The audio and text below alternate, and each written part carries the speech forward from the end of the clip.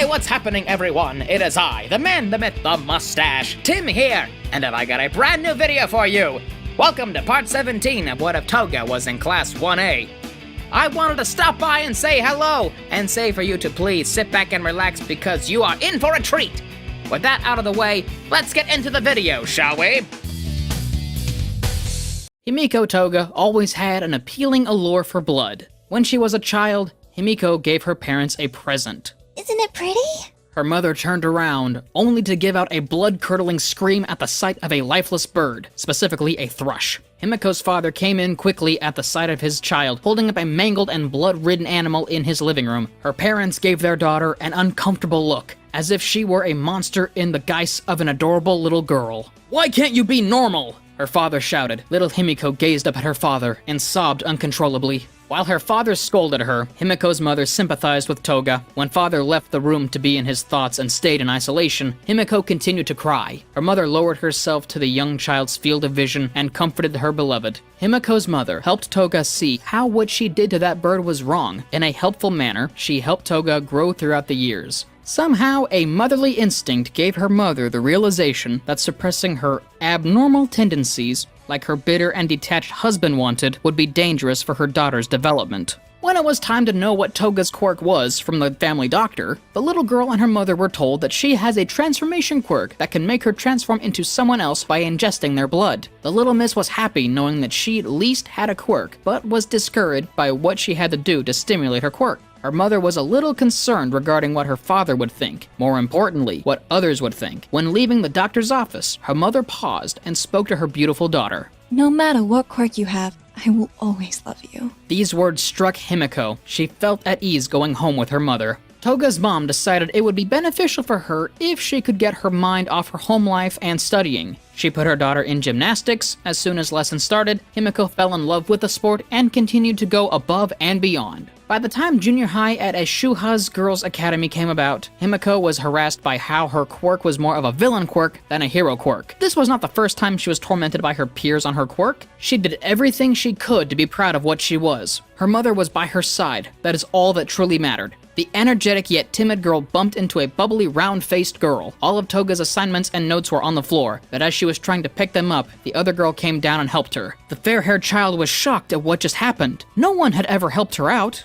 Sorry about that, the quiet girl said as she looked up and saw the face of the person who was helping her. Ochaka Uraraka. Nice to meet you. Himiko grabbed her paperwork and correctly laid them all in her folder. When their eyes met, Toga spoke. Himiko Toga. Uraraka and Toga normally went to each other's residences to hang out. Sooner or later, the question came up. So, Himiko, what's your quirk? When she heard the question, a sudden chill of anxiety came over her. Himiko did not want to ruin their friendship in any way, shape, or form. The question pierced through her chest like a bullet. She hesitated. Can you do me a favor? Ochako looked at her and slightly leaned her head to the right. What is it? Himiko closed her eyes and told her companion. If I tell you my quirk, can we still be friends? Of course I still be friends with you. Uraraka smiled softly. The blonde was feeling embarrassed, but grabbed a safety pin that was laying around on her desk and sighed. Can you please hold out your finger?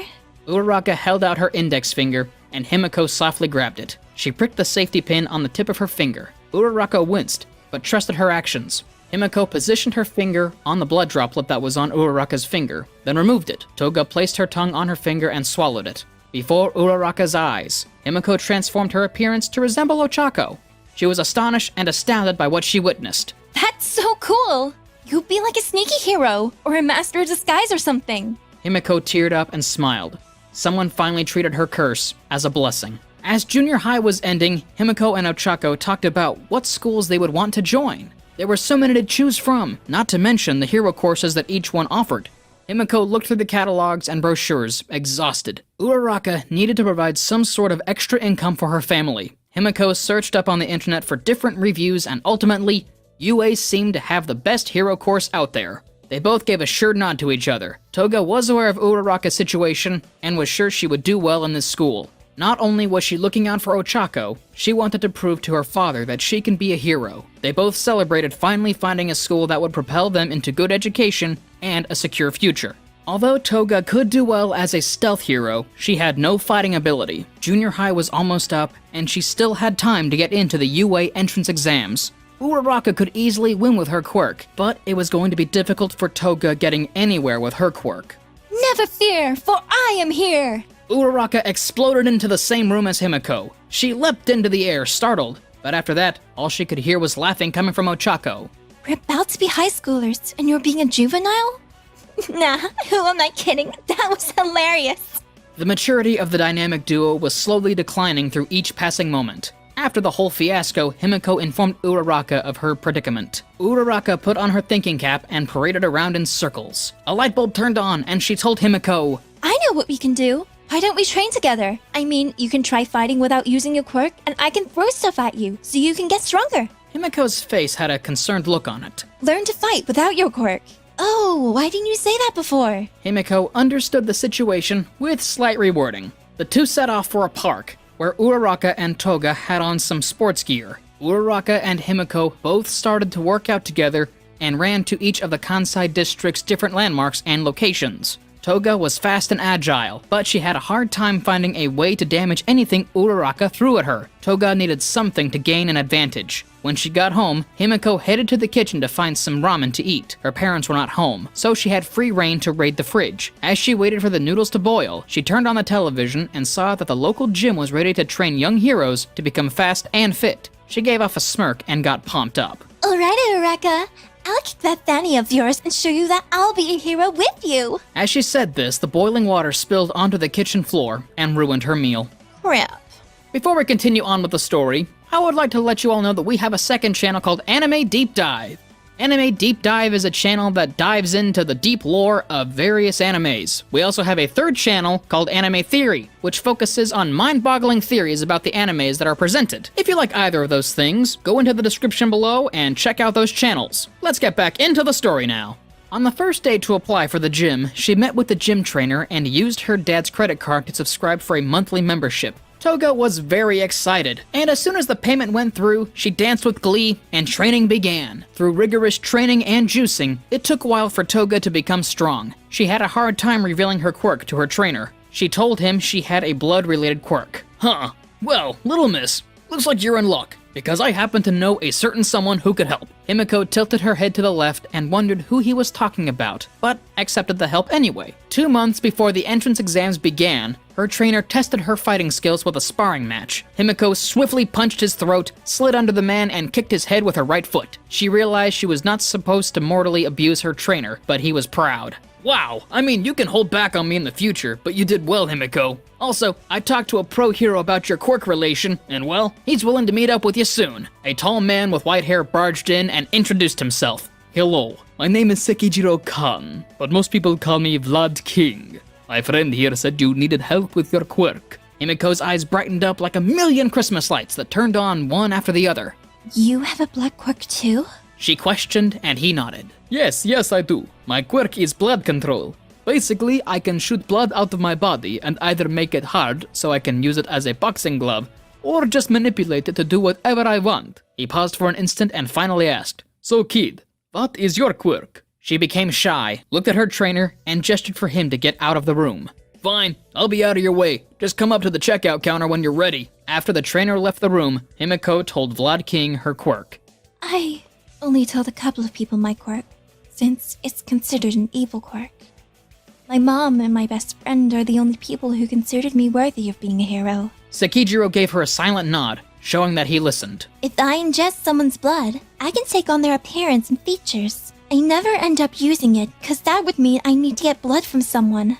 And I don't want to be a bad guy, cause then my dad and everyone at school would be right. Sekijiro was sure of what he wanted after he heard her story. Train with me. Your quirk is something you're born with, not something that's been given to you. I know what you're going through, Toga, and I'm willing to show you how to be a hero with your quirk. She felt a heavy burden leave her shoulders and smiled. After 2 months of being trained by a pro hero, Toga got used to her quirk and became proficient in combat. She made herself more useful in espionage and stealth, since that was what her quirk was best for. Vlad King was still her mentor, and had become a teacher at UA the same year she was applying. At the gate outside of UA, Himiko stared at the building with a twinkle in her eye. Sekijiro decided to be covert and wore a coat with a hat. Himiko turned to him and laughed. You look like a pervert. Toga laughed loudly and made a commotion. The shrouded pro-hero yelled at her, "I'm trying to be discreet." At that point, all the future students looked at the grown man, arguing with an adolescent girl. He put on a straight face. "Kid, I'm proud of you. And with what you learned, I'm sure you can pull this hero thing off." As he said that, he gave his young apprentice a smirk that showed his teeth. Himiko gave off a genuine smile and hugged him. As they separated, Ochako came around a corner greeting Himiko. Himiko! She yelled at a distance, and Toga greeted her as well. They both exchanged a hug, and Ochako saw the man walking away from Toga and asked, Who's that? Oh, that's my mentor, Vlad King. He overheard their conversation in the distance and ran away, trying to avoid suspicion. Oh, wow, he's a pro hero, right? Toga nodded and made it known that she was correct.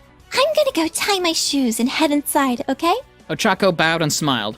Uraraka then walked into the building, but as she was doing so, she noticed a messy-haired boy fall and caught him with her quirk. Are you alright? Izuku Midoriya looked around and screamed. She clapped her hands and said, It's my quirk. Sorry for using without asking first, but it'd be bad luck if you fell, right? Himiko tied her shoes and got up. She saw the Viridian-haired boy and Uraraka as she ran past them, trying not to ruin their chance at getting frisky with each other. After she took the written test, she was more than happy with the results, and watched as the instructor, Present Mike, continued to explain about what the mock battle is and what each person must do to pass it. Toga was only slightly irritated that there would be giant robots all over the city. She was only trained to combat people, but regardless, she will get in, and crap all over her father's expectations. After the speech was given, all the soon-to-be students were gathered outside the mock battle arena and waited for the timer to start. Unfortunately, she couldn't be beside Ochako during the exam, but hopefully after this, she could show off her new abilities. The exam started, and Himiko began to run blindly into the fray. Alright, let's kill them all! A bunch of exam takers near her were worried. "The hell is wrong with you, idiot? Shut up and distract these things so I can pass!" For a split second, one random guy shouted. She looked back with a murderous gaze. Bakugo yelled at her after taking down a one-point robot. Himiko deviously smiled. Yeah, I'll distract them. Alright, loudmouth? That dastardly dangerous young woman said. Himiko watched as a 3-point robot threw itself at Bakugo. The ticking time bomb teenager was about to incinerate the ironclad automaton, but the devilishly daring deviant decided to commit foul play. She misdirected Bakugo and screamed, Blondie, behind you!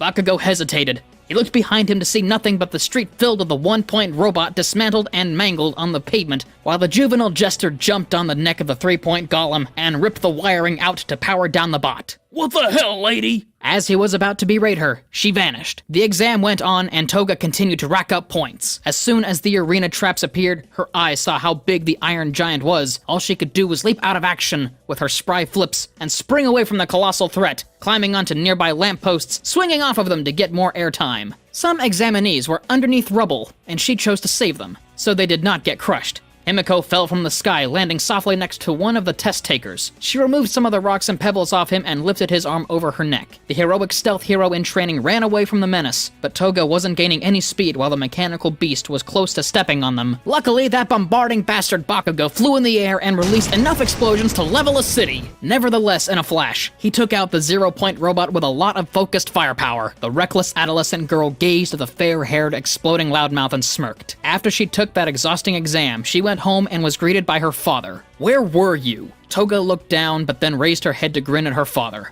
I just came back from taking the entrance exam at UA. Her father seemed to be flabbergasted, then looked deep in thought. He still saw his own daughter as a freak. No matter how long she lived in his household, he always thought she would snap and kill them all. "UA, you know it's hard to get in there, especially with your quirk." The young rebel rebutted. You're such a grouch. Have faith in your daughter for once. He scoffed and grumbled after hearing such disrespect. "Your mother will be home soon."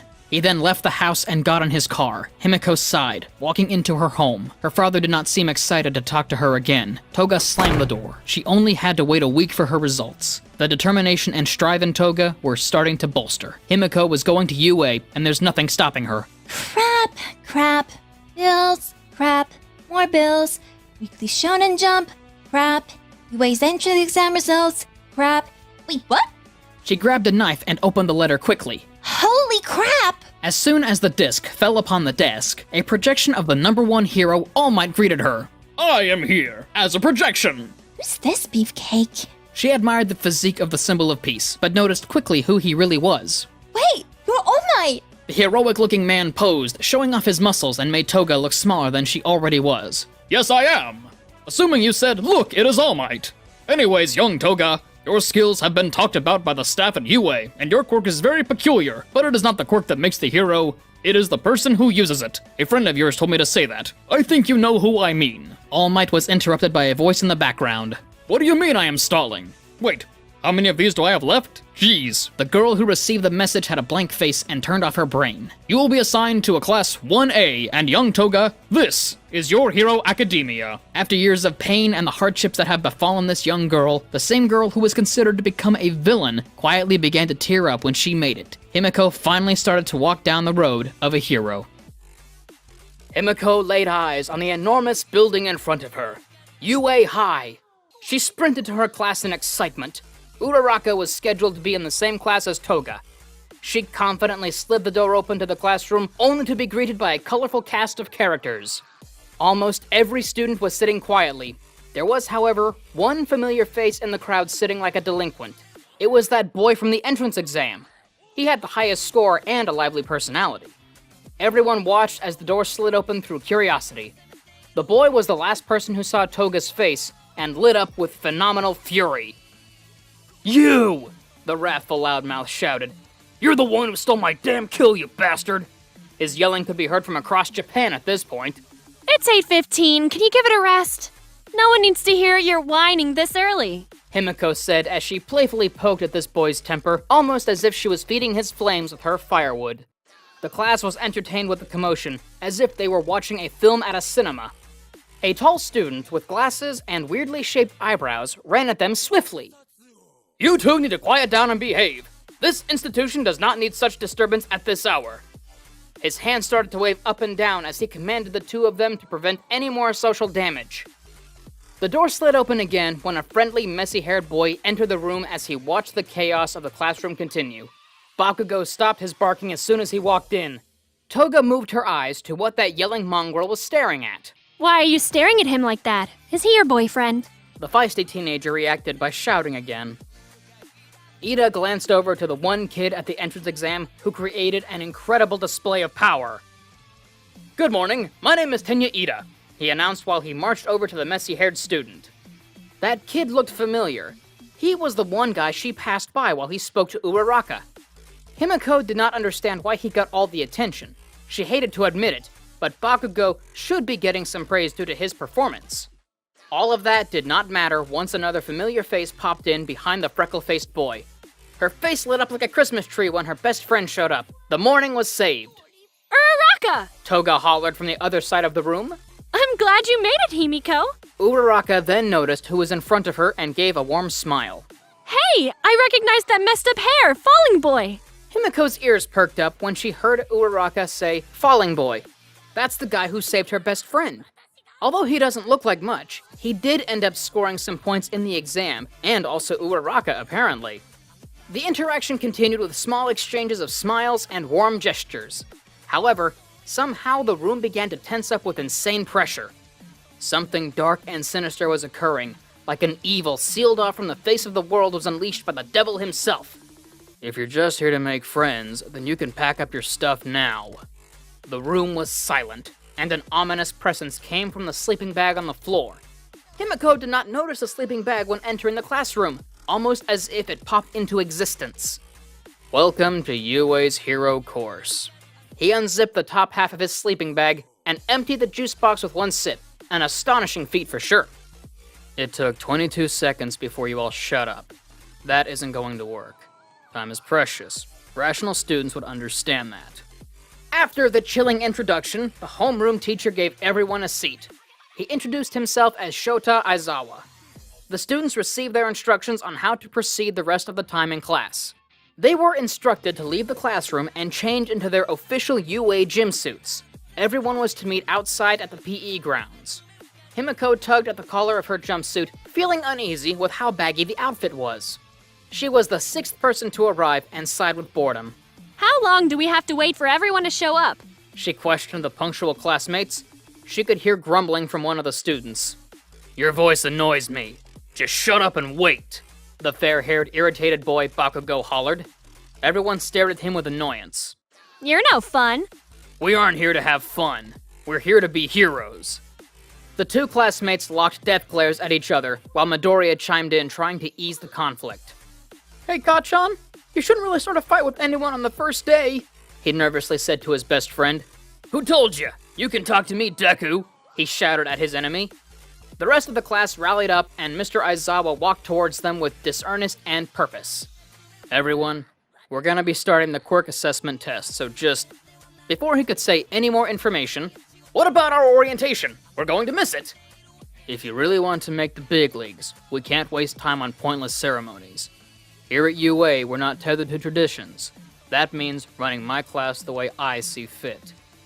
Everyone was shocked that they couldn't participate in the orientation. Yet Toga didn't really care. She was excited to skip a boring ritual that everyone had to sit down and listen. All of you had to take standardized tests most of your lives, but you never got to use your quirks in physical exams before. The country is still pretending that we're all created equal by not letting those with the most power excel. It's not rational. Bakugo, you had the most points in the entrance exam. What was the farthest distance throw with a softball in junior high? 67 meters, I think, Bakugo replied. Right. Try doing it with your quirk. Himiko was a little excited to see how far her classmate could throw, but still hoped he tripped over himself. Young Bakugo stepped up to the plate and held the softball firmly in his hands. Surely Himiko wanted to see him fail and make a fool of himself, but she still wanted to see what he's got. He showed the class a devilishly snarky smile. Die! He shouted as his arm ejected the ball to the air, and a colorfully destructive explosion shot out into the air, boosting the speed of the ball. His throw was erratic, wild, and filled with energy. Toga smiled, watching such destruction for a simplistic task. All of you need to know your maximum capabilities. It's the most rational way of figuring out your potential as a pro hero. The score read 705 meters. Everyone became enthusiastic, and Toga was ready to have a nice fun day and see how everyone's quirk worked. This looks like so much fun! Everyone agreed with her, but Aizawa was silent. He looked over to Midoriya and then Toga. So, this looks fun, huh? You have 3 years to become a hero. You think it's all gonna be fun and games and playtime. His serious expression turned into a malicious one. Idiots. Today, you will compete in 8 different tasks to gauge your potential. Whoever comes in last will be expelled immediately. Everyone stood in silence while an awkward breeze surrounded the students, except for one. Himiko leapt out with a silent demonstration of glee. This was a gamble of a lifetime. Something to give her fear, for sure, but also motivation to maintain her status as a student. What If Toga Was a Hero Part 2 will be back after this message. Before we get back into our story, I want to let you all know we have a second channel called Anime Deep Dive. Anime Deep Dive goes over the hard facts of the anime presented. If you are interested in content like that, please go check the description below or click the icon in the top right corner. Now with that out of the way, back to our regularly scheduled program. Though the exams proved quite challenging, Himiko's speed and agility aided her. She and Uraraka supported each other throughout these exams, especially at the ball throw. Uraraka stepped up to the plate and threw the ball with grace and ease, contrasting from Bakugo's display of sheer brute force. Next up, it was Midoriya's turn, and she tilted her head. He didn't do much in the other tests, but Uraraka said he broke 3 limbs to save her life. The boy threw the ball with so much force and ferocity, only for it to land 46 meters away. He yelped in return, hoping that the ball would go further. I erased your quirk. Aizawa's scarf was flowing, and his eyes lit up blood red. The judges for this exam were not rational enough. Someone like you should not enroll in this school. Everyone whispered amongst each other, but Toga stayed her eyes and listened to the conversation. You're not ready. You don't have control over your power. Were you planning to break your bones again, counting on someone to save your useless body? The teacher grabbed Midoriya up close to tell him he's worthless, that he shouldn't become a hero. Everyone witnessing the actions before them said nothing, but waited to see what happened next. I returned your impractical quirk. Now, take your final throw, hurry and get it over with. This shocked Toga. It reminded her of the many times people told her that her quirk was worthless. Deku watched as everyone whispered to themselves, but Toga smiled, mentally reassuring him that he's got what it takes. The boy stepped up to the plate, and his breathing was irregular, but confident. In an instant, he shot the ball into the sky, and the wind around him pushed everyone back a bit. The sheer force of his throw sent the ball into the heavens. He reeled his hand back, exposing his broken finger. Himiko's pupils dilated, and her heart beat faster than its usual rhythm. Blood ran across his fingers, but not much. Only a faint sliver, as his wound was great and bruised. She started to breathe heavily, and her back started to get goosebumps. Himiko had never felt like this for anyone, but just seeing his damaged finger sent her to a wild and fantastical mental space. Her vision started to fade as she was about to faint. Luckily, she picked herself up and played it off as a minor heat stroke. Something about this boy made her feel something akin to passion. Himiko, are you okay? Uraraka asked. Yeah, I'm fine. I just feel tired, that's all. She felt so embarrassed and snapped out of her trance as quickly as possible. Hey Deku, you bastard! Tell me how you did that or you're dead! Bakugo shouted as he charged towards Midoriya.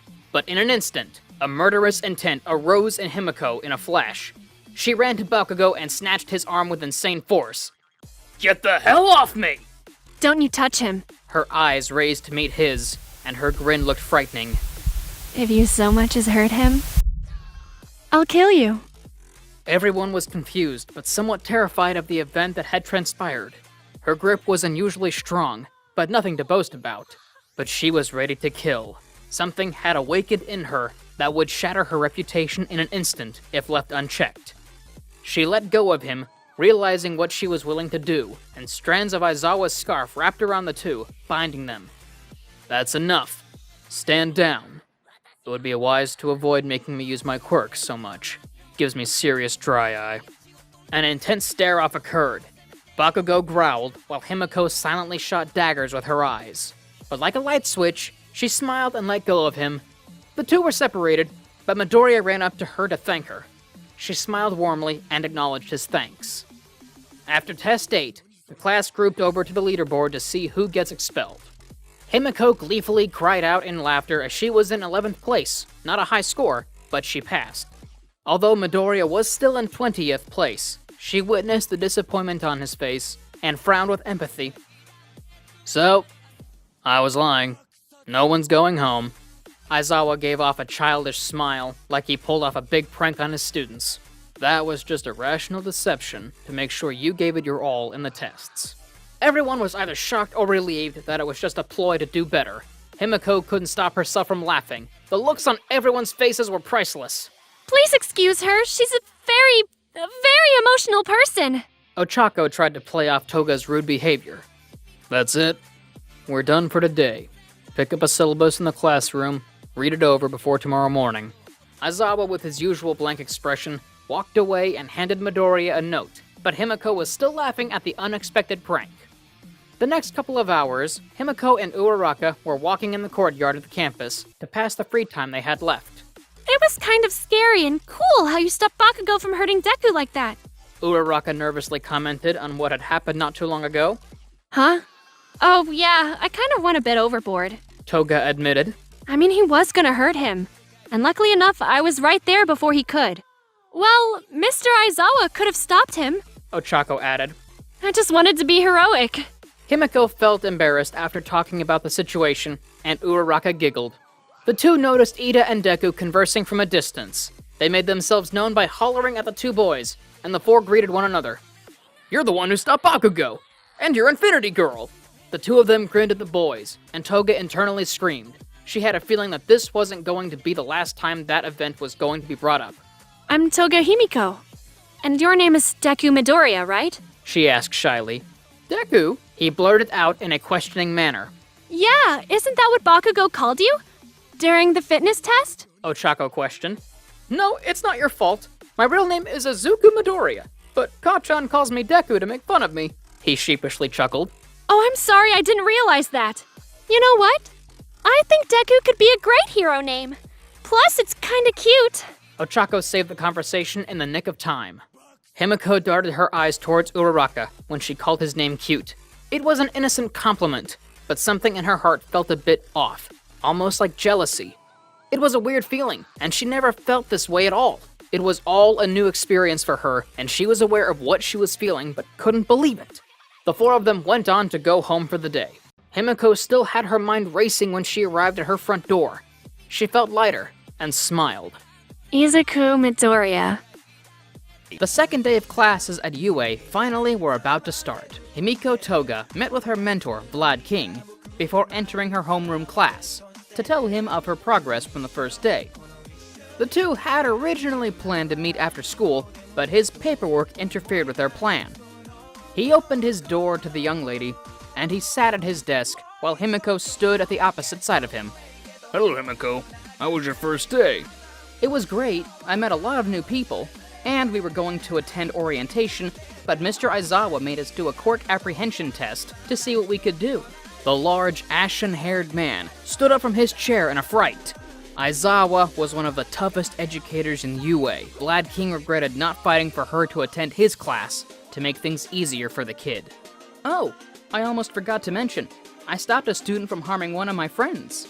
She said this while lightly blushing, remembering the event like it just happened moments ago. The rush of adrenaline and fury to protect another. The event replayed over and over in her head. Are you alright? I'm shocked Aizawa let this happen. He usually tends to take his work seriously. I'm sure he would have intervened. I'm fine. She nervously laughed as she reassured him that she came out of the quick brawl unscathed. She looked down at the desk and back up with a smile. I think I like the boy I saved. Vlad King's ears perked up like a guard dog, and he faked a smile while hearing this. Oh, really? He must be worth the trouble then. He felt a bit angered that the boy had to get this apprentice in trouble for not being able to protect himself. She could have gotten hurt after all. Toga, you shouldn't end up in any trouble, especially in your first week. Your teacher, Aizawa, is known to be one of the most proficient and toughest teachers who taught in this school. But I'm proud of you for sticking up for someone. She never heard those words come from anyone but her mother's mouth. The words never came from her father. If anything, he was ashamed of her. Sekijiro proved to be a better father, even if he were only there to take her under his wing. Toga's smile was wide and warm. She appreciated those words after years of emotional and verbal disapproval from her dad. Thank you. I won't get into any more trouble. I'll make sure of it.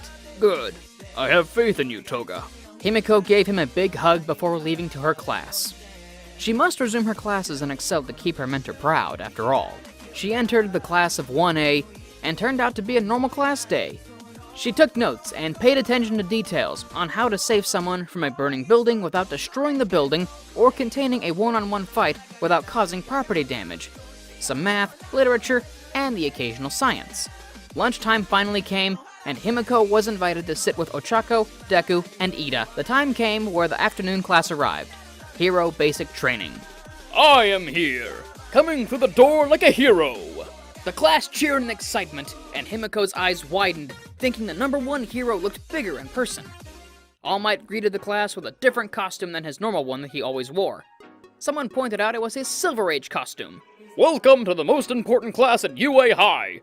Think of it as Heroing 101. Here, you will learn the basics of being a pro, and what it means to fight in the name of good. The hero unnecessarily posed and flexed his muscles, showing even more shadows in his body. The class sat in amazement of the glowing figure that is All Might. Let's get into it. Today's lesson will pull no punches. Himiko looked over to her friends Uraraka and Midoriya, and giggled seeing how pumped they were. The girl then leered her golden eyes over to Bakugo, and noticed how much more excited he was than the rest of the class. Fight training. Real combat. But one of the keys of being a hero is looking good. The walls started to move, and containers appeared with numbers on them. Everyone in the class looked a bit confused, wondering what could be in there. These were based on your quirk registration forms, and the requests you sent in before school started. Everyone cheered again. The number one hero had that effect on people, especially Toga. In tribute to her number one hero, Toga donned a red and black long-sleeved unitard with spandex fibers to make her flips and rolls more accessible and movement to be much more flexible. white boots that could help support her landing when it came to jumping from high places, with silent soles for sneaking, white gloves with silver backing that have minuscule needles in them, a non-lethal way to acquire blood from opponents during combat. Hardened flex tubes sprouted from the gloves and traveled down to a small, sleek backpack that would not weigh her down in the heat of combat. Lastly were the orange-tinted goggles that allowed her to use them as sunglasses or night vision goggles, depending on the setting. The color scheme and outfit idea looked a lot like her mentor Vlad King's outfit. Not to copy, but to honor her father figure. She arrived to the Ground Beta City area where the battle trial will take place. She watched as everyone came with awesome-looking outfits, and her expression changed from awe to excitement when she saw Uraraka's outfit. Wow, you look really cute! Thanks, but I think they made the suits a bit tighter than I intended. The blonde laughed at her best friend's comment, and mentally agreed as she noticed the spandex making her stomach itch. Midoriya walked out with his costume, and Uraraka's face lit up, seeing how cool he was, while Himiko laughs because of how goofy he looks. They say the clothes make the hero, young ladies and gentlemen, and behold, you are the proof. Take this to heart. From now on, you are all heroes in training! The pro hero watched as all the students with their heroic outfits came out and made themselves known. This is getting me all revved up! You look so cool!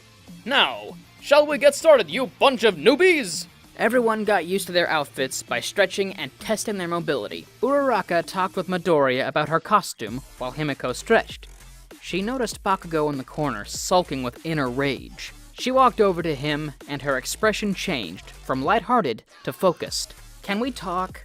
she asked the conflicted young man. He looked at her with fire in his eyes. He was angry for sure, but it almost looked like he was plotting something dangerous. I have nothing to say to you, he said to her. "I know you're planning on hurting Izuku. It's all over your face." She could tell he was planning on hurting Midoriya. At this point, Bakugo was predictable. She did not have to know him on a personal level to know he was always quick to anger. Her dad was the same. Bakugo wasn't saying anything, but the look on his face was the same. "You are planning on hurting him." He's been lying to me all my life. Of course I'm gonna hurt him. He's weak. A worthless deku. "If you so much as lay a finger on him, the same thing you did to him, I'll do to you." A smile formed, almost as sadistic looking as her alternate counterpart. She was serious. She didn't want to see Midoriya get hurt, but Bakugo just glared at her. She walked away to return to the others, but saw the atomic blonde just stare at her while she walked away. Now you're ready. It's time for your combat training. "Sir, this is the fake city from our entrance exam. Does that mean we'll be conducting urban battles again?" Tenya questioned. Not quite. I'm putting you 2 steps ahead. All Might answered. Most of the villain fights you see on the news take place outside. However, statistically speaking, run-ins with the dastardliness of evildoers take place indoors. Everyone nodded to this and agreed. Think about the backroom deals, home invasions, secret underground lairs. Truly, intelligent criminals stay hidden in the shadows. For this training exercise, you should be split into 2 teams, good guys and bad guys, and fight 2-2 indoor battles. Everyone threw an overbearing amount of questions at the large muscular hero. He winced and took a step back, holding his fist. I wasn't finished talking! He pulled out a script and read the following. Listen up. The situation is this. Villains have hidden a nuclear missile somewhere in the hideout. The heroes must try to foil their plan. To do that, the good guys will have to catch the villains or recover the weapon. Likewise, the bad guys succeed if they protect their payload or capture the heroes. The hero pulled out a ballot box and pulled out each team and its members. Every team was almost the same in the show, except for Team C, replacing Mineta with Toga. The teams were set, but the first to fight each other were Team A and Team D. This meant Bakugo would be fighting Midoriya. Toga glared at Bakugo with her golden eyes filled with worry, while he grinned and glared back at her with his devilish demon red eyes. The battle was about to start, so Toga visited Deku and Uraraka before they started the match. She told him about what would happen. "Guys, you need to stay away from Bakugo, especially you, Midoriya. I spoke to him earlier, and he looked like he was going to do something dangerous." Midoriya looked at the ground with fear, but furrowed his brows and looked back at his dear friend. "I understand, but I can take him. I've known him all my life, so I know his moves." She looked at him with worry, but then with confidence. She smiled knowing he can protect himself. Toga walked away and wished them luck. Toga entered the monitoring room with everyone else around. She watched as the exam began. She saw Midoriya and Uraraka becoming quite chummy with each other, and she felt something was wrong. Sure, Toga knew that he was in danger, but she felt as if her heart was in a state of peril. Witnessing her best friend all over him like nothing irritated her for a bit. But she knew not to act on her emotions. She should not be able to feel jealousy over them. Her inner conflict was halted when Bakugo struck the wall in the building they were in and noticed Midoriya's mask was broken. Her worry became elevated and replaced with anxiety. But as soon as Bakugo tried to hit Midoriya again, his target flipped the violent blonde. Toga was impressed by the flip and witnessed the rest of the fight.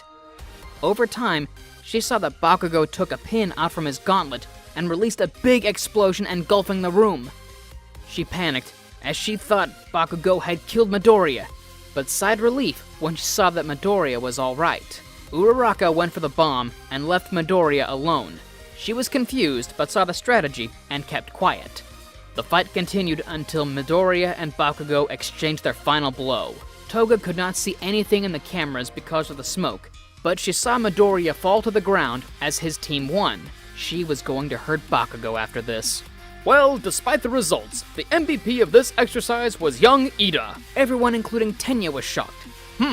Why didn't I choose one of the heroes?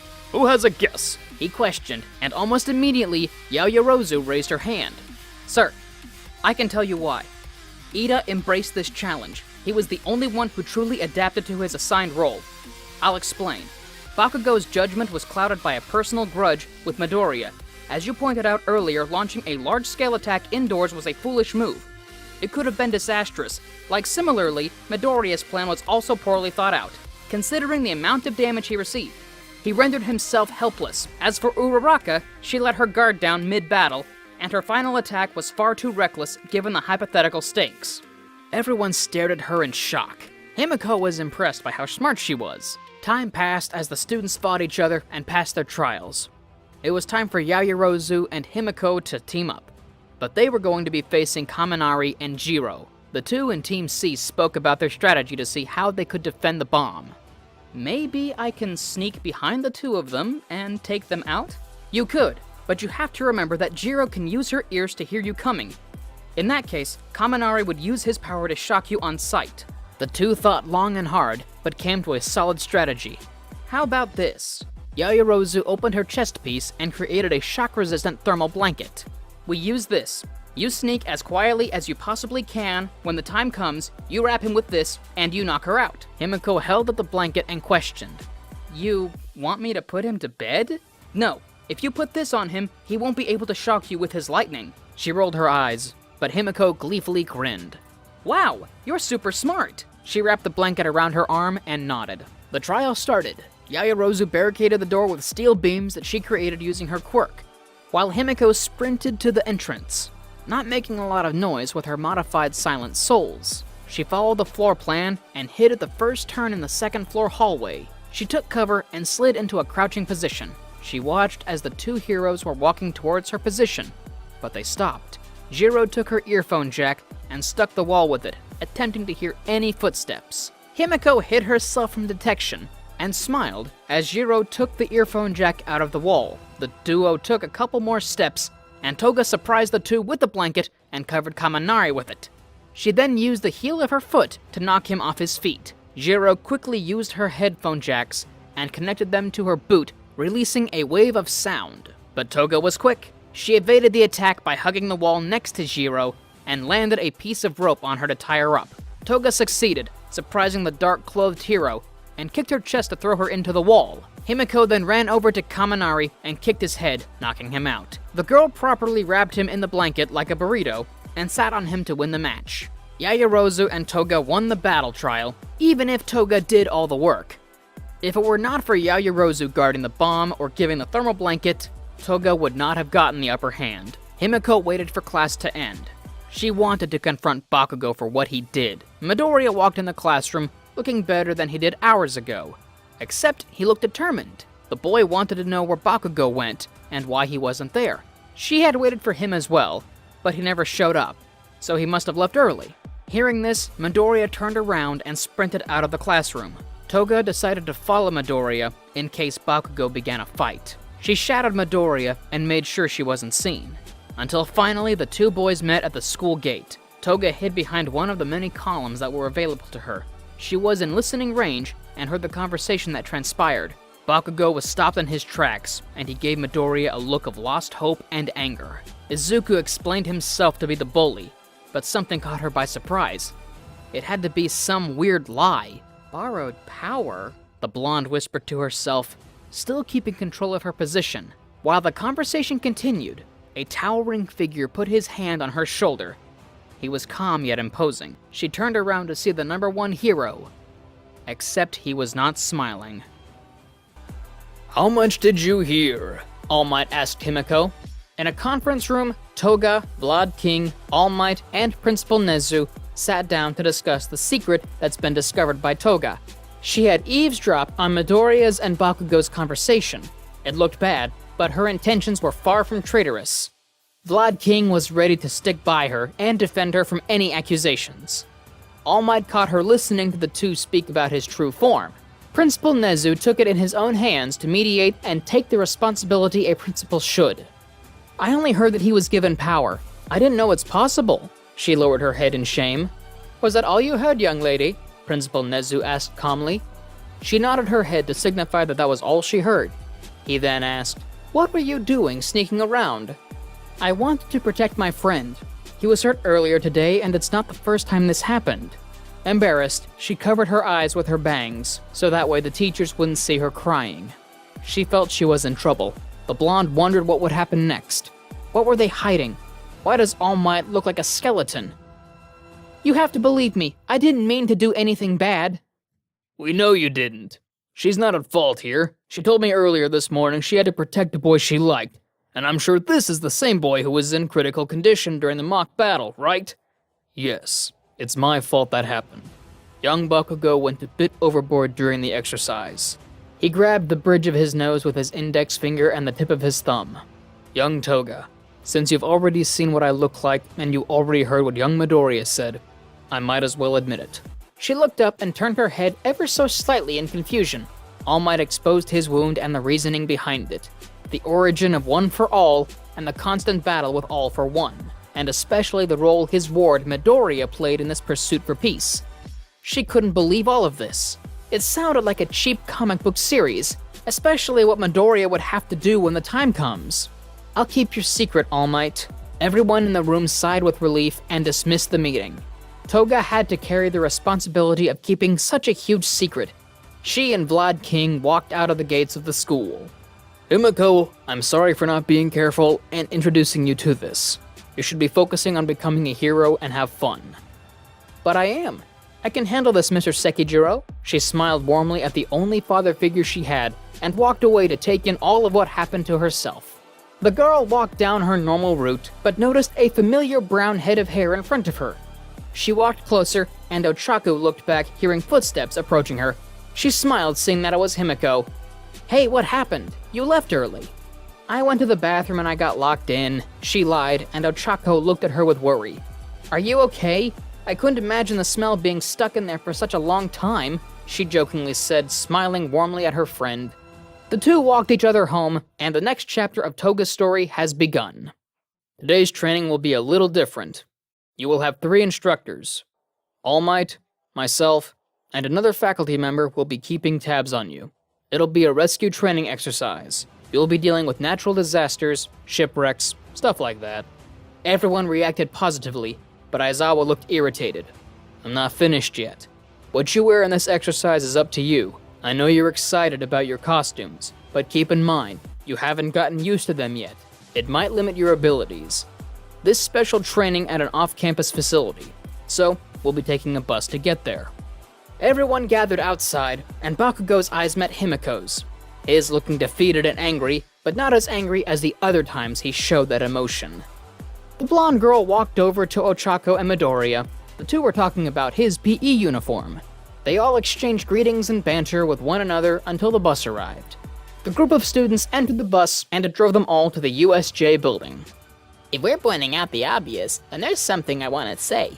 About you, actually. Sue looked over to Izuku. About me, Asui? I told you to call me Sue. Oh yeah, right. That power of yours. Isn't it a lot like All Might's?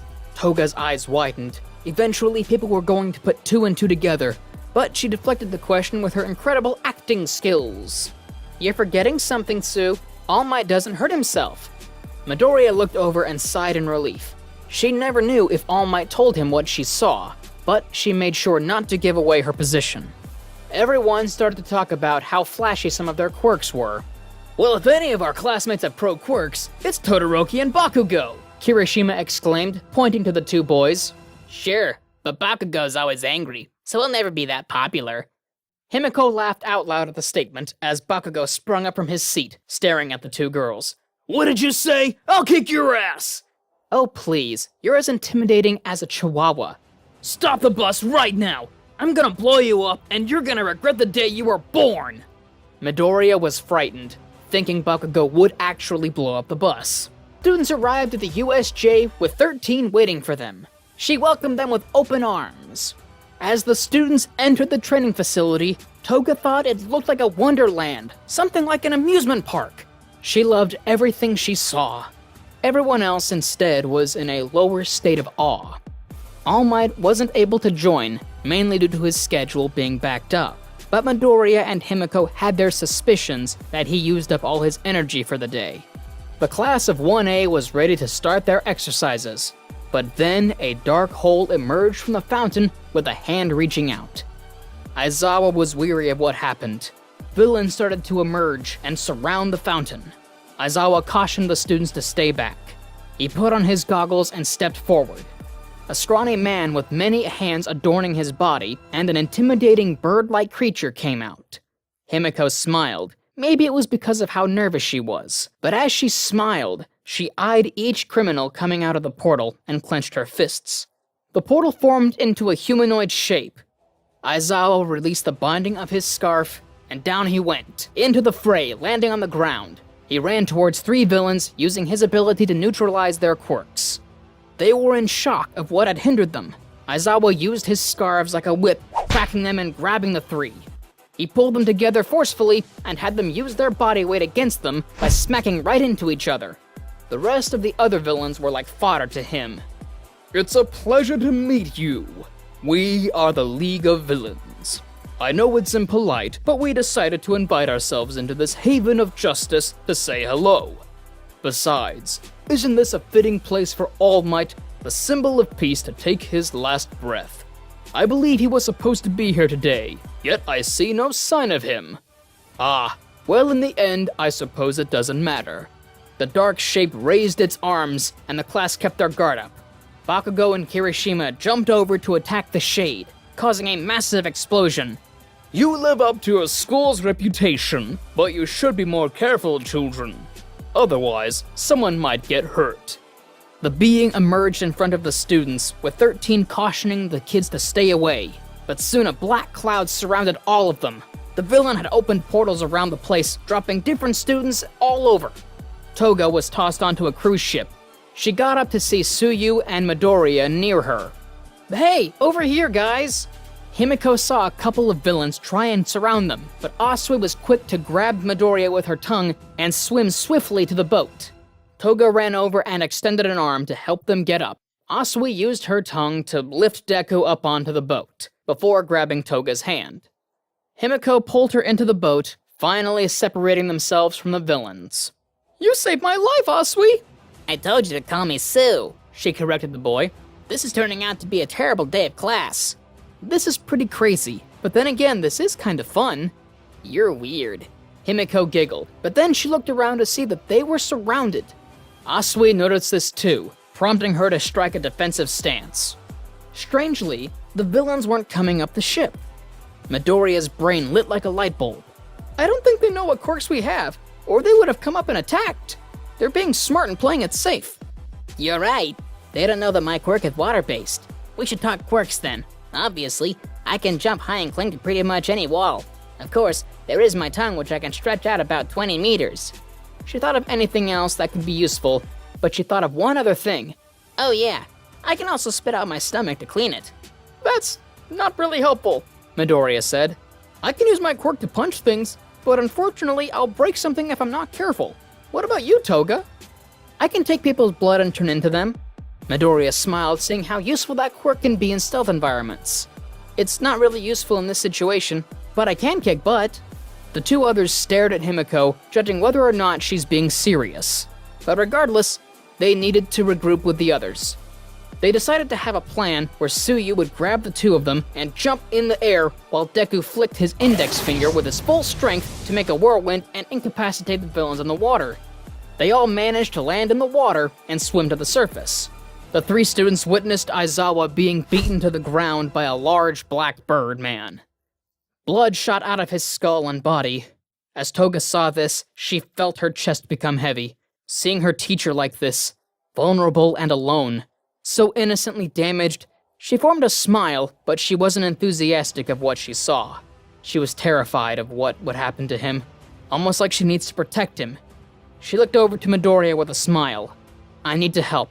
I need to get in there. We need to get in there. I know, but we need a plan. If we don't have one, we would die.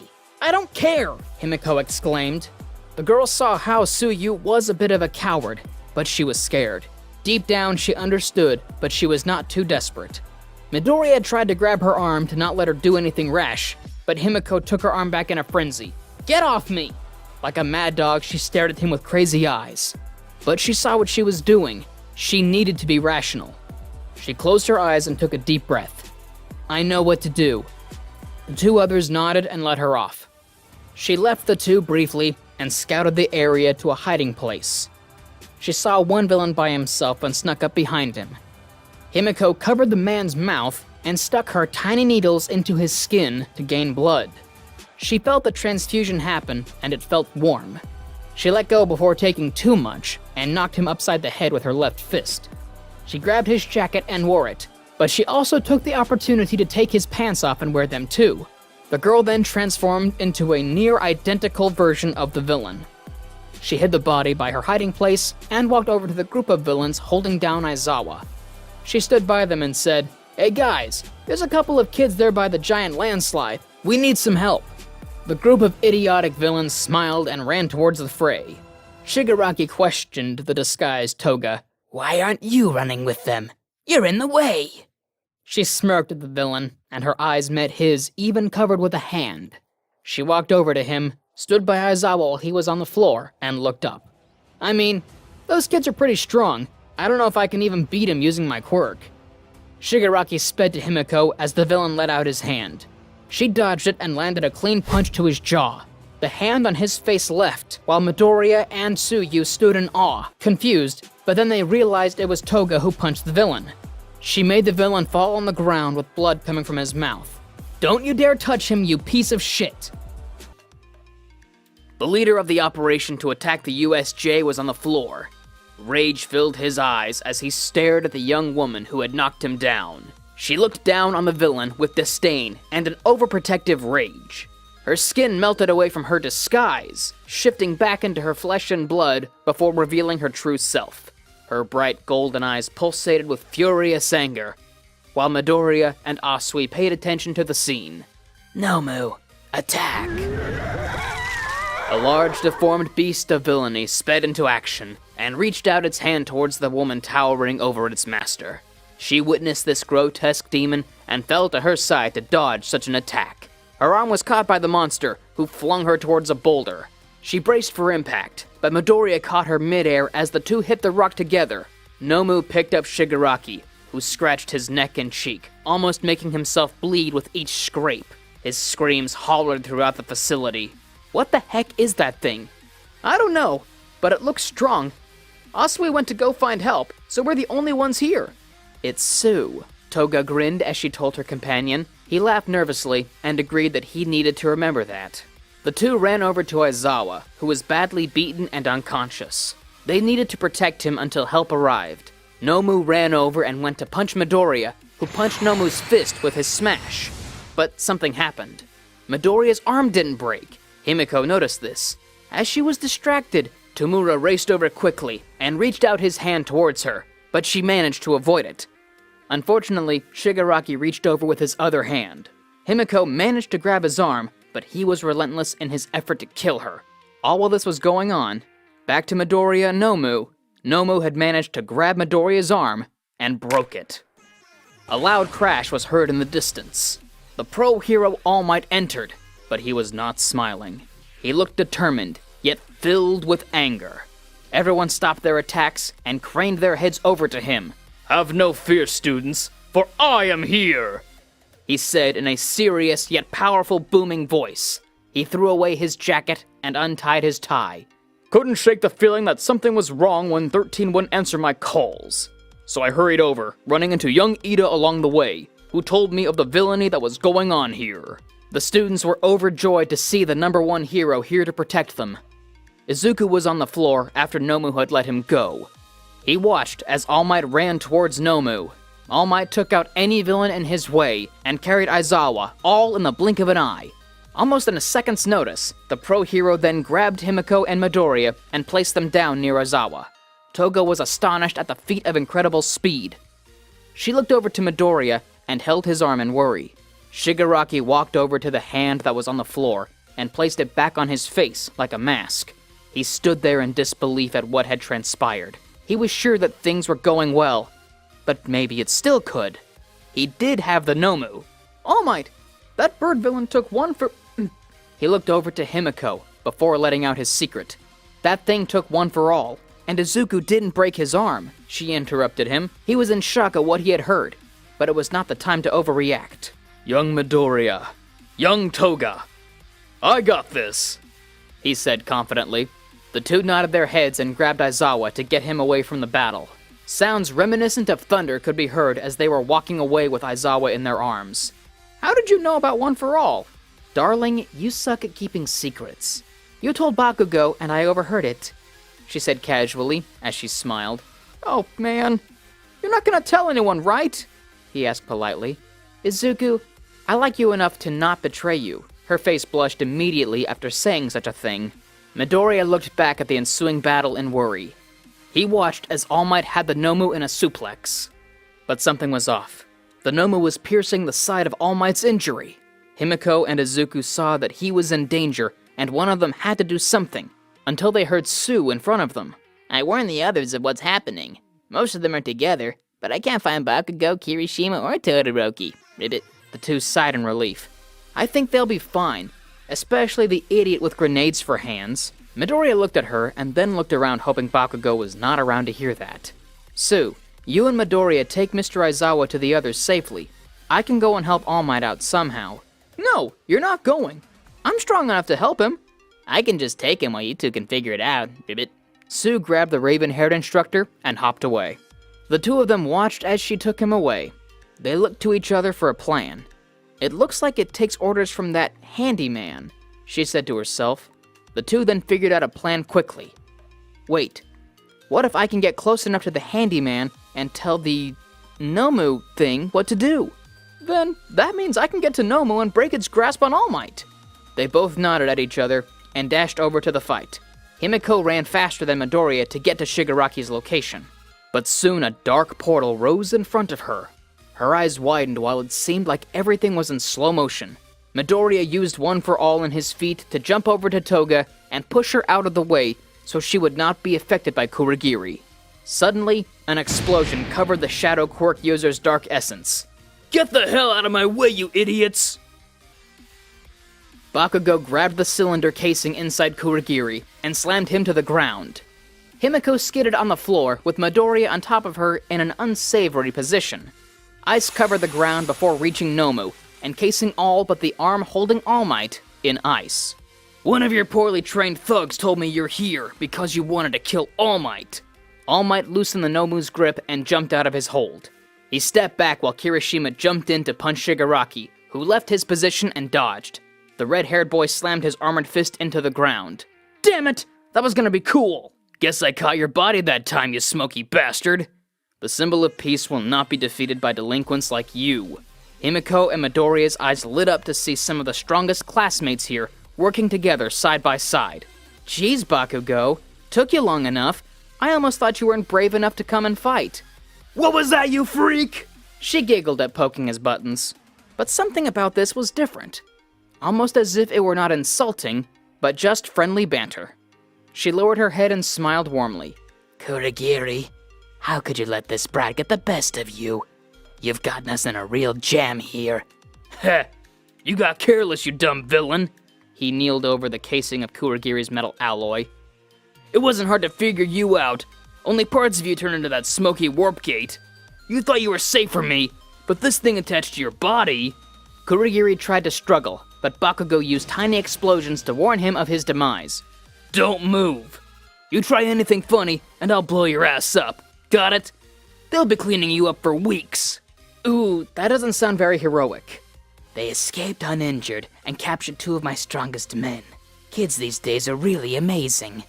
They make the League of Villains look like amateurs. Toga walked behind a rock and spared herself a moment of silence by sneaking behind Shigaraki. She used her needle glove to puncture his back for a quick sip of blood. She managed to evade his attack and leave his area of touch. I think I got enough. The Nomu was being sucked in by the portal, but removed itself from the grasp of the black cloud. It broke the ice covering the right side of its body. Soon, the Nomu's limbs regrew. In awe and horror, the students and All Might's minds raced to the next possible course of action. We need to free our method of escape. Get Nomu. Shigaraki pointed to Kurogiri and Bakugo and ordered Nomu to get his comrade back. The Nomu raced at sonic speed to attack Bakugo, but the resulting punch was massive. There was only smoke left. Bakugo! In a sharp instant, Himiko thought something had happened to Bakugo. How the hell did I get over here? Whoa, you dodged it! Kirishima added. No, I didn't, idiot! Bakugo looked over to where he was and back to Toga on her knees, almost mourning him. He furrowed his eyebrows, then looked away. She got back up and looked over to All Might, releasing gas from his body. He was starting to turn back to his weaker state. All Might blocked Nomu's punch and saved Bakugo at the same time. These are kids, and you didn't hold back? I didn't have much choice. He was threatening my companion. Besides, these kids are not angels. The girl, she tried to kill me while wearing the face of a henchman, then took some of my blood. If a hero does something like that, you think you can get away by being as violent as you want. You say it's for the sake of others. She lowered her head in shame as she heard him call out her actions. Well, you know what, All Might? That pisses me off. You sound like a lunatic. Criminals like you always try to make your actions sound noble. But admit it, you do it because you like it. Shigaraki smiled under his glove. The students stood there before Himiko stepped forward. I can stop this. I can just turn into him and call the Nomu thing off. Yeah, besides, we can take them on with All Might's help. Let's do this. Don't attack! Get out of here! The muscle-bound pro hero refused help from his students. He needed to take matters into his own hands and protect his students. You would have been in trouble earlier if it weren't for me, remember? You need our help. Thank you for your assistance, but this is different. It's gonna be alright. Just sit back and watch a pro at work. You need help. I can... Just as Toga was about to interfere and help him, All Might put his hand out in a stop motion. She knew he wanted to stop her, but she couldn't just leave him to fight that thing. He couldn't win. All Might gave Toga a thumbs up. Trust you can make the smart decision. She stepped back, confused, but smiled. The Nomu approached All Might with incredible speed, and All Might followed up running at high speed, clashing fists with the creature just as Midoriya did earlier. The two titans exchanged blows back and forth at faster and faster speeds. Himiko could barely stand with all the wind pressure being blown from the scuffle. She fell back as the wind knocked her down, but Bakugo caught her. Get back up, idiot! Don't tell me you can't handle a bit of wind! She rolled her eyes, but picked herself up with the help of Class 1A's demon. She planted her feet on the ground and watched the fight. She saw how All Might took each blow, but gained enough of his power to counter and beat his opponent 10 times worse. She was paralyzed with amazement. This could be Midoriya one day, she thought to herself, as she was watching All Might use all his energy to defeat the Nomu. You may have heard these words before, but I'll teach you what they really mean.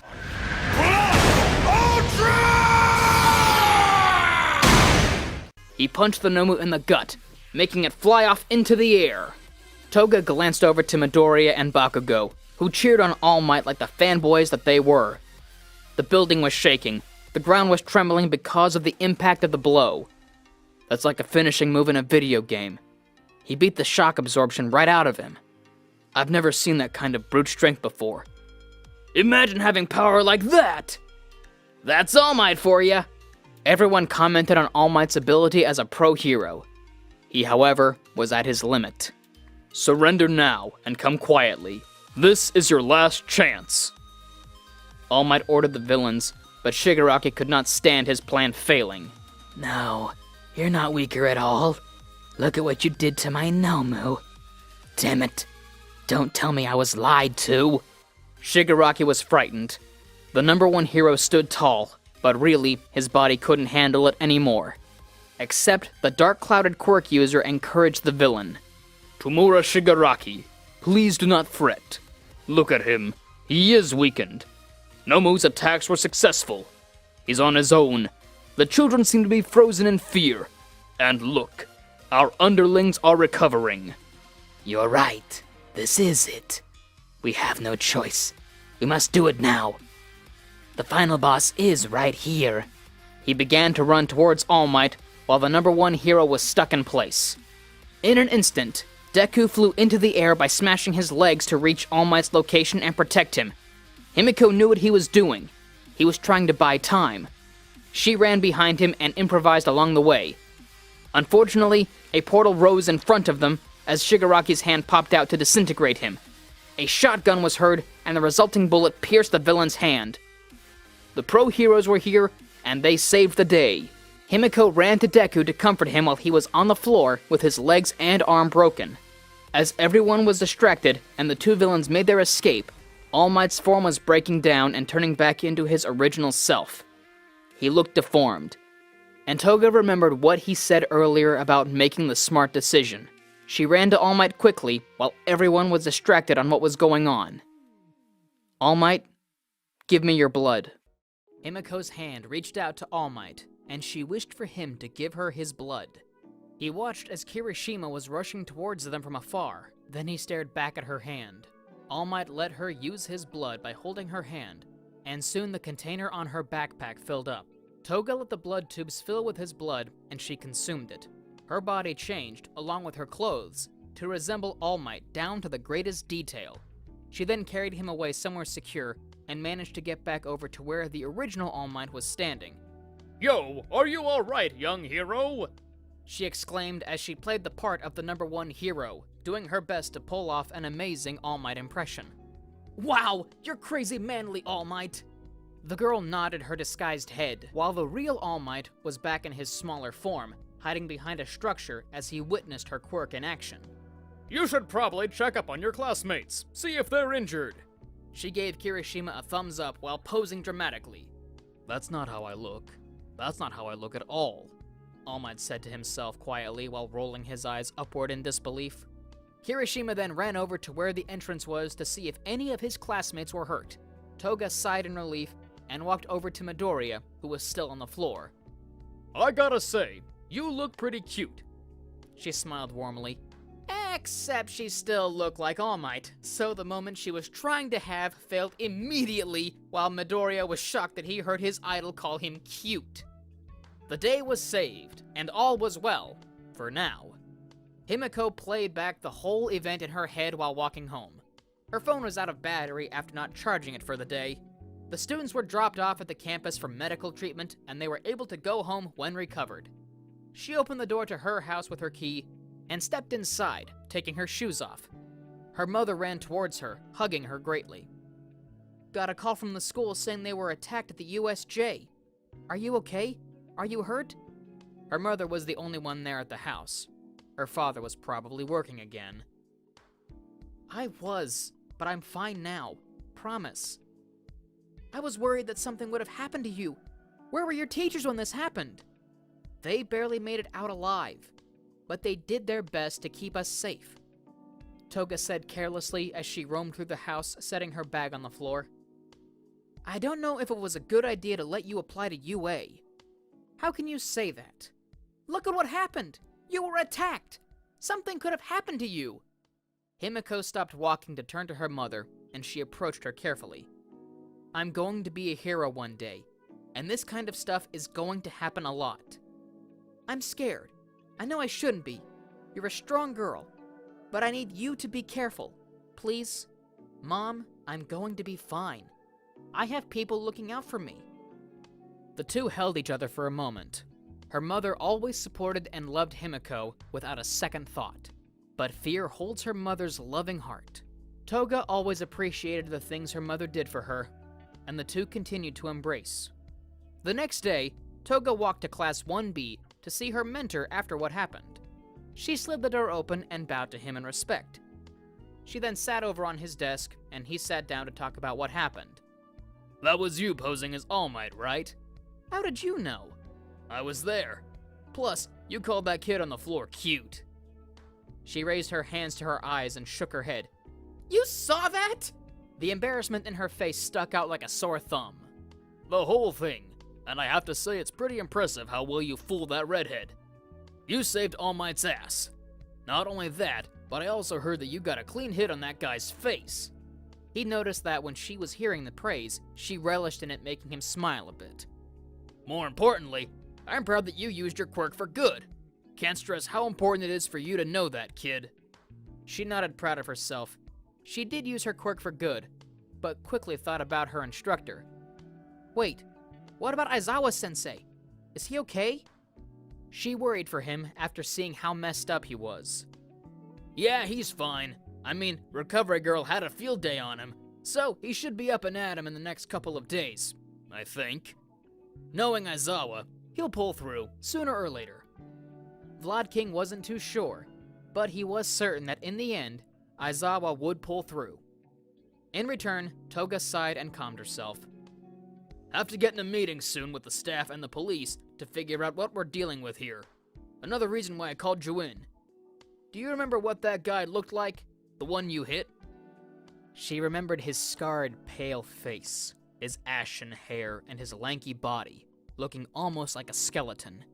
She shuddered, looking into those hateful red eyes, something only a true villain would look like.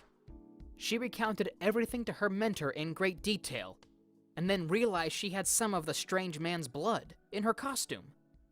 One of the packs still had his blood inside. She thought it would be useful against the Nomu, but it would be even more useful now. I have a better idea. In my costume's backpack, I have a container of his blood. I was going to use it to stop that bird thingy, but this is a better time for it. This is perfect! Way to go, Toga! Even more praise for his apprentice, and she loved it. Vlad King told Toga to wait in his room while he headed down to collect her blood pack. He had access to the hero costumes of each student and picked out her costume. He saw how similar it looked to his and wished that she had some originality, but the thought was sweet. He accessed the backpack and took it with him to the room she was waiting in. He gave her the blood vial and she drank it in one go. Her face formed into Shigaraki's face. The pro hero inspected her and grabbed his cell phone to take a picture. Himiko quickly posed childishly and performed some poses. He gave her the temporary look of seriousness, and she calmed down and took the photos like a mugshot. She smiled before the gaunt face melted away and hers came back. Did you get it all? Yes, I did, Miss Toga. I appreciate the service. As a reward, I let you take a piece of candy from my bowl. She glanced over at the bowl that was presented to her, and she picked out a cherry-flavored lollipop. The two separated with a hug, and she headed back to her classroom. The homeroom class of 1A sat talking about what happened and who was going to be teaching the class if Mr. Aizawa was still in the hospital. Attention! Homeroom class is about to begin. Everyone stop talking and get in your seats. Dude, we're already in our seats. You're the only one standing. With shame, Ida sat down and covered his head. So, Sue, who do you think will teach class today? Not sure. I'm sure it's someone new since Mr. Aizawa is still in the hospital. Ribbit. An ominous presence entered the room as a bandaged man with long black hair and a sling greeted the class with a monotone and unimpressed sigh of anguish and despair. Morning class. He limped over to the desk, dragging his right leg and pushing himself further to get to his podium. "I'm sorry, weren't you supposed to be in the hospital?" Toga asked from across the classroom in worry. "My well-being is irrelevant. What's more important is that your fight isn't over yet." No one knew what this really meant. The automatic reaction was that more villains would be coming to attack them again. Instead, Aizawa mentioned the UA Sports Festival. This was the infamous sports festival to get sponsored to join hero agencies. Ochako was surprisingly even more pumped up and serious. "Deku, Ida, Toga, let's do our best in the sports festival!" She wasn't her bubbly self either. She looked as if the fighting spirit of the war god Ares had entered her and possessed Uraraka. Toga slammed her foot on the ground and posed menacingly to appear intimidating. Good grief. It looks like I have a worthy opponent approaching me. "I'm gonna do my best, Toga." "No, I'm gonna do my best, Ochako." The class just witnessed the two getting even more pumped up than everyone else. The four walked out of the classroom to lunch. They were talking about the sports festival while Uraraka revealed to the two boys what her motivation to win was. Her family always had problems with money, and she wanted to become a pro hero to help pay off their bills and debts. Toga knew this, and remembered a time when she asked her father to help give them a small loan. He, however, didn't care, and wished that she would leave his presence. Her father was a cold man, and she always wanted to prove him wrong. The next couple of days, everyone in class was excited to compete in the sports festival. Toga made sure to train with Vlad King when possible. She knew it was televised, so she wanted to make her family proud. 2 weeks before the sports festival, everyone wanted to leave class to head home. But a horde of UA students blocked the path. They were all looking at the students in Class 1A. "Why the heck are you all here?" Do you students have some business with our class? They're scouting out the competition, idiots. We're the class that survived a real villain attack. They want to see us with their own eyes," Bakugo scoffed. "Honestly, I don't think anyone wants to see you with their own eyes," Toga smirked, trying to poke the bear. "Shut the hell up before I kill you!" "You're all talk. You know how many times you said you were going to kill me? Can't wait to kick your ass in the sports festival." So this is Class 1A. Everyone looked to the crowd to see where the voice was coming from. Heard you guys were impressive, but you sound like an ass. Is everyone in the hero course delusional, or just you? The two blondes angrily stared at the boy who talked to them. What was that? How sad to come here and find a bunch of egomaniacs. I wanted to be in the hero course, but like many others here, I had to choose another track. Such is life. Consider this a declaration of war. If you don't give it your all, I'll take your spot right from under you. Bakugo walked away, and in turn, so did Toga. She must take this competition seriously. If not, she would be replaced. Idiot! Bakugo barked at Toga. He turned around as they got away from the students who surrounded them. You think you can win a fight against me? You can barely use your quirk. I don't need a quirk to beat you. You need a hell of a lot of training if you're gonna go against someone like me. He saw how she fought. She is fast, but not fast enough to match his movement. You need to be fast and ruthless. She stayed quiet and walked away. But he was right, for once.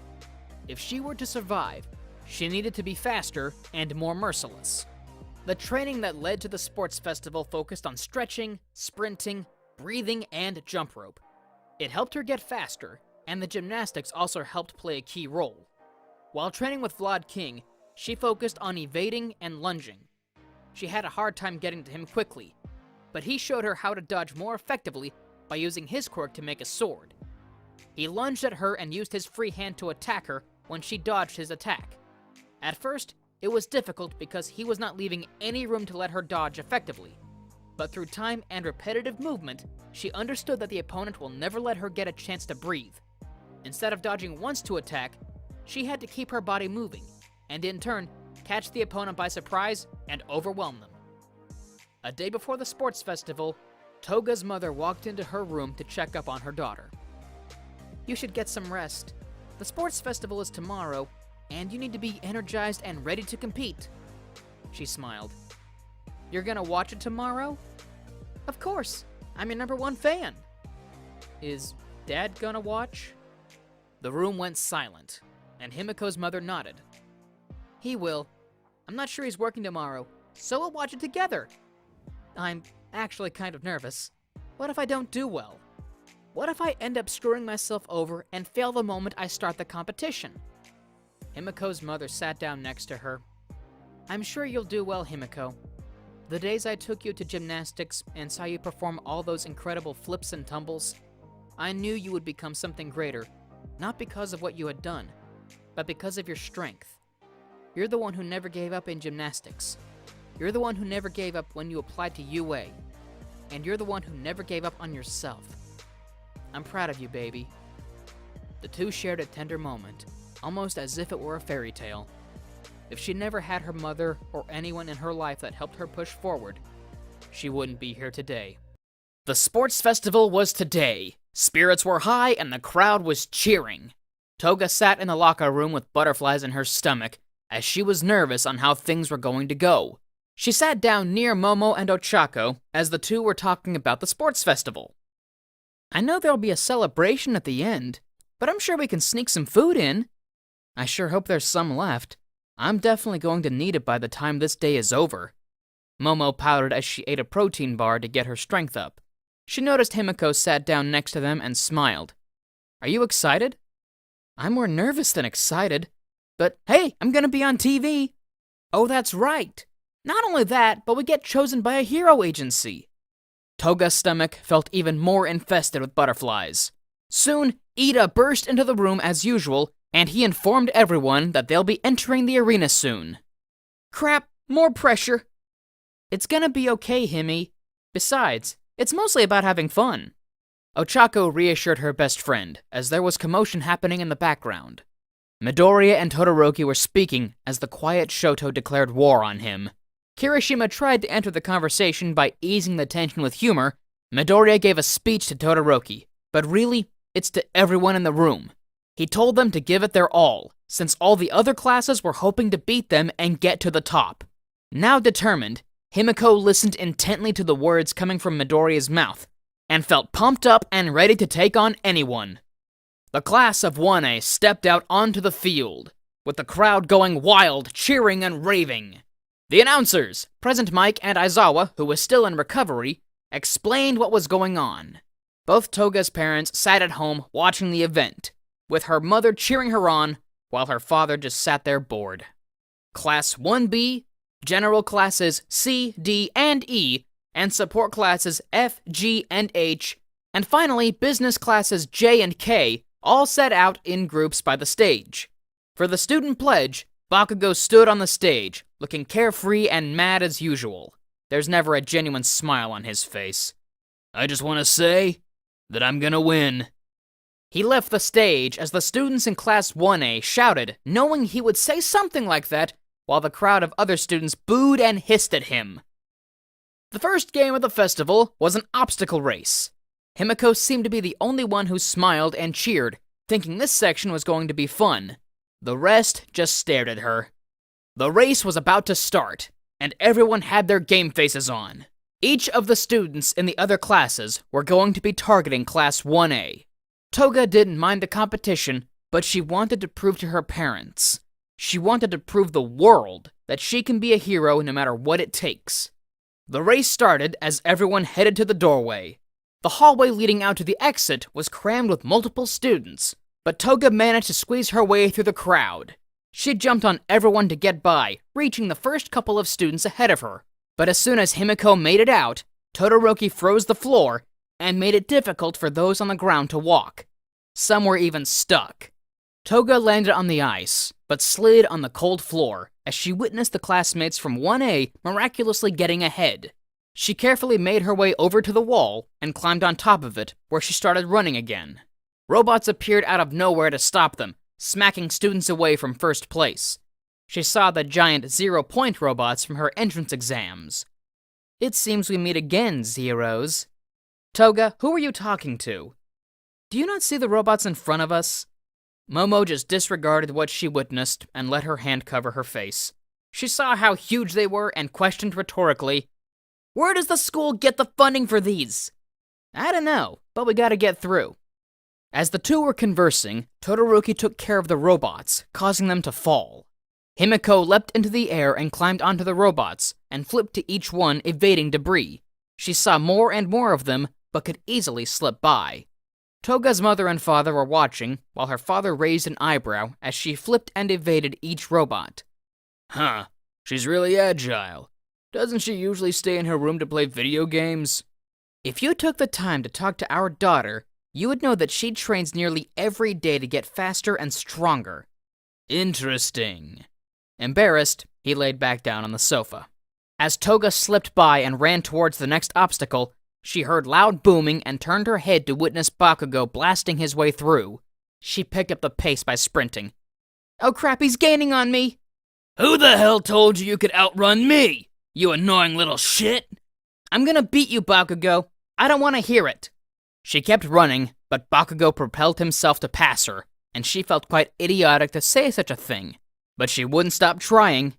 Before Himiko knew it, she entered the next obstacle, stopping before she fell into the caverns. She then saw Ochako and Frappy and Mina behind her, but she couldn't stop to chat. She used her agility and speed to literally run on the tight ropes over the caverns. She also witnessed Bakugo and Todoroki in front of her. Thinking of a way to slow him down, she had a couple of ideas, but most of them would end in her death. Screw it, what's the worst that could happen, she thought. Wow, you're slower than the popsicle stick? Damn, Bakugo, you suck. Bakugo tilted his head, trying not to get distracted, but she kept running on the tight ropes, mocking him. "Even if you beat me, I'm sure I can whoop your sorry ass easily." Shut up! You're not doing anything! Says you. It looks like you're getting easily distracted, Ka-chan. You bitch! He screamed as he used his explosions to get away from Todoroki and zoom back to Toga. She really did it this time. If she can outmaneuver him, she can get ahead by a long mile. He reached out his hand close to her face and primed an explosion. But before he could, she grabbed his arm with her left hand and grabbed his shoulder with her right. Using the bungee mechanics of the tightrope, she flipped over and landed her feet on his shoulders and kicked her feet to jump forward while he blew up the rock formation attached to the tightrope wires. She felt the impact of the explosion and used that to propel herself to the other side. All she could hear was cursing and screaming and giant explosions. She started to sweat intensely and ran using all her speed. Crap, crap, crap, crap, crap, crap, crap, crap, crap! She continuously said the word while feeling Bakugo's overwhelming presence grow nearer and nearer. Todoroki was by the minefield, but he turned around to see Toga running away from Bakugo in full speed. He was surely in awe, but saw this as a threat to his position. "Was this your plan all along, Toga?" "Stop asking questions, just run!" You two are dead! Todoroki realized if he used an ice path, it would give the rest of the participants an advantage.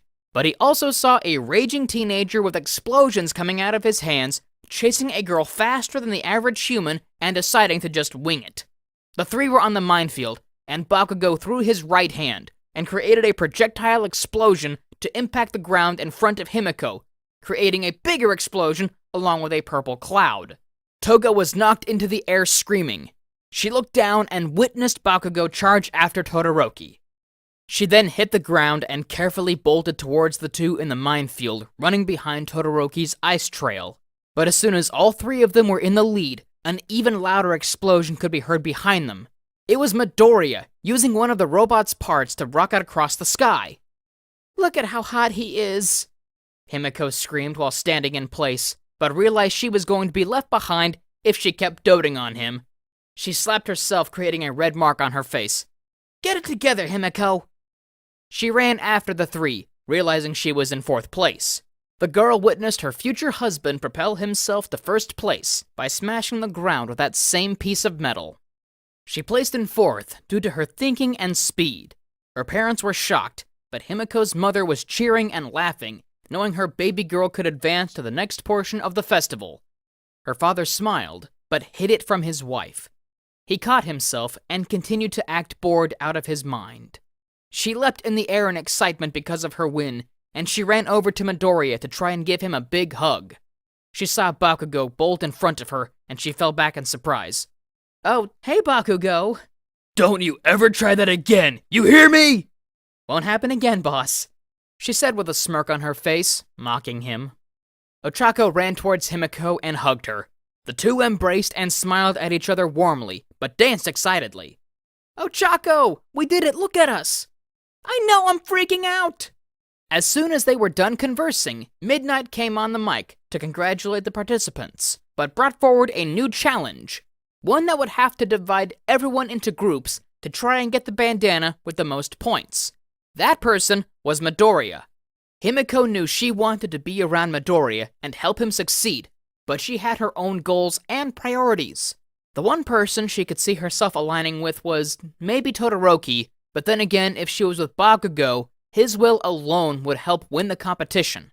She walked over to him and asked if she could join his team. No way. "Come on, I'm faster, and I can basically grab enough headbands if I wanted to." I said no way. The two were arguing on who would become the team leader, while Bakugo, like in the anime, would fare far better with his quirk.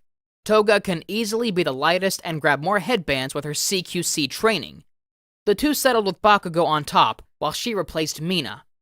The match was similar to how it was in the anime, except while Monoma was reacting to Bakugo's declaration of war, Toga and Bakugo decided on a plan on how to grab the headbands back. If he were to get the headband, Monoma would easily copy Bakugo's quirk and use it against him, but Toga would gain the advantage, as there's no tactical advantage to use her quirk. Bakugo used his explosions to reach airtime and get high enough to see the playing field. Toga was then thrown into the air by Sero using his tape. The two collided by Bakugo grabbing Toga's hand and using his other hand to fire an explosion to spin the two and throw Himiko at Monoma's team. She was quiet but fast. She wrapped her legs around his torso and grabbed the headbands off his head. Sero then latched onto her waist and whipped Himiko back, while she flipped Monoma off and laughed. "Yeah, that's what teamwork can get ya!" Good job, idiot. For a second there, I thought you were useless. "Damn, Toga, you really pulled through here," Kirishima said, as he was celebrating with the group. Seconds left, and it was the same outcome as the anime. They ended up in second, while Bakugo was screaming because he didn't get first place. Himiko's parents were astonished by the display of teamwork that was put on the screen before them. Their daughter did it. She really has come a long way. Even her father stood up in disbelief. There was some downtime before the next event started. Himiko took a deep breath and felt proud of herself. She really did go a long way. Not only that, but even Bakugo praised her. Out of everyone, that was the most shocking. She grabbed some lunch with her classmates and even snuck off to go get some dumplings from the concession stands and food trucks. They were ultimately divine. She even took part in the recreational games. The board lit up with who was fighting who in the last competition, and Toga saw she was fighting Aoyama. Her fist clenched, and she was ready to beat her classmate to reach the top. As soon as everyone was ready to get on the stage to fight, Toga met with Aoyama eye to eye, and her face put on the serious look of death. She wasn't taking any prisoners, and this should be a piece of cake. This was her time to finally reach the top and prove to everyone that she can indeed become a hero. Aoyama's gaze never wavered. It was filled with an unnerving level of passion. The light hit them so perfectly that his eyes almost twinkled to an unnatural degree. For what felt like ages, his eyes never faltered. His determination to watch over Toga was totally creepy. "Will you knock it off?" Toga shouted in a shrill tone, her finger pointed right at Aoyama. "You're not going to scare me into giving up by just staring me down." The class awkwardly stared at the two. Ever since it was announced that the two would go against each other, the young woman had seen the boy just staring at her. After the first 3 fights had ended, the two were sent to their preparation rooms. The fourth battle between Ida and Mei had only just begun. Toga had been able to mostly ignore it up until now. The distraction of Midoriya's brilliant strong-willed victory against Shinzo had been a major help towards that. The whole thing had psyched up Toga, in much a similar way to when she saw Midoriya's finger broken on their first day. This time, he broke 2 fingers. She and Uraraka talked about the fight while the second fight went on. Toga had only gotten further worked up throughout the talk. To calm herself down, she stepped out during the third fight just in time to see Midoriya return to the room. The boy even asked if she was okay when she left, and never got upset when she didn't outright reply to him. She felt bad for leaving like that. Sadly, being around him wouldn't do much to help her calm down. When she did come back and blame the whole situation on her nervousness. As usual, Midoriya and Uraraka had only focused on trying to make her feel better, all of which had helped her stay distracted from the set of eyes that were staring at her the whole time. She always saw them, but never needed to think too much about it until now. Aoyama stood up with a smile that could charm the world. His hand gently motioned to her, while the other hand's fingertips gently rested upon the center of his chest. The lights behind him once again caught his body just right. It illuminated his movements as if he himself were directing it to better show himself off. Much like an actor on stage. Each movement had to be a performance that dazzled anyone and everyone who saw it. Why would I ever wish for you to quit? I wish only to share your gaze as we prepare our burning passion towards our performance to the world. He spoke with such passion that if this was an act to throw her off guard, then he was the best actor she had ever met. Ida's shouts slowly trailed into the silent room. Soon followed Mei as she shouted in order to advertise her babies to the audience. The class slowly looked towards the TV. Before them, everyone saw Ida, who flew wildly throughout the air. Toga glanced over for a moment. She could feel a bead of awkward sweat roll down the back of her head. "Whatever you say," she said while she redirected her eyes back to Aoyama, who never looked away from her. Toga sighed at the smile that beamed at her face as it softened. She mostly didn't want to be yelled at for tardiness. They were already late for going to the preparation room. That, and she could no longer hold a straight face due to the sideshow she could easily see from the corner of her eye. After wishes of good luck were exchanged, the two set off. Sometime later, Ida was announced the winner after the prolonged infomercial had finished. Toga and Aoyama made their way to the battlefield. Toga could feel the weight of the world finally hit her. Hundreds of eyes trained on her and Aoyama, along with countless more that watched from their homes.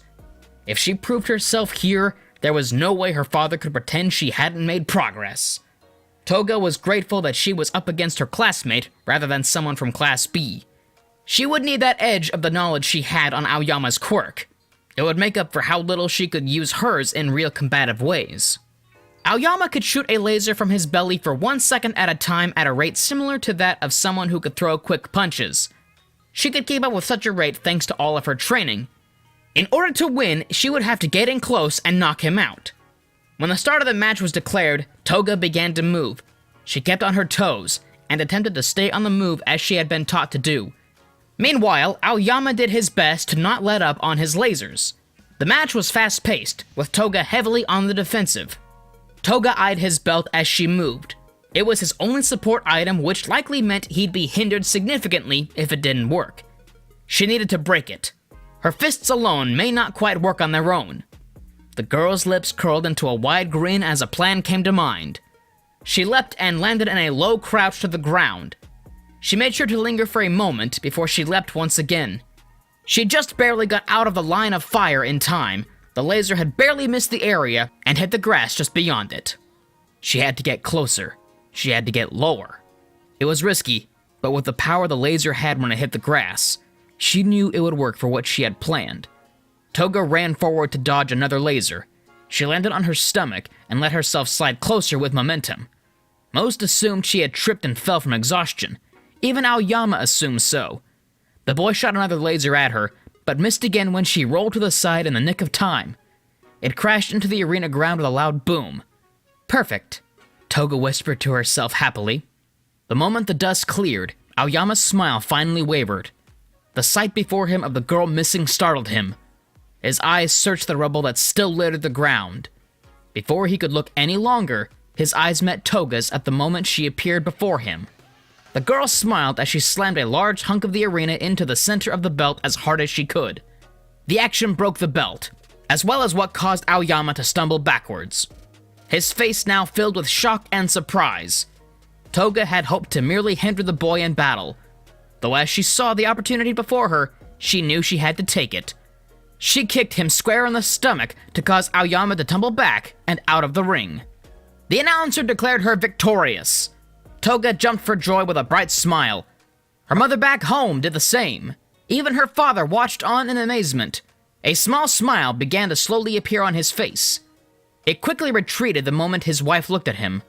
Her father offered a casual shrug to hide the mild pride he felt for his daughter. Back at the tournament, Toga looked to Aoyama. He looked like he was upset with his loss, but tried his best to still stay positive. Toga allowed herself to slowly begin to smile when she realized he really did have the best intentions in mind all along. "Hey," Toga offered him a hand. "You are amazing, Aoyama.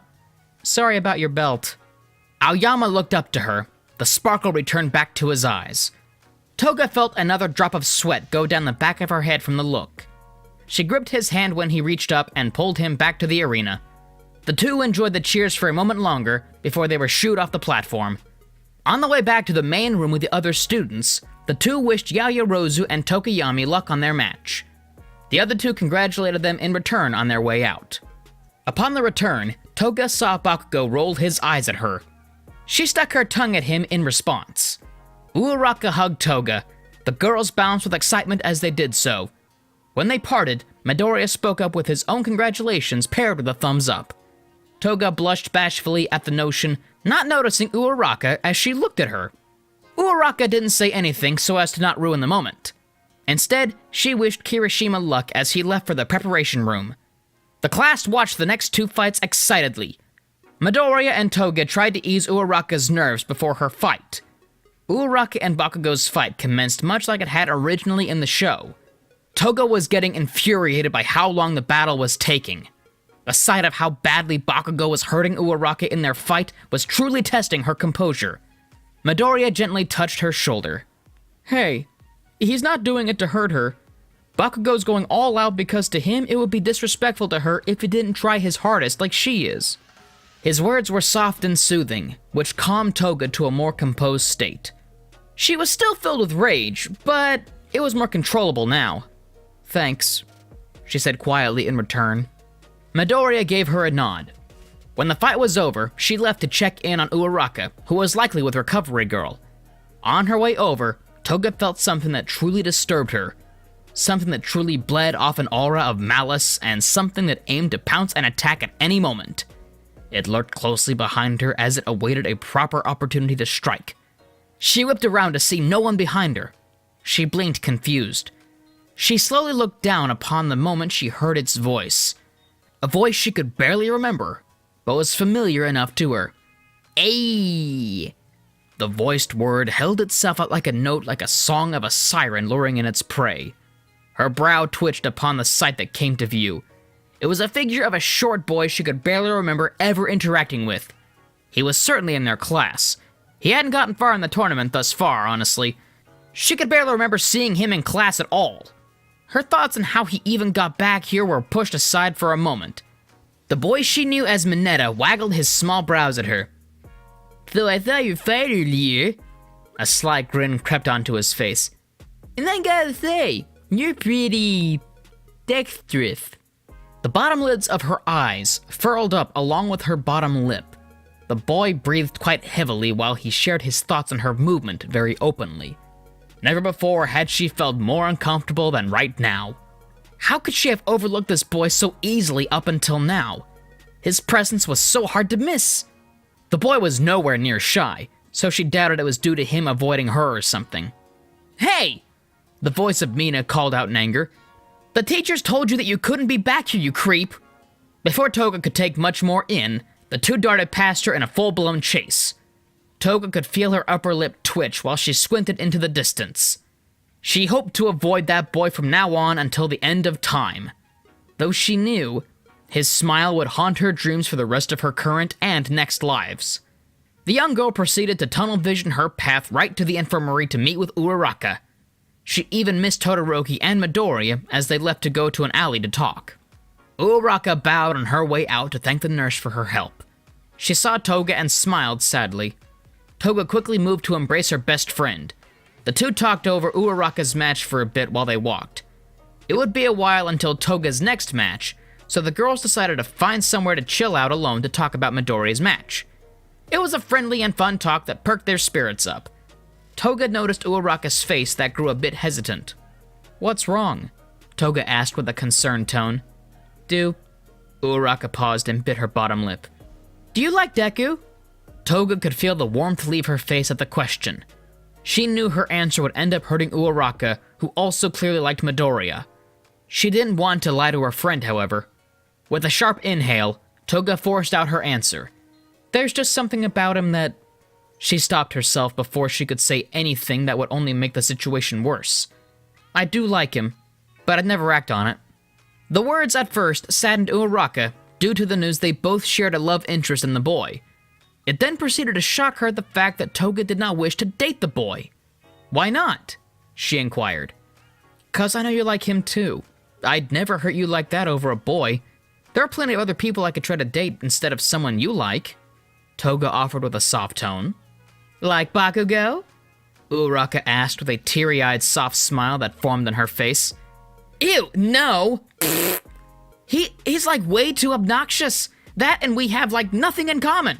Besides, he totally would never go for me." Toga protested with a blush that quickly formed on her face. Uraraka started to giggle at her reply.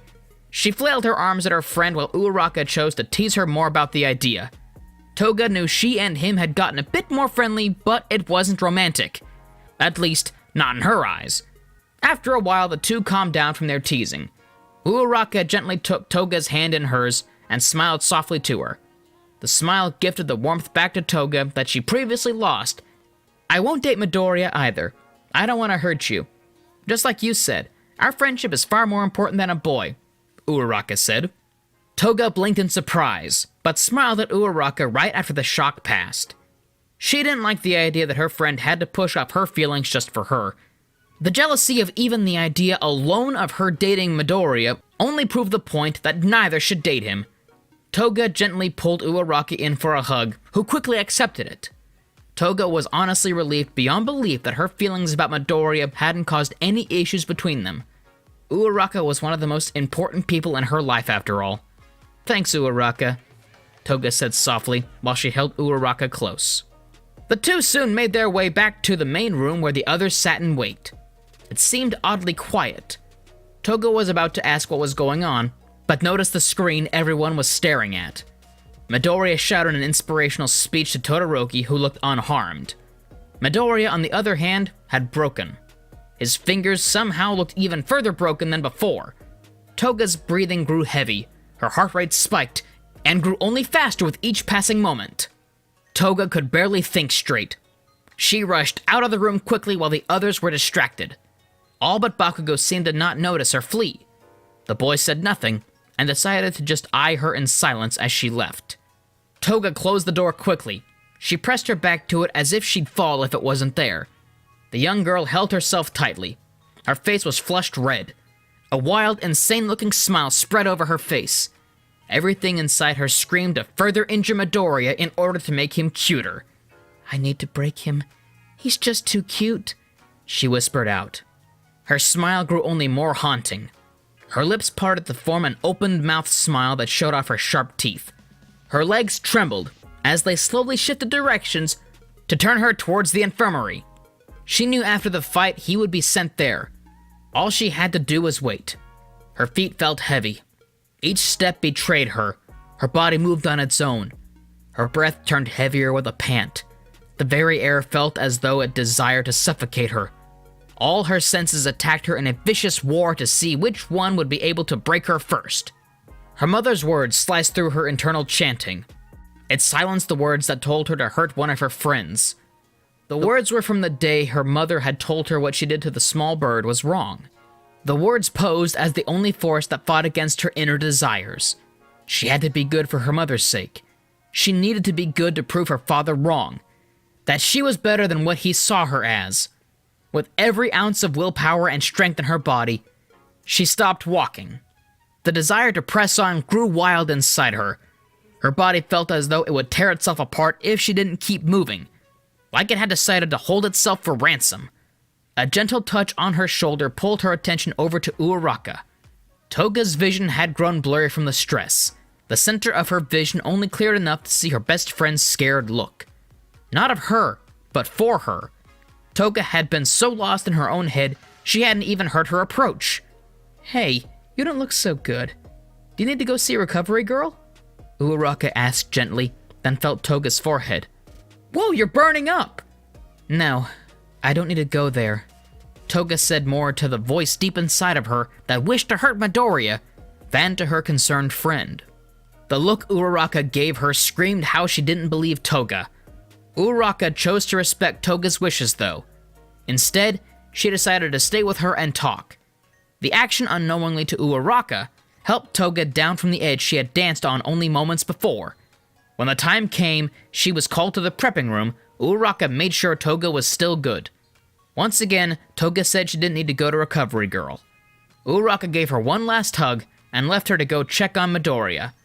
Toga left for the preparation room. She slowly made her way with a far more clear mind to the designated room. There, she waited until it was time for her battle and made her way to the arena. She locked eyes with Tokoyami, her next opponent. She didn't know a lot about his quirk, but she knew enough. She proceeded to look up to the sky. She squinted at the sun that was directly overhead. In a darker area, she'd be screwed against his dark shadow. Though in direct sunlight like they were now, she actually had a chance. From what she had heard from Midoriya, the boy's shadow grew smaller with light. This meant she could get closer far easier than with Aoyama. It was far more dangerous too, but with practice in using her invisibility, she may be able to get an edge. When the match started, both of the students darted towards each other. Dark Shadow emerged, aimed to strike. Tokoyami grit his teeth as Dark Shadow missed upon Toga disappearing. She appeared beside him to send a fist towards him. Tokoyami took the hit and sent Dark Shadow to her new location. Unfortunately for him, she vanished once again. Toga proceeded to use her invisibility in short bursts, so as to avoid getting lightheaded from holding her breath for too long. She did her best to lure Dark Shadow from Tokoyami's side by dipping in and out of his range, which forced it to move further away from each attack. To avoid him withdrawing completely due to repeated failures, she occasionally allowed some attacks to hit her. Each time she got an opening, she darted in to get blows. Each blow slowly pushed Tokoyami towards the edge of the arena while he was more focused on trying to hit Toga than noting where he currently stood, until it was too late. It was another ring-out win, but with her powers, it was hard to go up against someone like Tokoyami in a long drawn-out close-up battle. When the last opening became available, she struck hard, knocking him out of the arena. Toga basked in the cheering of the crowd with a bright smile while she caught her breath. She then looked to the nearest camera to shout at it and waved excitedly. "I'm doing it, Mom!" she declared, jumping up and down. "I know, baby, I'm so proud!" her mother shouted in return to the TV from home. "She can't hear you from the TV, dear," her father grumbled while he held in his pride that only grew stronger. Back at the tournament, Toga once again helped her opponent to his feet. She thanked him for the match and made her way back to the room with the others. She and the others relaxed while they all watched Bakugo's fight against Kirishima, who had won the tiebreaker from his draw with Tetsu. This battle, though, ended in a loss against Bakugo. Next was Todoroki and Ida, that would prove Todoroki as the winner later once again. While that fight went on, Toga and Bakugo had to make their way to the preparation room when instructed. A few moments into their silent walk, Bakugo looked to her and spoke up. "Make me look bad again and I'll kill you, freak!" "Only you could do that, Bakugo. No one else would need to," Toga said teasingly. "Besides, you're not the only one who wants to avoid looking bad." Bakugo huffed at her teasing. He stared her down for a moment before he left with a grunt to his own room. Sometime later, Toga and Bakugo made their way onto the arena. The very air around them grew thick with anticipation of who would win the fight. Toga and Bakugo stood on opposite sides of the arena. The two stared daggers into each other. Both had wanted to duke it out for a while now, and here was the best chance to do so. Both of their desires to win made the air thick with suspense. The moment the match began, Bakugo fired off explosions at Toga. The girl barely made it out of range in time. Much like in her fights before, Toga was heavily on the defensive. Bakugo refused to let her anywhere near him. He was well aware of her strategies in her fights thus far. "You're not scared, are you?" she called out over the explosions. "The hell I am!" Bakugo roared back. "Then why not let me up close? Is it because you know I could take you out in one hit?" Toga practically sang out, her lips perched out to further poke fun. She needed him closer. The best way she could think of was to make him really mad so he would come after her. He seemed to act more reckless when he was angry, even though there were much better plans of action. She continued to mock him as she pranced around to dodge his explosions. Bakugo grew more frustrated with her movements. The final straw was when the smoke parted just enough to see her stick out her tongue and flip him off with both hands. Bakugo leapt forward and fired off explosions to rocket himself faster. "Die!" Bakugo roared. Toga jumped before he could land. She swung her legs and arms around him and put Bakugo into a full bear hug. She grinned widely and leaned in to whisper into his ear, "Make me." The boy finally landed. He tried to break out of her hold, only to be met with a headbutt from Toga. He could feel the blood trickle from his nose when she landed the blow. The pain caused him to stagger back with a mild wince and shout of pain. She knew a direct headbutt would daze them both, but the nose was a softer part of the face to aim for. She had no time to strike again, though. The moment he saw her rearing her head back to smash into him again, he let out another scream for her to get off. Bakugo then proceeded to use his explosions to rocket them into the air. Toga looked up to meet his glaring eyes with her own devious ones. Her focus shifted to the red that trickled down his face from his nose. The feeling she felt when Midoriya was hurt came back. It wasn't nearly as bad this time, though. The feeling did grow the longer she saw the blood. The desire to taste it followed next. It was hard to pinpoint why she still was in this current mental state, but Bakugo suddenly looked cute. She pushed the feeling away so she could focus. They were falling, and Toga's back was aimed right towards the ground. He was going to crash into the ground to take her down. He even used his blast to speed up the fall. She needed to think of something fast. Toga gripped his arms tighter with her own. She proceeded to let go of his waist with her legs. She then swung them back up again to wrap around his arms. Bakugo cursed as she moved her arms away from him. She then put her palms on his shoulders and pushed forward. At the same time, she swung her legs back to redirect his body. The direction his hands were facing shifted in the process. The action caused the two to spin around wildly. Bakugo quickly stopped his explosions, which slowed their spinning. Much to Bakugo's displeasure, the damage had already been done. The two kept spinning even without the explosions. The blood from his face finally flicked off from the wild rushing wind. It splattered onto Toga's face near her mouth. Unable to stop the desire any longer, she trailed her tongue along the blood to taste it. Her eyes grew wide and slowly rolled back. She grew flustered with a wide smile. She couldn't begin to even describe how it tasted, nor how it made her feel. She couldn't enjoy it for long before they crashed. Clouds of dust filled the air around them just as quickly as the silence from the audience. Teachers rushed over to get the two into medical care if needed due to how intense the fall had been. The dust parted just enough for Toga to see Bakugo beside her. Both were barely conscious. She could tell he was in pain, but for some reason, she could barely focus on her own despite her broken arm and leg that was still under Bakugo from the crash. Bakugo was cut up from the rubble all over his body. His more serious injuries had blood coming from them. She slowly reached out a shaky hand to his face. She caressed his cheek. Her thumb gently trailed along the blood on it to smear it further. Her breathing grew shaky. The corners of her vision grew darker. The way Bakugo looked at her with a pained expression told her he likely thought she would pass out at any moment, so he didn't need to exert himself any further. His brow twitched upon seeing her slowly shifting closer towards him. "You're so cute right now," she whispered as she licked his cheek. Bakugo's eyes grew wide at the notion. He used all his power to push her off and rolled away from her with a groan. "Man, you really are a freak," he grumbled out. Lost in her own world, Toga looked at him as he got up to his feet. Toga was less focused on winning the battle at this point. She needed to taste more of his blood. She needed to make him bleed more. As Bakugo got up, Toga grabbed his shoulder to help her onto her feet. He moved to shove her off, but froze upon seeing his own face looking back at him, his own arm slowly curled around his neck. "Would you prefer if I looked like you instead?" Toga asked the boy, almost sounding flirtatious. The dust settled slowly, just in time for the crowd to see Toga in her new form, an unharmed Bakugo. She placed her broken leg to the ground, still unable to register the pain. The onlookers were easily able to tell something was wrong with it, with how she began to walk forward. Bakugo stumbled, nearly falling. He turned to face her and tried to stop her from walking. His own pain was too much to focus on, which caused him to fall as he tried to force her away. Bakugo shouted at her to get off him or he'd kill her. He even placed his palm to the side of her head. The teachers looked on towards the audience, who seemed just as uncertain as they were if Bakugo would actually attack her again after the fall moments ago. Bakugo let off small explosions to scare her away, only to receive a wild smile in return. Toga hopped up towards him to lick his face once more.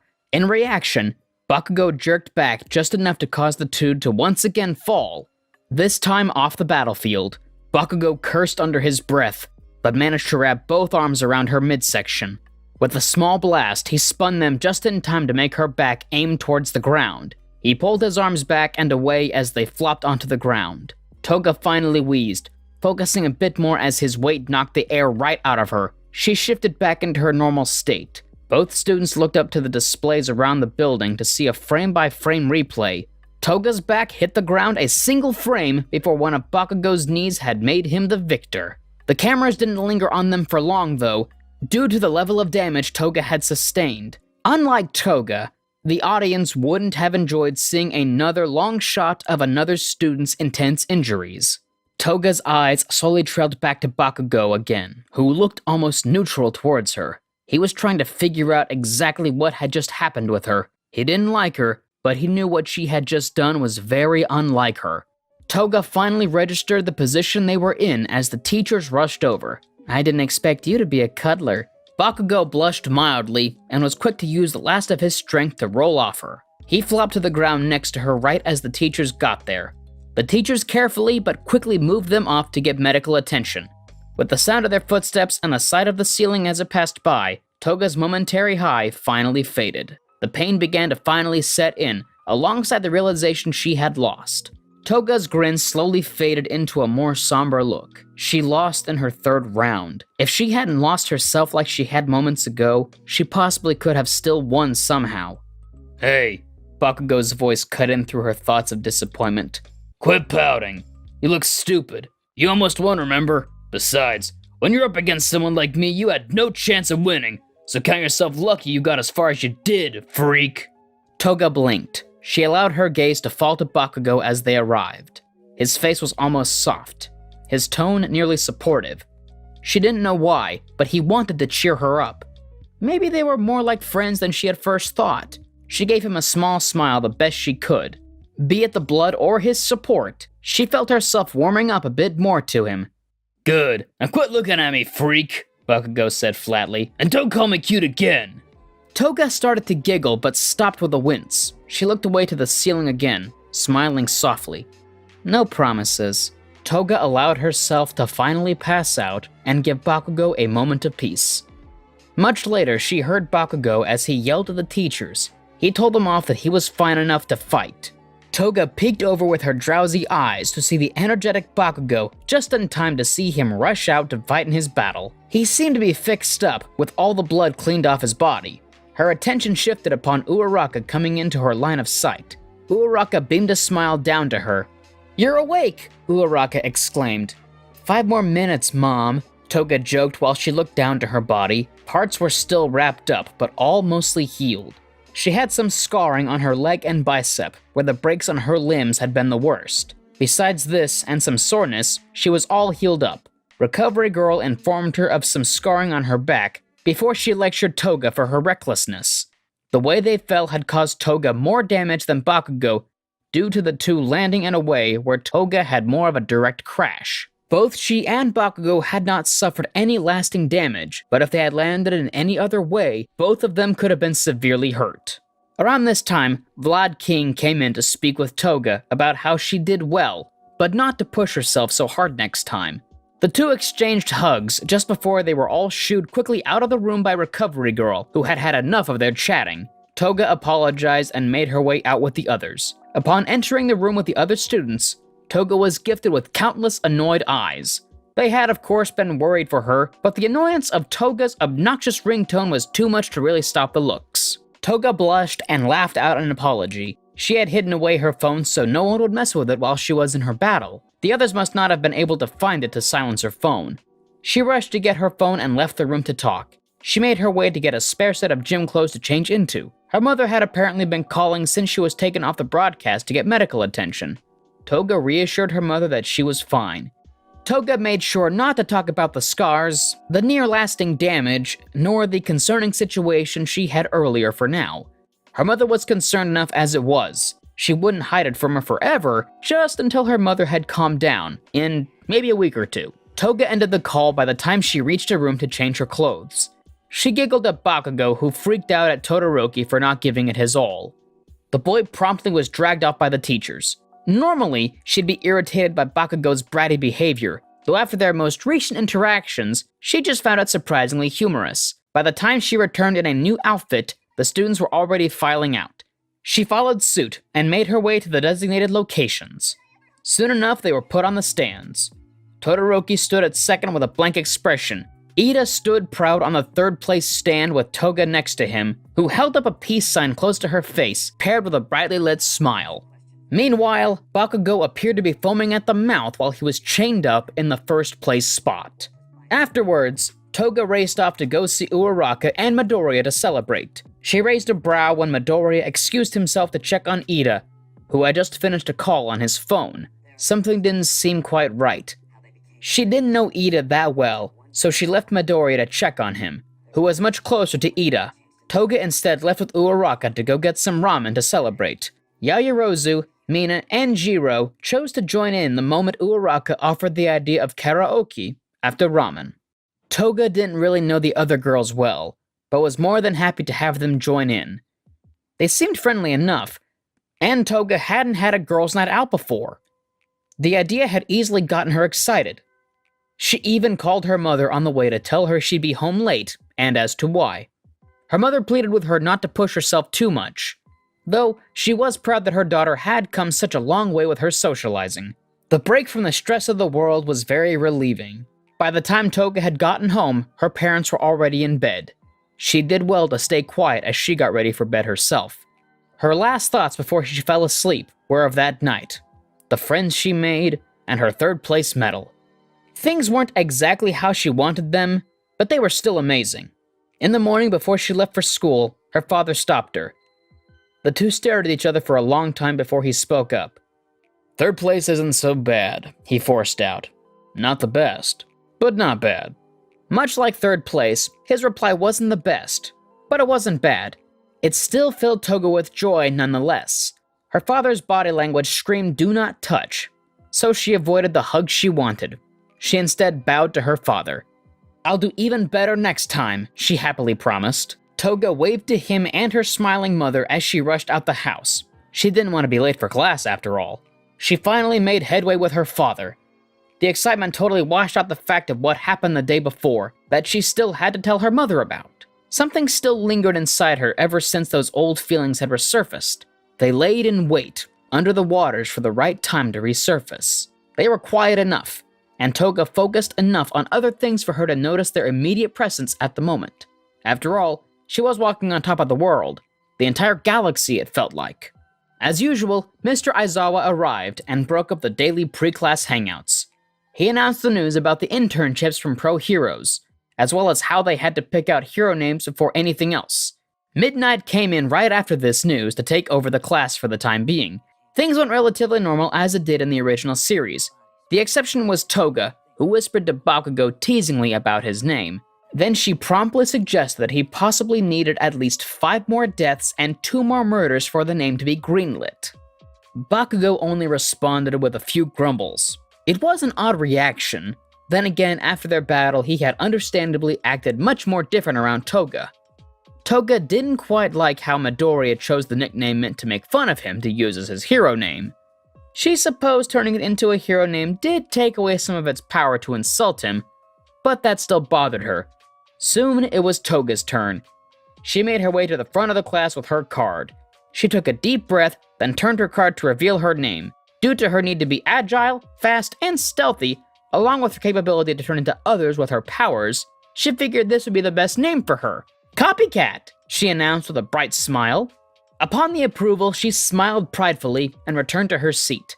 When the names were finished, Mr. Aizawa passed out the lists of heroes each student had requests from. He then instructed them to pick out the heroes they wished to do an internship with. Toga already knew she wanted to go with Vlad King, so she mostly talked to the rest of the class. She was impressed with her own long list, though. She had never expected to have so many options. Then again, she did get third place, which had gotten plenty of eyes on her. Not as many as Todoroki or Bakugo, but many more than most of the others. At the end of class, she made her way up to Mr. Aizawa. "I've decided to go with Vlad King," she announced happily. "No," Aizawa replied flatly. "When do I—" She froze as the no finally processed. "Wait, no?" "That's right. You already train with him nearly every day, Toga. You won't learn anything groundbreaking if you keep searching in the same place every time. Pick someone else, then come back to me."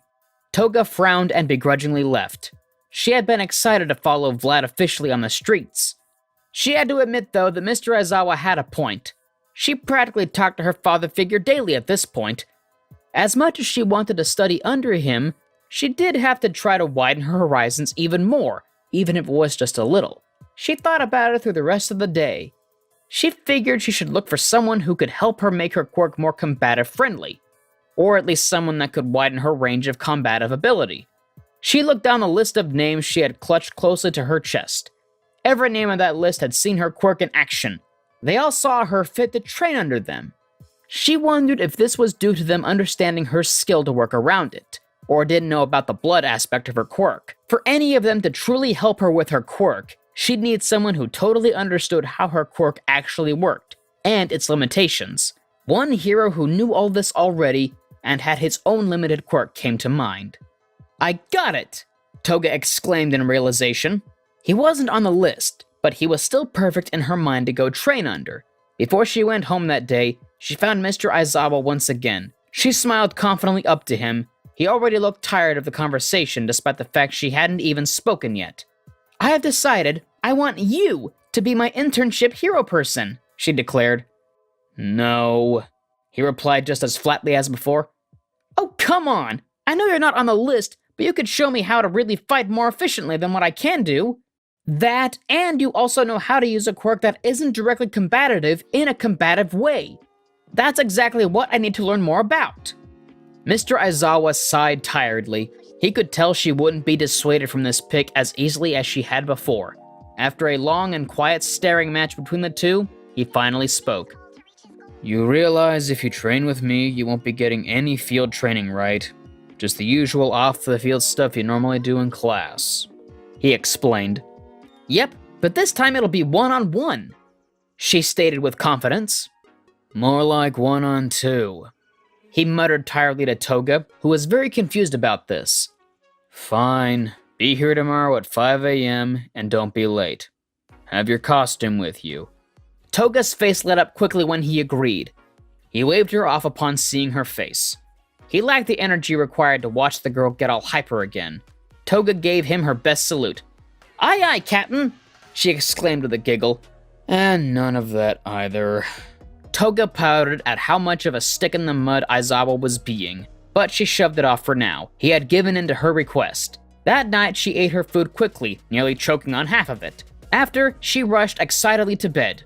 Despite getting up on time with plenty of sleep, the young girl still woke up pretty groggy due to how early she had to wake up in order to make it to her lesson with Mr. Aizawa. She changed into her costume in the girls' locker room and made her way to the classroom with all the pep in her step. "I'm ready to go!" Toga blinked at the sight before her. Shinzo stood there with wraps around his neck that looked like Mr. Aizawa's. So this was what he meant when he said, one-on-two. "I'm sure you remember Shinzo," Aizawa said calmly. "You will be training with him during your internship." Shinzo looked to Toga without a word. Toga looked back with confusion painted all over her face. Shinzo, meanwhile, looked at her with determination, as if she was a goal to overcome. It was more than odd to see someone from the general study classes doing an internship with a hero like Aizawa. Toga was about to ask why he wanted to study from Mr. Aizawa, but was cut off by the teacher before she could say a thing. No time for chit-chat. You both came here to learn something you couldn't on your own, and you only have 2 days to learn it. So you're not going to waste time socializing. Do I make myself clear? The two students didn't dare to question the serious tone Aizawa had taken on. Instead, they simply bowed their heads to the intimidating force before them. Good. Now to start things off, we need to get you both to a better area for your training. Aizawa requested their phone numbers, sending them both a picture. Toga and Shinzo both checked the phones to see a map with a marker at a forest that was miles away from the school. Toga looked up in confusion, while Shinzo spoke up. We're training all the way out there? He inquired. Yep, you got 1 hour starting now to get there, Aizawa said flatly, which triggered the students' eyes to grow wide. No way! That's like 45 minutes away by car alone! Toga spoke up in disbelief. Well then, you better hurry, if you want to learn how to do things you can't already do to become true heroes. You need to learn how to do what you perceive as the impossible. Find a way to get there. You have 59 minutes left, so stop wasting time, Aizawa said with a serious tone. Toga and Shinzo bolted out of the room as quickly as possible. They ran through the school as fast as they could. Shortly into their run, Toga glanced to a clock on the wall. Despite how fast they were going through the halls, they were wasting too much time by running. She then looked at Shinzo, who had already built up a sweat. She muttered to herself at how impossible this task really would become if they kept on like this. Toga looked around until her eyes laid upon a partly open window. She motioned for Shinzo to follow her as she darted over to it. She pushed open the window, giving just enough space for them to fit through. If I jump from there, I'll just break my ankles, Shinzo said between attempts to catch his breath. Look, we're wasting too much time. I'll get us down safely while you think of a way to get us there faster. You and I both know there's no way we'll make it there like this, Toga replied while she held her hand out to him. Shinzo stared at her hand for a moment before he took it. Toga pulled him in quickly and swept him off his feet. She held him bridal style with a bright smile, then leapt out of the window. Shinzo was less than pleased about how she chose to carry him, and he remained silent and tensed up the moment they were airborne. Toga laughed at his reaction of being airborne so suddenly. She landed on a flagpole below them that was sticking out of the wall. From there, she leapt off once more onto the ground with a roll. The two tumbled apart from each other, picking up dust from the ground. Told you I'd get us down, Toga said with a big grin. Shinzo was less than pleased at the method, but was glad at how much time they'd saved. He got up without complaint, and with a motion for her to follow him towards the streets. Once there, he quickly attempted to wave down a taxi. With Toga's help, a taxi arrived. The two rushed into the taxi while Shinzo pulled out his phone. He requested they be taken to the exact location on the map. The driver explained he couldn't go that far out of the city. Shinzo got him to agree to get them as far as the driver could. Things seemed to be going well for about 30 minutes before they looked up to see a villain and hero fighting. The two students slammed into the seat in front of them due to the fact they had forgotten to put their seatbelts on in the rush to get into the taxi. Toga groaned and rubbed the back of her neck. Shinzo, meanwhile, checked the meter, then passed the driver the cash they owed. The two rushed out of the car to let the driver leave the scene before things got too dangerous. The students found a safe place to check their progress on their phones with a GPS app. If we were fast on foot, we may be able to get there in time. We need to cut brakes to a minimum, though, Shinzo said as he looked at his phone. Think you can do it?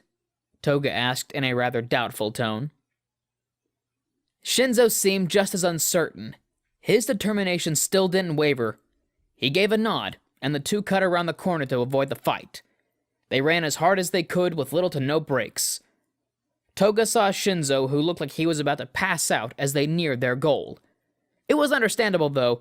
General studies likely didn't prepare you for this level of intense exercise. She was honestly impressed at how far he could push himself. After all, even Toga was starting to get worn down from all this. Soon, Toga could see Mr. Aizawa was already there.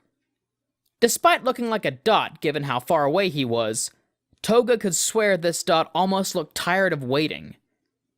She looked over to Shinzo to share her excitement with how close they were, only to see him drop from exhaustion. Toga grit her teeth while she quickly raced back to him. She put one of his arms over her shoulder and then braced him the best she could to help him press on. His legs barely moved, though they still did just enough to help prevent her from dragging his total dead weight. It still slowed her down significantly, but she couldn't leave him behind when they both had gotten this far. Once they arrived, Toga finally dropped to the ground with Shinzo. "You're a bit late," Aizawa said with a sigh as he looked down to them. "If this was a life-or-death situation, civilian deaths could have racked up easily in the time you wasted." Toga closed her eyes in disappointment. They failed to make it in time. She opened her eyes the moment she felt a slightly moist and mildly chilled piece of plastic press against her cheek. She looked up to see it was a bottle of water. Mr. Aizawa held one to both of his intern's cheeks, with the same expression he always held. "Good thing this wasn't such a situation. Good work." Toga grew a soft smile and took the bottle as she slowly sat up. Mr. Aizawa was a bit more of a softy than he let on. Toga and Shinzo took time to rest while Mr. Aizawa continued. "Both of you will always be limited by your quirks, if you always think about what you can't do with them. You need to think outside of the box. You need to look for ways around your limits, and ways to make up for them." He looked towards Shinzo when he said this, then to Toga for the next part. "You need to find new ways to advance your quirk. You both bind yourself to the place limits that you think your quirks have. You may have been told limits, but these are never set in stone. Heroes commonly push the wall set on their quirks all the time. They even do this to the point where their quirks are far beyond what they used to be, that they seem like totally new quirks altogether. If you don't fix how you both think, then no matter how much training you do, you will never reach the heights of true pros." With that said, he instructed them both to take a 15-minute break. The students happily did so. Toga thought about what was said. She had always tried to train around her main quirk rather than attempt to find new ways to use it. She had always chosen to practice with her invisibility and other skills that didn't revolve around her main quirk. She supposed it was more due to how she had always viewed it. Though Aizawa wasn't wrong, she did still actively limit how she thought it could be used, down to a simple, quick trick. She needed to train her main quirk further. This was more easily said than done, for many reasons, though. Toga thought about possibly asking Uraraka and Vlad King to help with the gathering of blood. She was pretty sure Uraraka would be willing to let Toga draw some of her blood, so long as it wasn't too much at once, while Vlad King may know of ways to get blood for training in a safe and legal way as well. The thought of asking still felt very weird. Toga could already feel her cheeks warm up at the thought alone. After a few minutes into the break, Toga finally decided to ask Shinzo what she had wanted to ask earlier. "So why are you training with Mr. Aizawa?" she asked before she took a swig of her water. Shinzo was silent for a long while before he finally replied. "I had wanted to get into the hero course, specifically 1A. I failed to get in, though. I had thought it was because of my quirk at the time," he explained while he looked off into the distance. "Then I saw you in the tournament, someone who also had a similarly hindering quirk when it came to fighting. Despite that, you made it to 3rd. I knew if someone like you could do that and get into 1A, then even I could if I worked hard enough."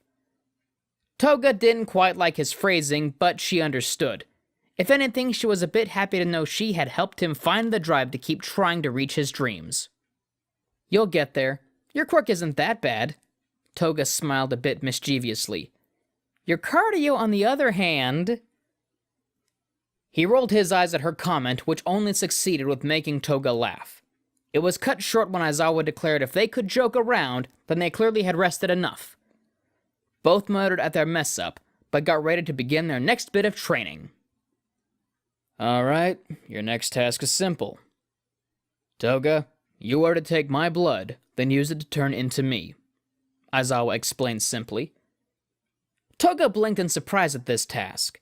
It seemed way too simple. If their previous task had anything to show, there was likely something else he was trying to teach. He motioned with his hand for her to come and take his blood. So Toga started to walk forward. Aizawa then looked toward Shinzo and continued on.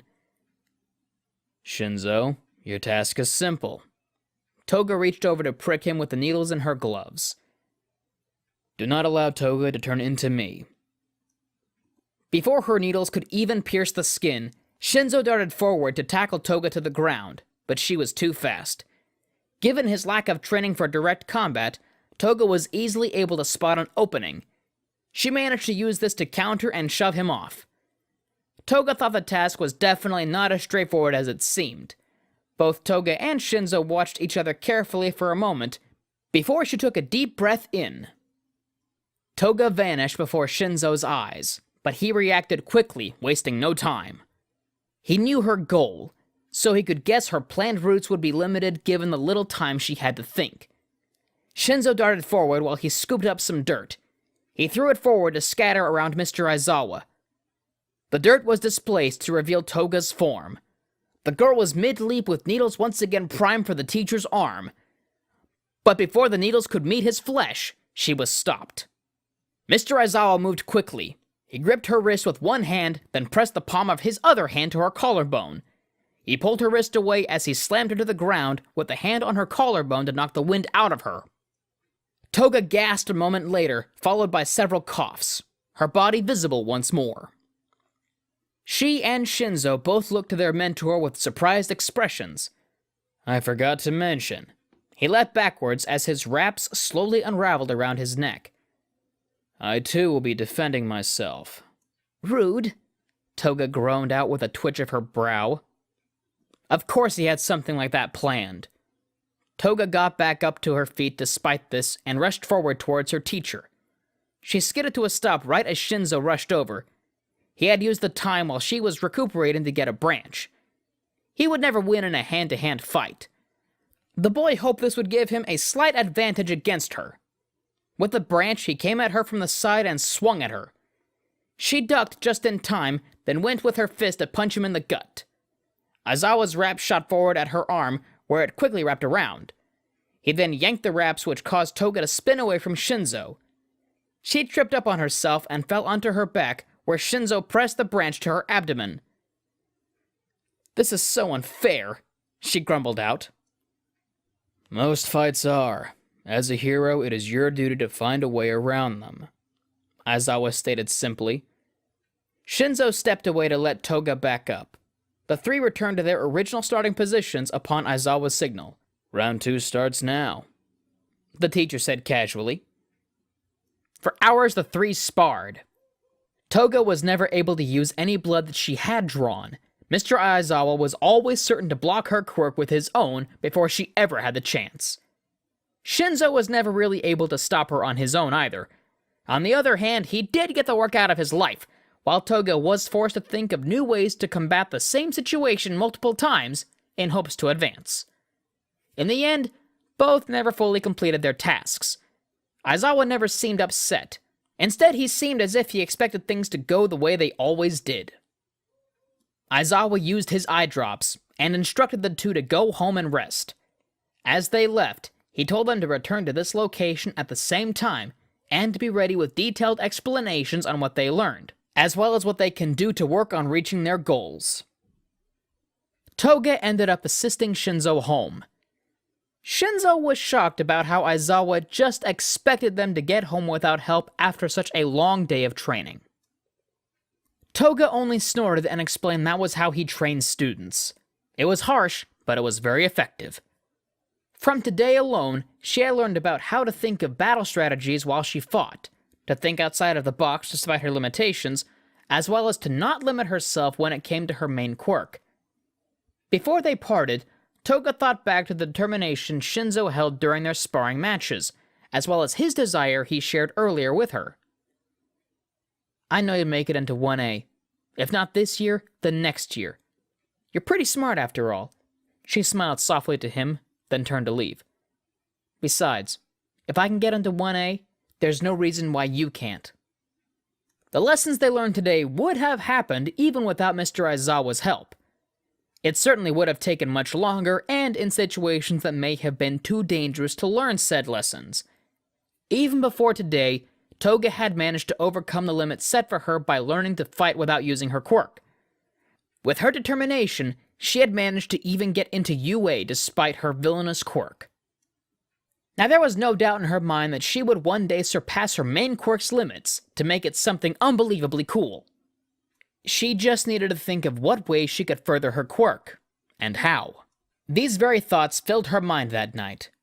She strategically thought about how her quirk functioned and how she would be able to push her current limits. The next day, back at the forest, Aizawa waited patiently for them to share what he had instructed them to think about. Toga explained the conclusion she had come to during and after their training from the day before, along with her plan to figure out a way to surpass the current limits of her main quirk. She smiled brightly, adding in one final point she almost forgot. Oh, and I also need to practice strategizing faster while I fight to avoid future situations that will lead to my teacher suplexing me. Aizawa didn't seem to enjoy the ending joke, but he took the answer anyway. She had taken the points he had hoped to lay out for her. Aizawa then looked to Shinzo to indicate it was his turn to share his own learnings. If I want to become a hero as well as get into Class 1A, I need to start thinking like I'm already in that class. If I keep looking at things as if I already failed, I will never make it in. My body is also still not as fit as most others, so I need to start working towards improving my physical abilities, Shinzo said seriously. Well done, both of you, Aizawa said before he tossed a spare bundle of wraps to Shinzo. I expect you both to do better than yesterday, especially you, Shinzo. I still have major dry eye from yesterday. I want you to start practicing with those wraps.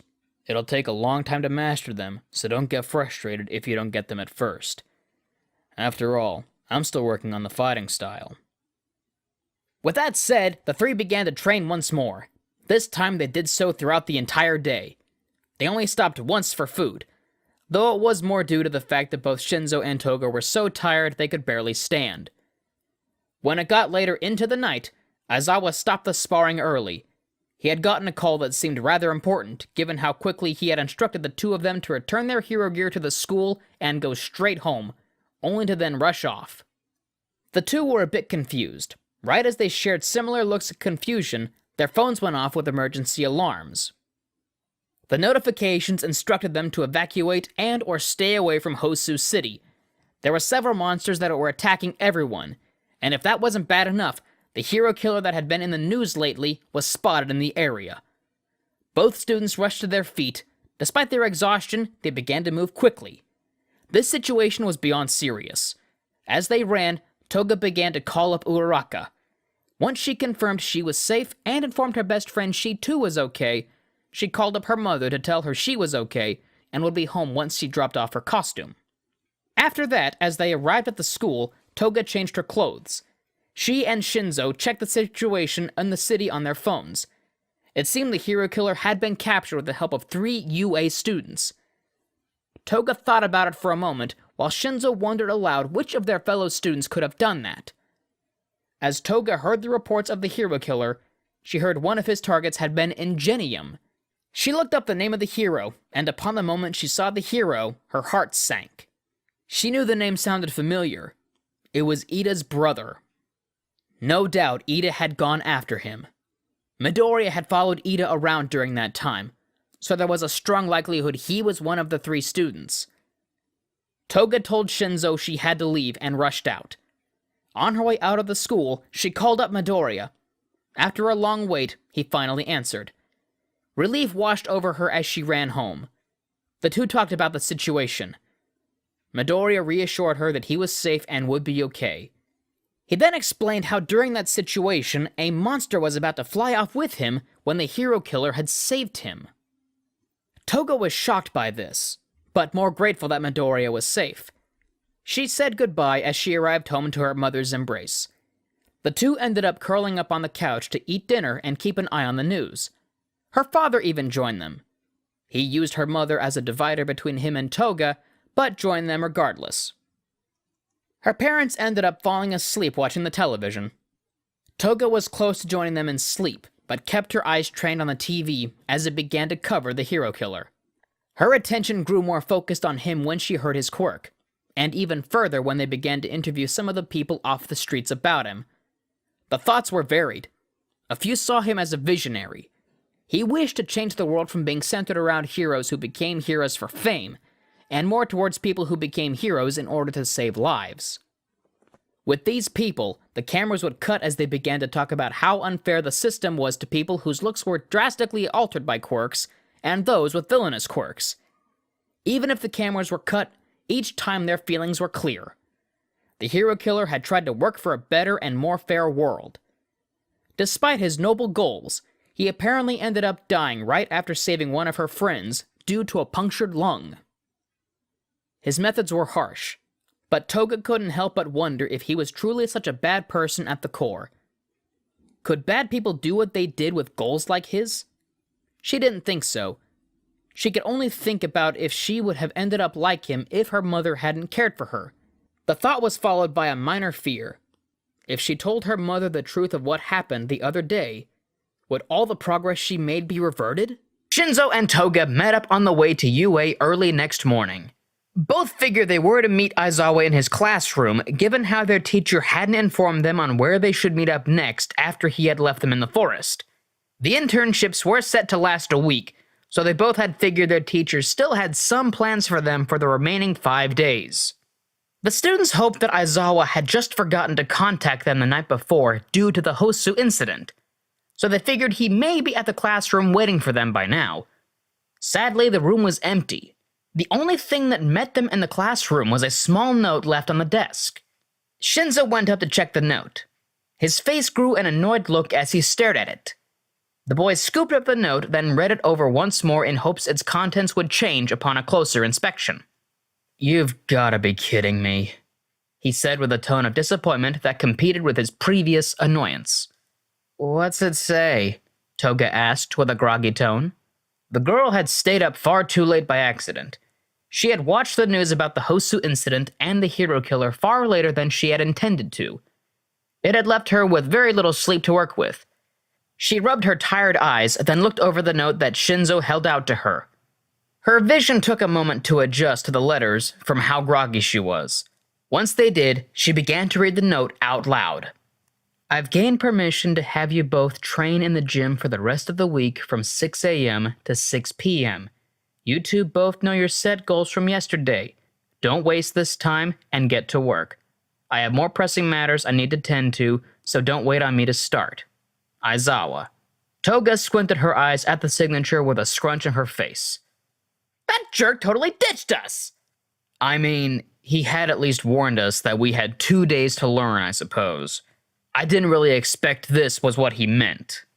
Shinzo sighed and threw the note away. "At least we have the gym to practice in." Toga let out a loud groan while she followed Shinzo out. He wasn't wrong. Aizawa, in his own odd way, had warned them. He even told her that most of her internship with him would be the same as normal classes. She had figured he'd be there to supervise and at least guide them, so this was a major disappointment when he wouldn't even be around. She supposed she was glad they had managed to learn something before Aizawa bailed on them. The two went to the gym after they got into their hero gear. Once there, they parted ways to different sides of the room to do their own individual training. Shinzo practiced primarily with the raps. He started with the basics to understand a bit better on how they actually worked. Meanwhile, Toga worked on her speed as she tried to think about different ways she could possibly work on her main quirk. After some solo training, the two decided to spar against each other. Both had made some progress on their own, but not very much. In the first bout of their sparring, Shinzo attempted to hit Toga while she teased him occasionally. Soon enough, Shinzo figured out how he could use the raps to trip Toga. Toga, pretty impressed by his move, complimented him on this. Shinzo just made a comment on how he needed to work on his combative skills in general. Toga agreed with this. His skills were significantly lower than what they needed to be, if he wanted to actually fight anyone up close. She decided to insist on teaching him some of what she knew, or at least some of the basics she had learned from Vlad King. Shinzo wasn't too certain if he wanted her to teach him due to how she usually acted. He wasn't too positive about how good of a teacher she would be. After some thought, he decided to allow her to teach him the basics. As expected, Toga did end up teasing him occasionally. But despite this, she taught him well. She even corrected his stance as needed while she explained what was wrong with it, so he knew how to avoid the issue in the future. Shinzo was honestly a bit surprised at how well she taught, but was also very grateful for the help. The two continued to practice until it hit lunchtime. Shinzo decided he wanted to keep practicing for a little while longer. Toga left him to it and decided to see if Vlad King was in. As expected, he was out, likely due to having his own interns to help. A small wave of relief washed over her. She did want to talk with him again in general. She knew she still had to build up the guts to ask him about obtaining blood so she could train her main quirk. She figured she could ask Shinzo if she could borrow some from him, but if she kept asking him to do that daily for the rest of the week, it may pose an issue. Not to mention it would be incredibly awkward just to ask him about it since she barely knew him. Toga decided for now to just text Uraraka about the situation. She was a bit surprised when Uraraka replied right away. Apparently, she was also on break for lunch. Much to Toga's relief, Uraraka was usually pretty understanding. She even agreed to meet Toga in the gym before 6 p.m. so she could draw some of her blood to work with. Toga was grateful to have a friend like Uraraka. After lunch, Toga returned to spar with Shinzo and ran back over the moves she had taught him. He was a fast learner when it came to understanding the moves. The only issue was his body's physical limitations. That was something that would surely just take time to correct, but something he could easily do on his own. At the last hour, Toga left Shinzo to practice on his own when she spotted Uraraka enter the gym. The two happily made their way to a spot to chat. Toga was very excited to hear what Uraraka had been up to, and Uraraka seemed just as excited to hear about Toga's training.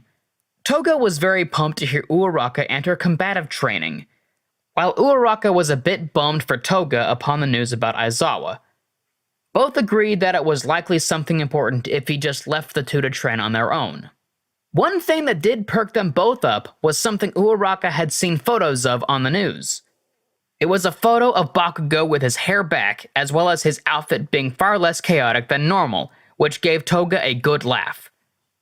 The pro he was with, Best Genist, just became one of her top 10 favorite pros thanks to this. With their jokes done, the time came for Uraraka's blood to be drawn. Toga blushed wildly despite her friend's reassurance it was okay. Toga was still a bit unnerved, but stuck her needles into the girl's arm to draw her blood. She couldn't help but stare at the blood as it pooled into the reserves on her suit.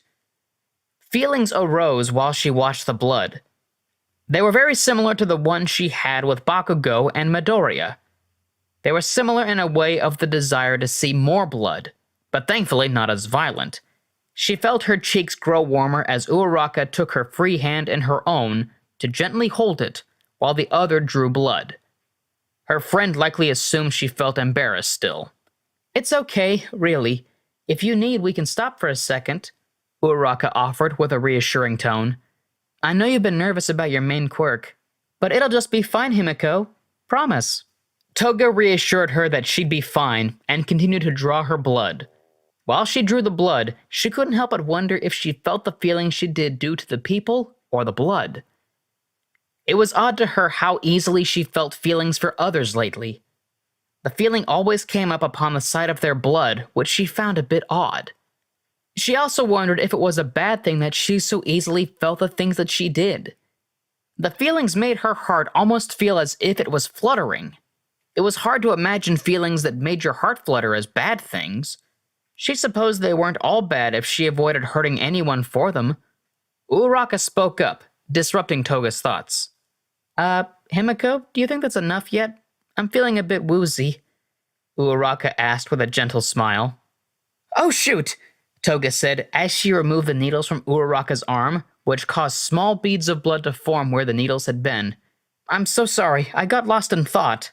Whatever her feelings truly were, Toga knew that she should try to avoid thinking too much about them when she was working directly with blood. Uraraka reassured Toga that it was alright when Toga apologized a few more times for good measure. Toga helped Uraraka up and they went to Aizawa's classroom. Given Uraraka was a bit weak in the knees after her internship training, followed by the blood donation, Toga insisted on helping her home. Uraraka agreed, but mostly so they could hang out a bit longer. As Toga changed, she couldn't help but stare at one of the many vials that was stored in her suit. She knew she needed to return the suit. She also knew it would likely be frowned upon for her to take a vial of blood home with her. "I can't take the vial back home. But maybe if I took the blood out?" She whispered the thought out loud. She bit her bottom lip while she debated. An internal voice whispered thoughts of encouragement to her. The voice was of the desire she had been trying to repress. She knew it was wrong to listen to it, but the draw of the blood was enough for her to do as it asked. She snuck off from the changing room to make her way to a vending machine. She bought herself a bottle of water, then a candy bar. She figured her friend would need the sugar after all the blood she drew. Toga then made her way back to the changing room after emptying the bottle. Once she returned, she filled the bottle with some of the blood. She looked down to the bottle, pleased with herself. Though after a moment, she realized how odd it would be if she was caught walking around with a bottle filled with blood. Her eyes shifted to the jacket she wore with her school uniform. Her face lit up as she came up with an idea. She took her jacket off and wrapped the bottle in it. She then held it as if it was just a bunched-up jacket, then rushed to return the costume. Once she was back in the room, Toga saw Uraraka asleep at one of the desks. She couldn't help but smile at her. Uraraka did have a bit of a cute sleeping face. Toga regained her focus once more, then rushed to put her jacket in her backpack with the rest of her belongings. She woke up Uraraka and offered her the candy bar, along with teasing of offering to carry her home. Uraraka laughed at the offer with a no, but took the candy bar. Toga helped Uraraka home before she went home herself. That night, she asked her mother while they ate if it was a bad thing to like several people at once. Her mother laughed and told her it was normal, though her mother followed up with a threat at grounding her if she caught Toga cheating on anyone she may date in the future. Toga reassured her mother that she would never do such a thing. After dinner, Toga took the bottle out while she was alone in her room. She eyed the blood with a bright blush. The inner desire to drink it filled her entire being. To stop herself from drinking any of it, Toga told herself she would just end up spilling it everywhere. It was a silly reason, but the only one she could come up with at the moment to fight the feeling back. Even her shame about having the blood to begin with seemed absent at the moment. She hid the bottle in her closet, then forced herself to leave her room. She had heard her mother watching TV in the other room, so she decided to join her as a distraction. Toga sat with her until her mother decided to go to bed with her father after she grabbed a glass of water. "Hun, you know you're just going to spill that all over the bed at night again," her father grumbled out. "Don't worry." Her mother waved Toga's father off playfully. "I'll use a straw this time." Toga paused and looked over at her mother as she grabbed a straw for her glass of water. Toga's eyes trained on the straw as it submerged itself into the water. Her mother reminded her not to stay up too late as she left. "Don't worry, Mom. I was about to go to bed anyway," Toga replied, still distracted by the straw. Within that single moment, her reasoning was destroyed. Once Toga heard the door click, she felt a haze wash over her very being. She got up and walked to the kitchen. Her eyes never moved away from the straw holder, as if it would flee from her sight the moment she glanced away. Her hand rose and moved slowly towards the straws. Her fingertips slowly pressed into the bundle and shifted to grab a single straw. Suddenly, the fridge door closed behind her, which caused the young girl to let out a startled eep. Her father jumped at her sudden reaction and held his chest. "You can't scare me like that, Himiko," he said firmly. His other hand held a can of Coke that he had likely forgotten to grab before he left for bed. Toga blushed hard, then bowed her head in apology. Before he could say anything else, she rushed off like a child caught with her hand in the cookie jar. She fled to her room quickly and closed the door behind her just as fast. She could hear her father as he muttered to himself. The sound of the TV switched off, followed by the closing of her parents' bedroom door. Toga sighed with a droop of her head as she finally relaxed. After a moment, she smacked her cheeks for acting as stupidly as she had. Once she finished gathering herself from what she thought was a crazy close call, she crawled into bed and went to sleep. The rest of the week, Toga did her best to keep her calm when it came to the blood she hid in her closet. When she was at the gym, she taught Shinzo more moves that she knew how to do thanks to Vlad King. Every so often, the two would spar to allow him to practice the moves. During this, she would also practice fighting while she was using her quirk. Each time, she used some of Uraraka's blood to turn into her. Her friend's body type was a bit different from her own, but thankfully not by much. It provided a challenge to her due to the differences that were present in their body types, though not too great of one. Toga even found it was quite a bit of fun to walk around as her friend. Whenever she struggled to keep her mind off the blood she kept hidden in her room, Toga would look up fan forums about Stain. The man had intrigued her more after she heard what his quirk was off the news. The information she found on him on the forums, alongside how many others viewed him, also piqued her interest. Likely this wasn't a good thing that a known killer had intrigued her so much, but she was just grateful it kept her mind off the blood in her closet. After the week was over, she felt much better about her quirk. She even ran into Vlad King on her way out of the school one day.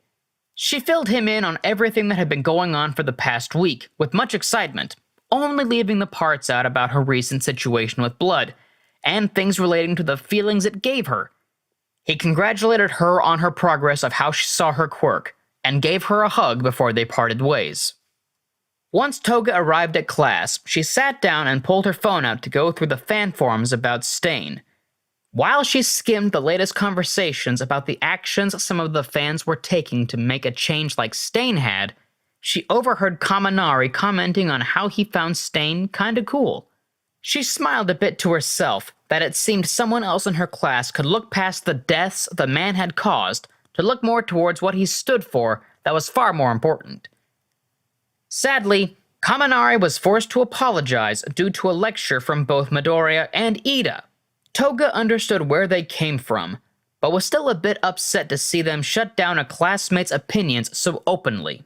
Instead of speaking up, she chose to go back to reading the forum posts.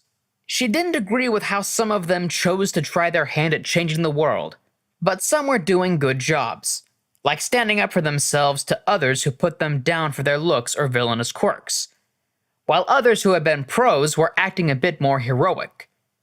The pros in question were more lower rank ones, as well as low in numbers. Despite this, it was still a great change to see. Ida started to instruct everyone to stop talking and take their seats due to how soon class was about to start. Since she was already in her seat, she chose to keep scrolling on her phone until their teacher would arrive. She looked up at the sound of Ida's marching coming up from behind her. "Toga, you should put your phone away before class." Ida's words halted when he spotted the site she was on. Toga turned off her phone's screen and tucked it away as their eyes met. He did bad things, but what he stands for is far more important than just to ignore it, Toga whispered. Ida looked as though he wasn't certain on how to respond. He didn't have much time to think about it before Aizawa arrived to guide the students out of the room to take a practice race test to see how far they came due to their internships. Ida pushed his questions aside and marched to the front of the class to guide them to the changing rooms. As the races went on, Aizawa seemed a bit quiet towards Toga when she didn't show much improvement. She had focused more on helping Shinzo as well as growing more comfortable with her own quirk, so she wasn't that surprised she hadn't gotten much better. She felt a little bad about possibly letting down Aizawa's expectations.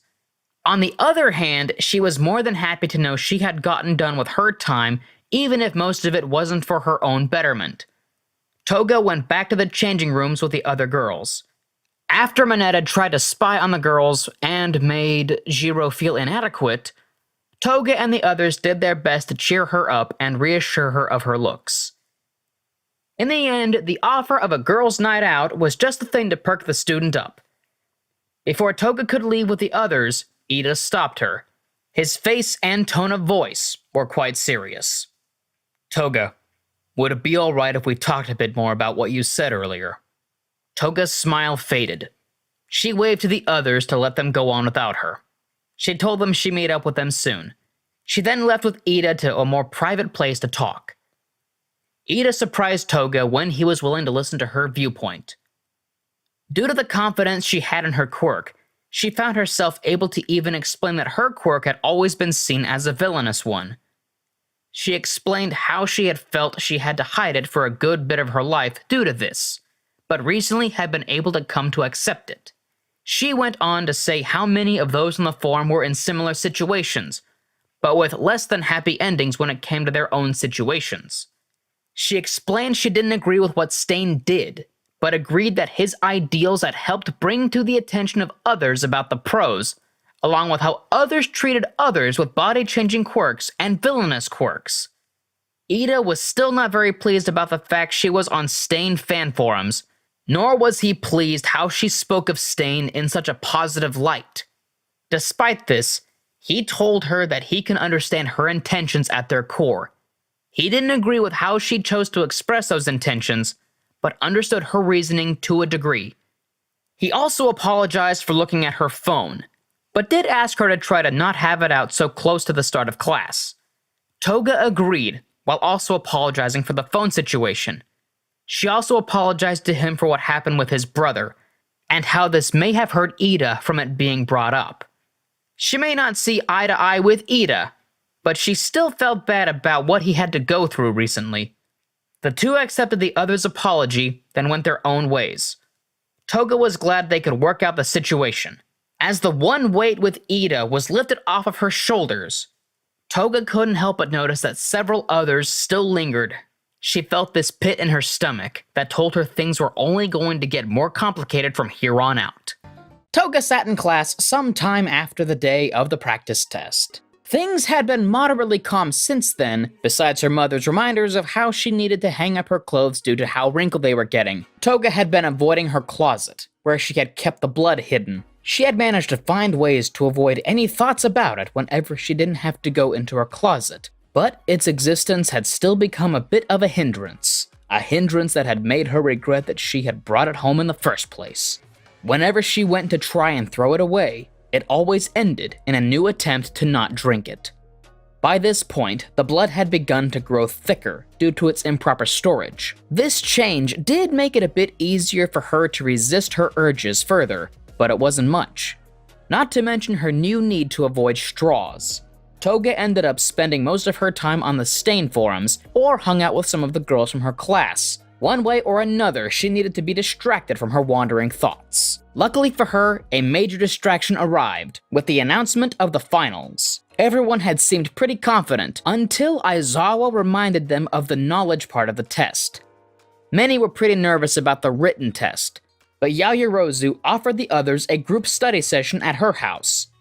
She even asked Toga if she wished to join. Toga glanced from her to Uraraka, who seemed to have joined Midoriya and Ida to form their own group. She thought about joining them to hang out with Midoriya again, since they'd been apart for a while, but also to study with her best friend. But Toga's eyes locked with Bakugo's, who looked off the moment their eyes met. It seemed he was all by himself again. Toga politely told Yaoyorozu thank you for her offer, but that she had other plans. Yaoyorozu understood and left her to it. As Toga stood up to go to Bakugo, the lunch bell rang. She left with the class to the cafeteria where she got her food, then sat down at Bakugo's table across from him. "What do you think you're doing, freak?" he muttered in an annoyed fashion. "Bothering you, duh," she teased with a smirk. "I figured you missed yelling at me." "Whatever," Bakugo muttered as he looked away with a scowl. Toga mildly pouted. It seemed the boy still was acting weird around her after their fight. She supposed this at least meant she'd be able to get 5 words in while they talked.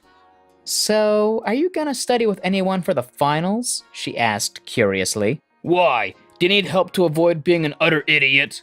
Actually, I figured you may get lonely, but I can pretend I'm hopeless without you if that's what you want, she simply replied. Toga did need some help with studying, since it wasn't her strong suit, but it wasn't like she would be hopeless without the boy. Bakugo gazed over her for a moment. He took a few bites of his food, then grumbled under his breath. I'm not lonely, freak. I will help you, though, since you clearly need it, he huffed out. Meet me at the school gates after school. We'll go to my place to study. Just don't be weird about it. Got it? You got it. She ate some more of her food. I am a bit surprised, though. About what? He asked with a raised brow.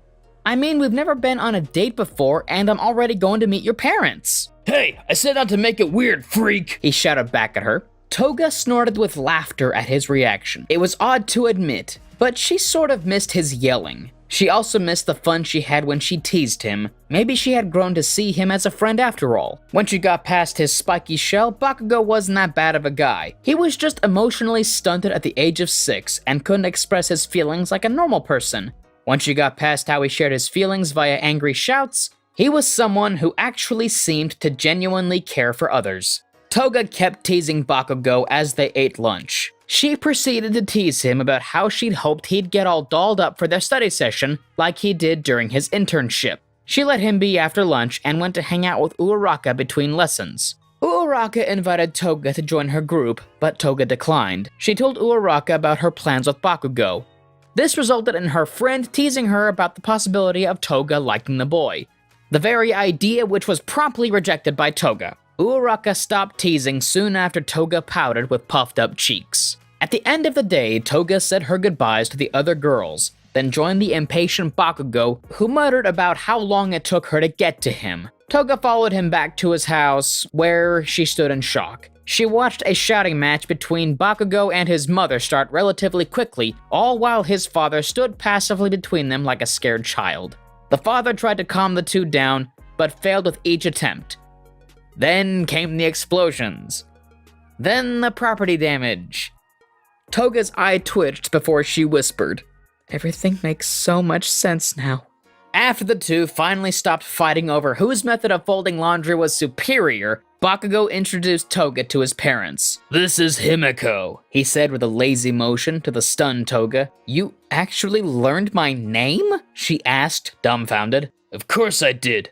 Freak, Bakugo grunted. His reply seemed to trigger another mini-fight between him and his mother, who was upset about how her son had addressed Toga with an insult. While they fought, his father introduced himself. He stated he was pleased to meet her, and informed her that Bakugo talked about her often ever since the tournament happened. Bakugo's father didn't clarify how his son talked about her though, be it good or bad. After the second shouting match ended, Bakugo explained that Toga was there to study, and would be coming over for the rest of the week to do so. After his mother insisted she stay for dinner, Bakugo led Toga over to the living room. On the way there, Toga texted her mother to tell her she'd be at a friend's house for dinner. As the two began to study, Toga was surprised at how intelligent Bakugo was. He even helped her with a few subjects she didn't understand. She brought up how surprised she was before she told him about the issue she was having with the betterment of her quirk. As they made their way to the table to eat dinner with his parents, Bakugo shook his head while he spoke.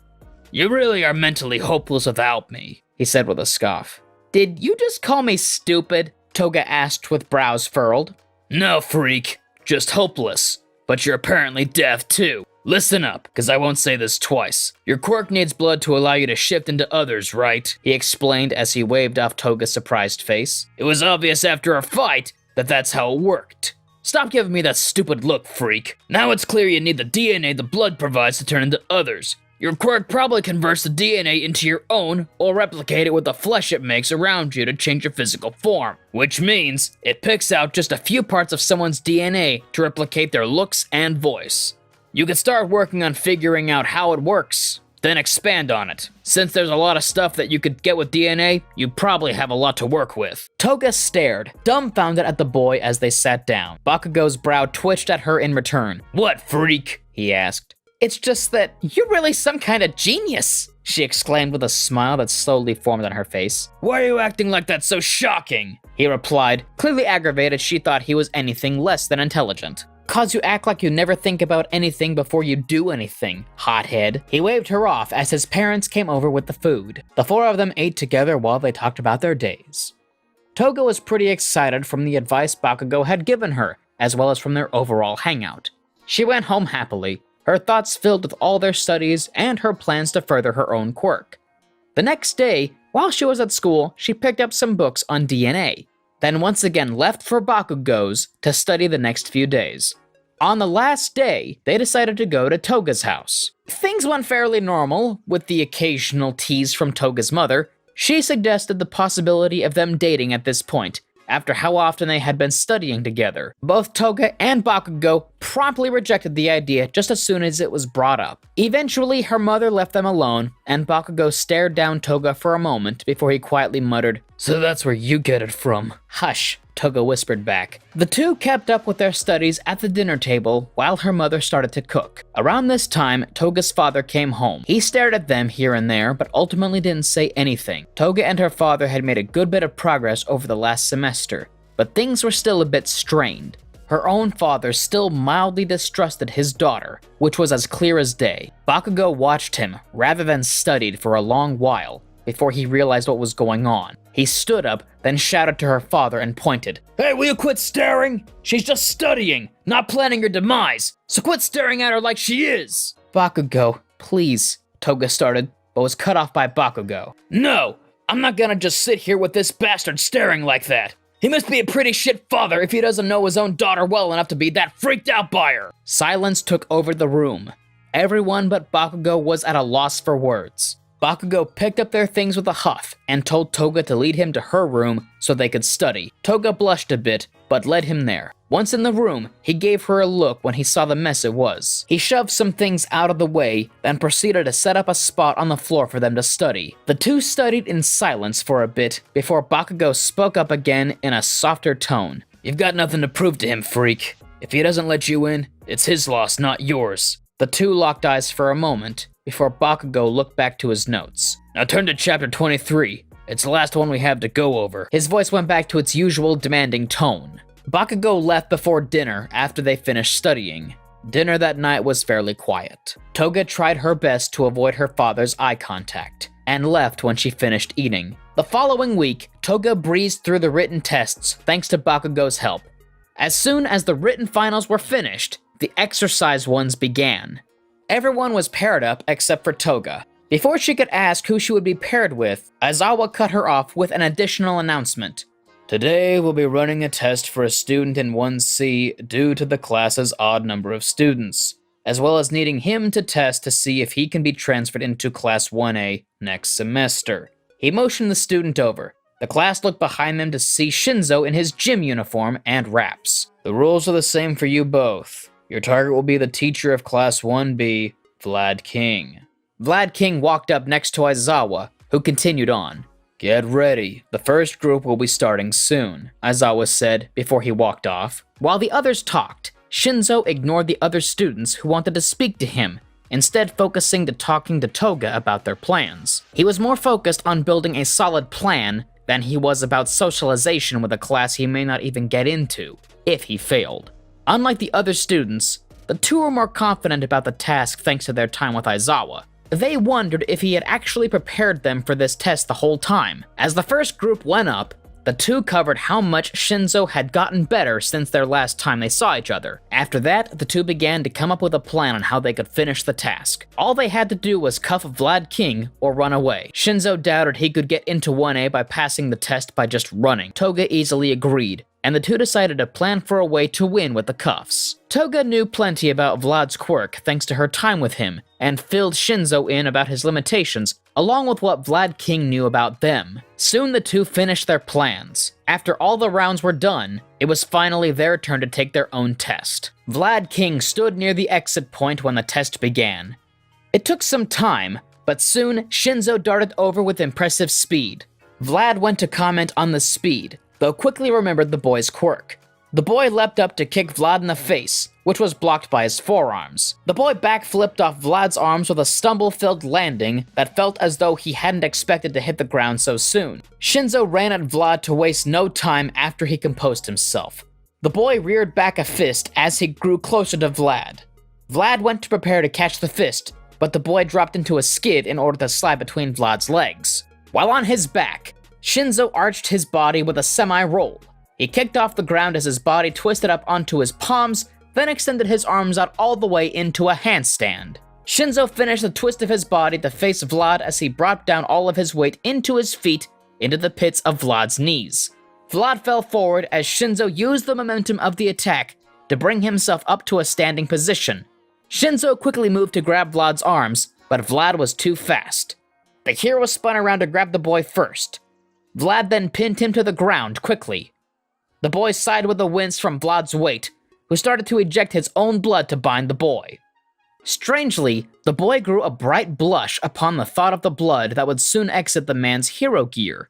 You know, I tried to warn you the height difference may throw me off, but I guess you were right about it not being too drastic that it'd be a big issue. The boy's voice altered to that of Toga's as the flesh of his body melted away to reveal Toga underneath. Vlad's eyes went wide. His eyes shot down to realize the lack of wraps around the girl's neck. He had been more focused on the attack to notice the very weapon Shinzo would have been using. Before he could fully react, Shinzo's wraps shot around him quickly to bind the hero. You're resourceful, but you don't give yourself enough credit. I figured you'd figure something out. The real Shinzo called out as he swung in from another end of the wraps, wearing nothing but his boxers. The boy skidded across the ground towards the hero and cuffed Vlad quickly. Once the match was declared over, he helped Vlad out of the wraps. Toga rubbed her arms where she was pinned. Shinzo explained how despite his training, he still hadn't had enough time to perfect how to fight up close as well as Toga. However, Shinzo did figure out that Vlad would think otherwise after he and Toga caught up. Originally, he planned to go in with Toga to fight together, but if Vlad knew he was around, he'd know to expect his attacks too. They had considered Toga moving in while she was invisible to use the wraps, but since she didn't know how to use them correctly, that too would likely result in failure. In addition to that, Shinzo definitely wouldn't have been able to distract Vlad on his own long enough to give her an opening to even try. Given all this, they both figured if Toga went in to distract him as Shinzo and keep him on the defensive to not notice the lack of wraps, Vlad would not expect a surprise attack by the wraps. The plan mostly relied on the hopes that Vlad would be too distracted to react. Thankfully, it worked. Aizawa agreed that their plan relied a bit too much on the right possibilities of hopes working in their favor. He also agreed that their use of knowledge about their opponent's strengths, what they already knew and what would expect, alongside their own weak points, was still great thinking on their parts for making a plan. Aizawa declared that Toga had passed, and Shinzo did well enough to join 1A. Toga smiled brightly at Shinzo and gave him a thumbs up. Congrats, Shinzo! I knew you could do it, Toga excitedly said. Thanks.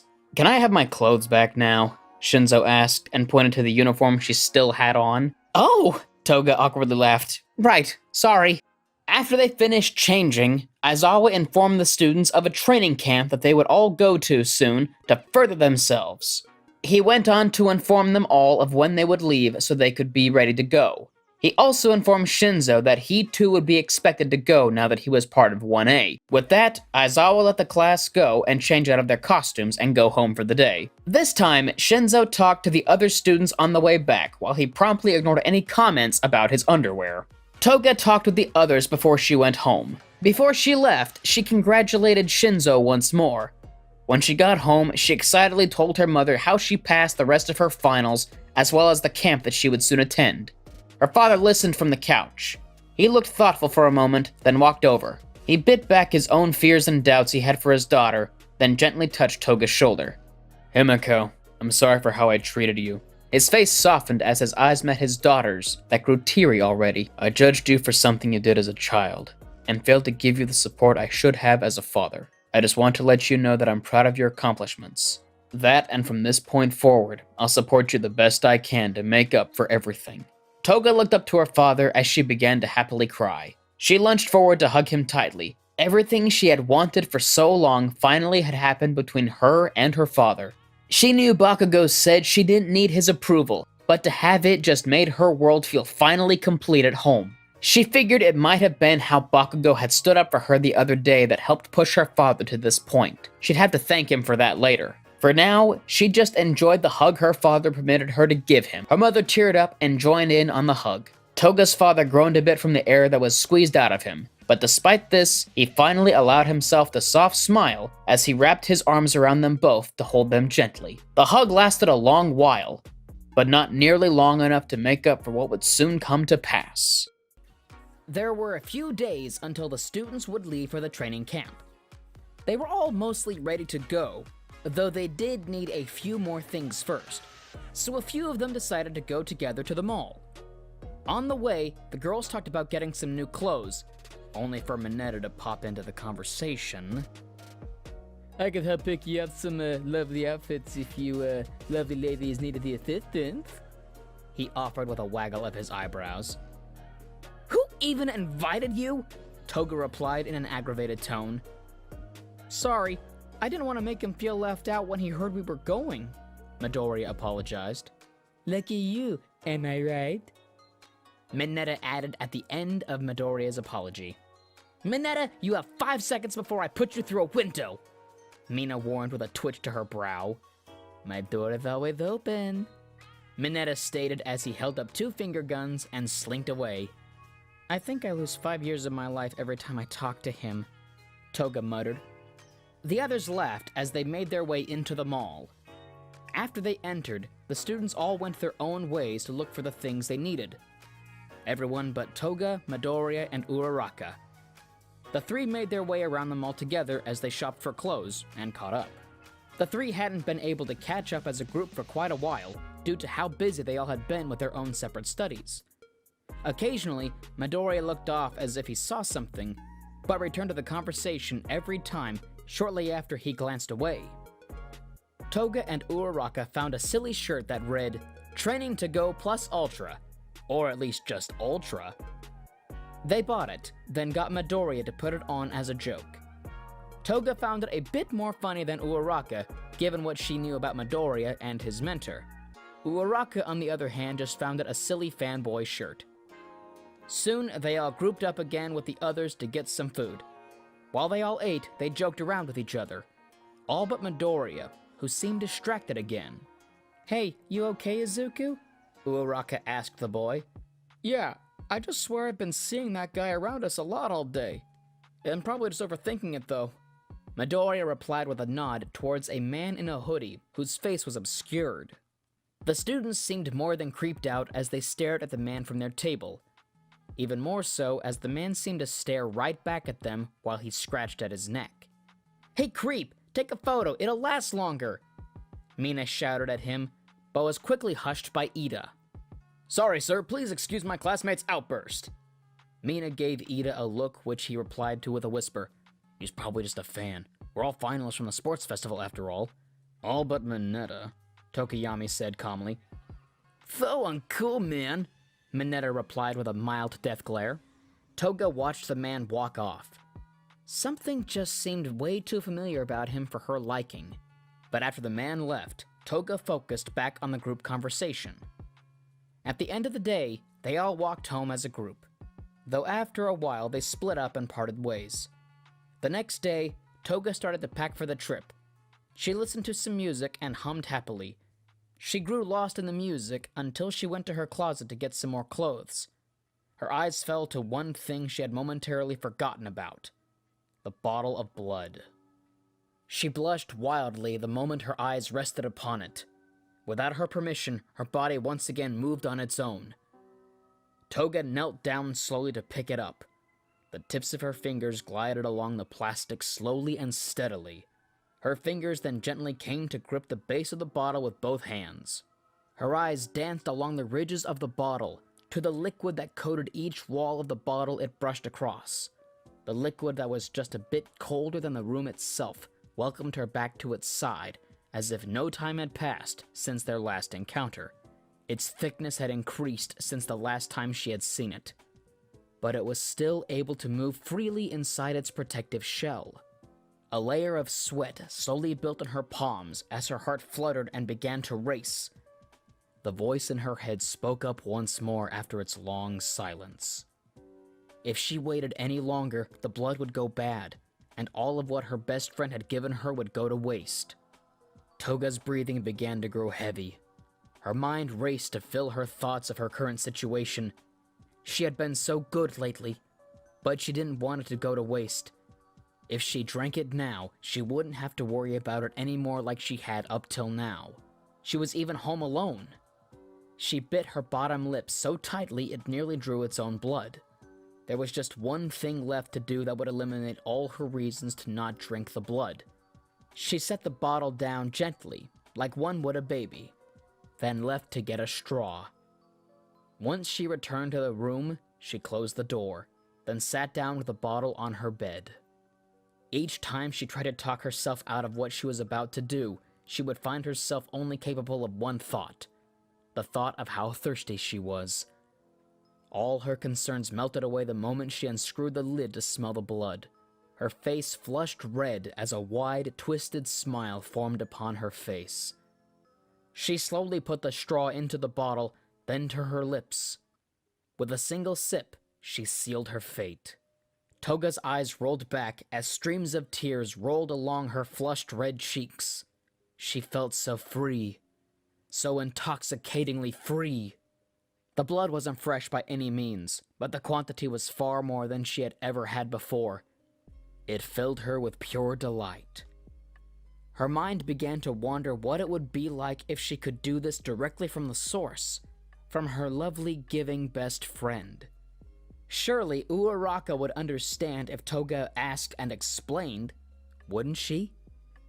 She had agreed once before to give Toga her blood. She had even held her hand while she did it. What would be so different if it was just more direct? Toga wondered how she could have ever lived up until now without knowing this feeling.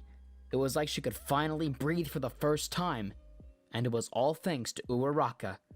She loved Uraraka for what she had given her. All her worries, nervousness, and concerns on how others saw her just seemed to wash away with each gulp of the blood she took in. In their place came the feeling of warmth, joy, excitement, comfort, and love. As the blood ran out, she withdrew the straw to lick it clean. Her hazed eyes shifted to her phone next to her when its ringtone went off. Uraraka was calling her. It was as if she knew Toga needed her. Toga couldn't help but smile a wicked smile as she held her cheek with one hand and picked up the phone with the other. "Hey, a bunch of us girls are going to the school's pool to play some beach ball. Wanna come?" Uraraka happily asked. "I'd love to," Toga replied in a gleeful tone. "Sweet. We're about a minute away from your house. We'll be waiting outside for you, okay?" Uraraka explained as her warm smile could be easily heard through her voice alone. "Yeah, of course. See you soon," Toga replied, then hopped up from her bed. "Bye," Uraraka replied happily. "Love you, bye." Before her friend could register her friend's final reply, the call ended as Toga giggled. Toga jumped around her room in delight. Already, she would be able to hang out with her best friend. Normally, she'd feel guilty about seeing her so soon after what she had just done, but right now, she felt none of that. In fact, the more she thought about it, the closer she felt she was with her friend. It was as though the blood itself gave her some form of high that left her only with positive emotions, alongside strong confidence in herself. Toga left her room to take care of the bottle. She buried it under some of the trash in the kitchen after it was washed out, to avoid the smell from spreading. Despite how much she enjoyed the smell, she could still think clearly enough to know she needed to hide it from her parents. She donned her bathing suit and a pair of sandals. Toga then slipped on something to go over the top of her bathing suit, as well as grabbing a towel before she left. Once outside, she saw the other girls, who waved happily to her. Uraraka seemed a bit confused, but waved nonetheless. Toga, with a bright smile, ran over to meet the other girls. She linked arms with Uraraka as the others laughed a bit about how cheery she was. Toga just explained it as having a good day. As they walked, Toga stared at Uraraka passively. Uraraka looked over to her a few times when she noticed. "Hey, Uraraka stopped herself from asking about the love comment from before. She didn't want to make her friend feel bad.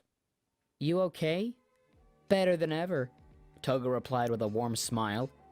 You look super cute today, by the way. Thanks. So do you, Uraraka replied a bit awkwardly. With the returned compliment, Toga hugged her arm a bit more as they walked. The girls soon arrived at the school. Once there, they set up their things to play.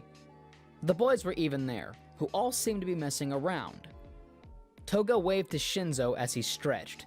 She was glad to see him starting to bond with his new class. When she saw Bakugo, she told the girl she'd be back in a moment, then raced over to him with a beaming smile. Hey, I think what you said to my dad really helped him come around, so I just wanted to say thanks for standing up for me, Toga exclaimed happily. I just said what the moron needed to hear, he explained. Well, I gotta head back over to hang with the girls. You have fun too, okay? Toga said with a giggle. She turned to leave, but paused when Bakugo grabbed her by the arm, just tight enough to get her attention. Toga looked back at him, confused. His brow and lips turned to a frown as he reached over to place a hand on her forehead. You okay, freak? The other day you wouldn't say a damn thing about what I said to your father. If anything, you avoided the subject. And now you're just giggling like an idiot about it, he asked firmly. I'm fine, just in a good mood is all, she explained happily to him as she gently removed his hand. So don't worry about it, cutie. Toga then happily ran off to join the girls. Bakugo's eyes grew wide for just a moment before they grew a suspicious stare. She hadn't called him cutie since their match. Before he could think much more on the subject, the other boys hollered over to him to hurry up so they could have their race. He then shouted back at them to shut up as he joined them. At the end of the day, Toga left with the girls while waving to the boys. The girls all soon parted ways, except for Uraraka, who chose to walk Toga home. On their way back, Uraraka looked to Toga before she finally spoke up. Hey, Toga? She asked in a nervous tone. Yeah, Uraraka? Toga asked with a twirl to walk backwards so she could better see her friend. Earlier today, when you said goodbye, you'd never said love you before you hung up before. Sorry if I'm reading too much into it or anything, but what exactly did you mean? She asked carefully to not upset or make her friend feel bad. That I love you, duh. Toga offered with a shrug and smile. Uraraka came to a stop and gave Toga an uncertain look. Toga stopped as well, then tilted her head to one side. What is it? Toga asked, confused. What do you mean by love, Himiko? Uraraka asked quietly. Toga grinned widely. She walked up to Uraraka, who slightly shifted back upon Toga's hand, gently grabbing her shoulders. Toga beamed with a blush and smile that felt slightly off. She leaned in close to Uraraka, who blushed at someone coming so close to her. The blood that rushed to her cheeks reminded Toga of the girl's blood, how it felt to drink it, and its taste. She locked eyes with Uraraka, who seemed mildly startled by the look in her friend's eye. It was almost predatory. That I love you. I think I always had, but only recently realized fully how much I do. Toga leaned in closer with a twisted smile and whispered, You, Midoriya, and Bakugo, I think I really do love you all. But you've always been there for me. You've freed me of something I never knew I needed to fully break free from. Bakugo helped me a lot too, so it's hard to tell who I love more between you two. But I don't think it fully matters, you know? Not yet, at least. Himiko, Uraraka blushed brighter as Toga's lips grew closer to her own, that they nearly touched. I think I need you to back up a bit, okay? I don't want to make you feel bad, but I don't know how I feel about all of this yet. It's okay. Toga pulled away from her. I can wait. After all, we'll be best friends no matter what, right? Uraraka finally took in a breath, as if she had been holding it for the entire time. With the weight on her shoulders finally lifted, Uraraka smiled softly to Toga. She was glad Toga understood and wasn't upset with her. Of course. I was worried you'd get upset about me asking for some time to think, Uraraka admitted as they began to walk again. Of course I wouldn't. I mean, it's not like you insulted me when you did. That, and you've always been so understanding to me. It'd be bad if I wasn't the same to you, Toga replied with a giggle. The two walked to Toga's house, where they parted ways. Toga stopped at her door to look back at Uraraka, while her friend walked away. She was slowly starting to come down from the high of the blood. It was just enough for her to feel slightly bad about what she wanted to do now. She so badly wanted to bite Uraraka to show her just how much she had come to love her. The next day, Toga said goodbye to her parents before she left for the bus. Toga happily raced her way there with a brightly lit smile. She had calmed down quite a bit from yesterday, but she just couldn't shake the free feeling she still had. Honestly, she knew that she should feel worse about everything from the day before, but she couldn't fully bring herself to feel any further guilt. This didn't mean she didn't have some semblance of regret, however. She mostly just felt bad about how she made Uraraka feel uncomfortable. Upon arriving, she spotted Uraraka. Toga almost immediately blushed upon the sight of her friend. She hurried over to help Uraraka with her bag. After Toga helped, she apologized for the day before. Uraraka reassured her that it was okay and forgave her. It seemed as though the two were mostly back to the way they were before the entire situation Toga had caused the other day. She wished she could be more like Uraraka, given how her friend was always so willing to move past things. Not to mention the girl just made everyone feel better all the time. As Toga put her things into the bus, she caught Bakugo staring at her. The girl decided to make a teasingly moody face back at him like he'd made towards her. The boy huffed and looked away from her. On the bus, Toga and the others all chatted. Shinzo explained to the others about his time with Toga and Aizawa. Aizawa eyed Toga the moment Shinzo began to explain how Toga had spent most of her time teaching him how to fight. The other students asked him plenty about the training while Aizawa let off a slight, silent laugh. He looked back out the window, amused with the realization as to why Toga hadn't gotten significantly better after her internship compared to usual. The students continued to socialize before they all ended up falling asleep. Around 9 a.m. the next day, the bus came to a sudden stop. Most of the students fell from their seats. Uraraka nearly fell as well from where she laid, but was stopped by Toga. The girl instinctively held Uraraka tighter with one arm, while the other pressed against the seat in front of them to brace them for the sudden stop. The two slowly looked at each other upon the realization of their positions.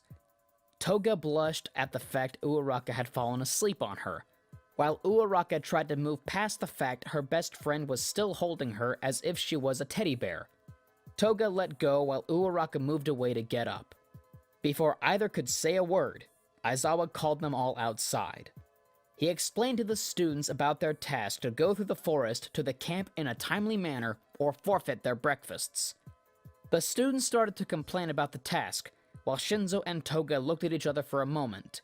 Toga smirked, while Shinzo let out a ch sound. Toga, I thought you said your class did stuff like this all the time. If they can't handle such a warm-up, I'll start to think you were lying, he said flatly. What did you say, loser? Bakugo shouted from the back. He said this should be easy for us, Toga shouted back. Whatever, Bakugo grumbled out after a moment's pause.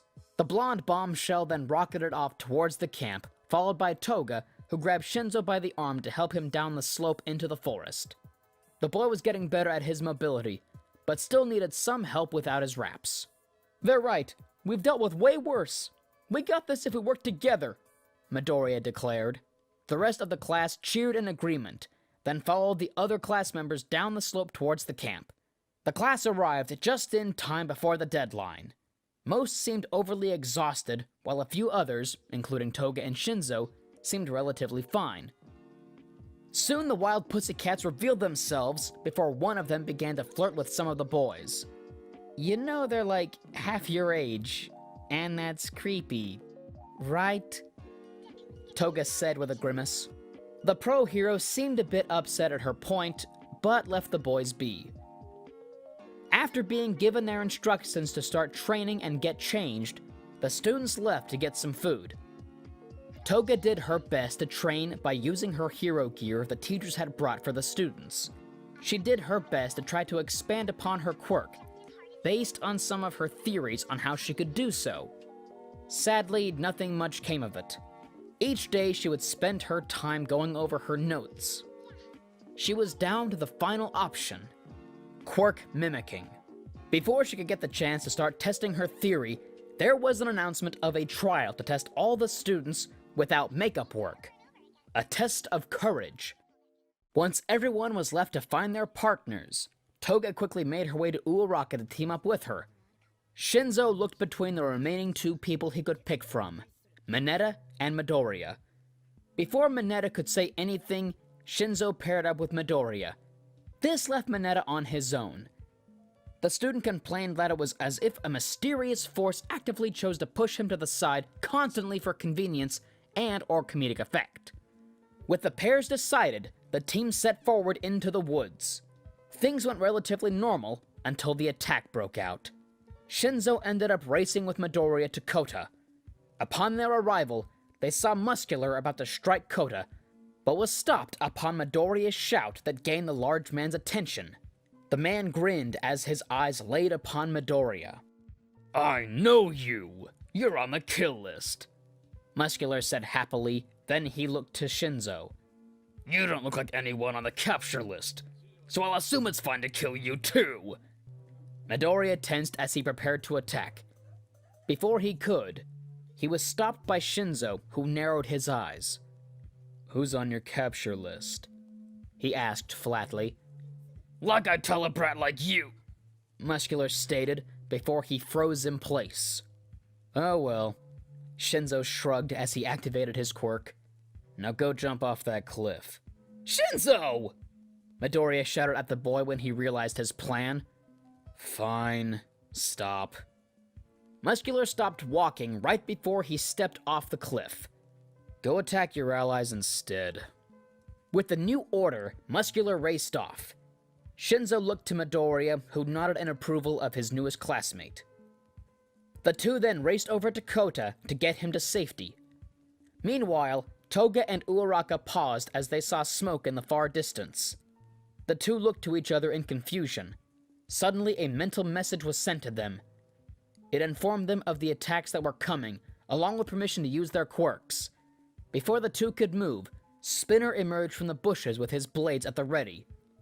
Both Toga and Uraraka moved into a ready stance. Spinner held up his hand to halt their movement before he spoke. Look, I won't hurt either of you on one condition. Spinner pointed at Toga. You come with me. I'd rather not have to attack either of you, given it would be against Stain's will to attack kids like you without reason. Wait.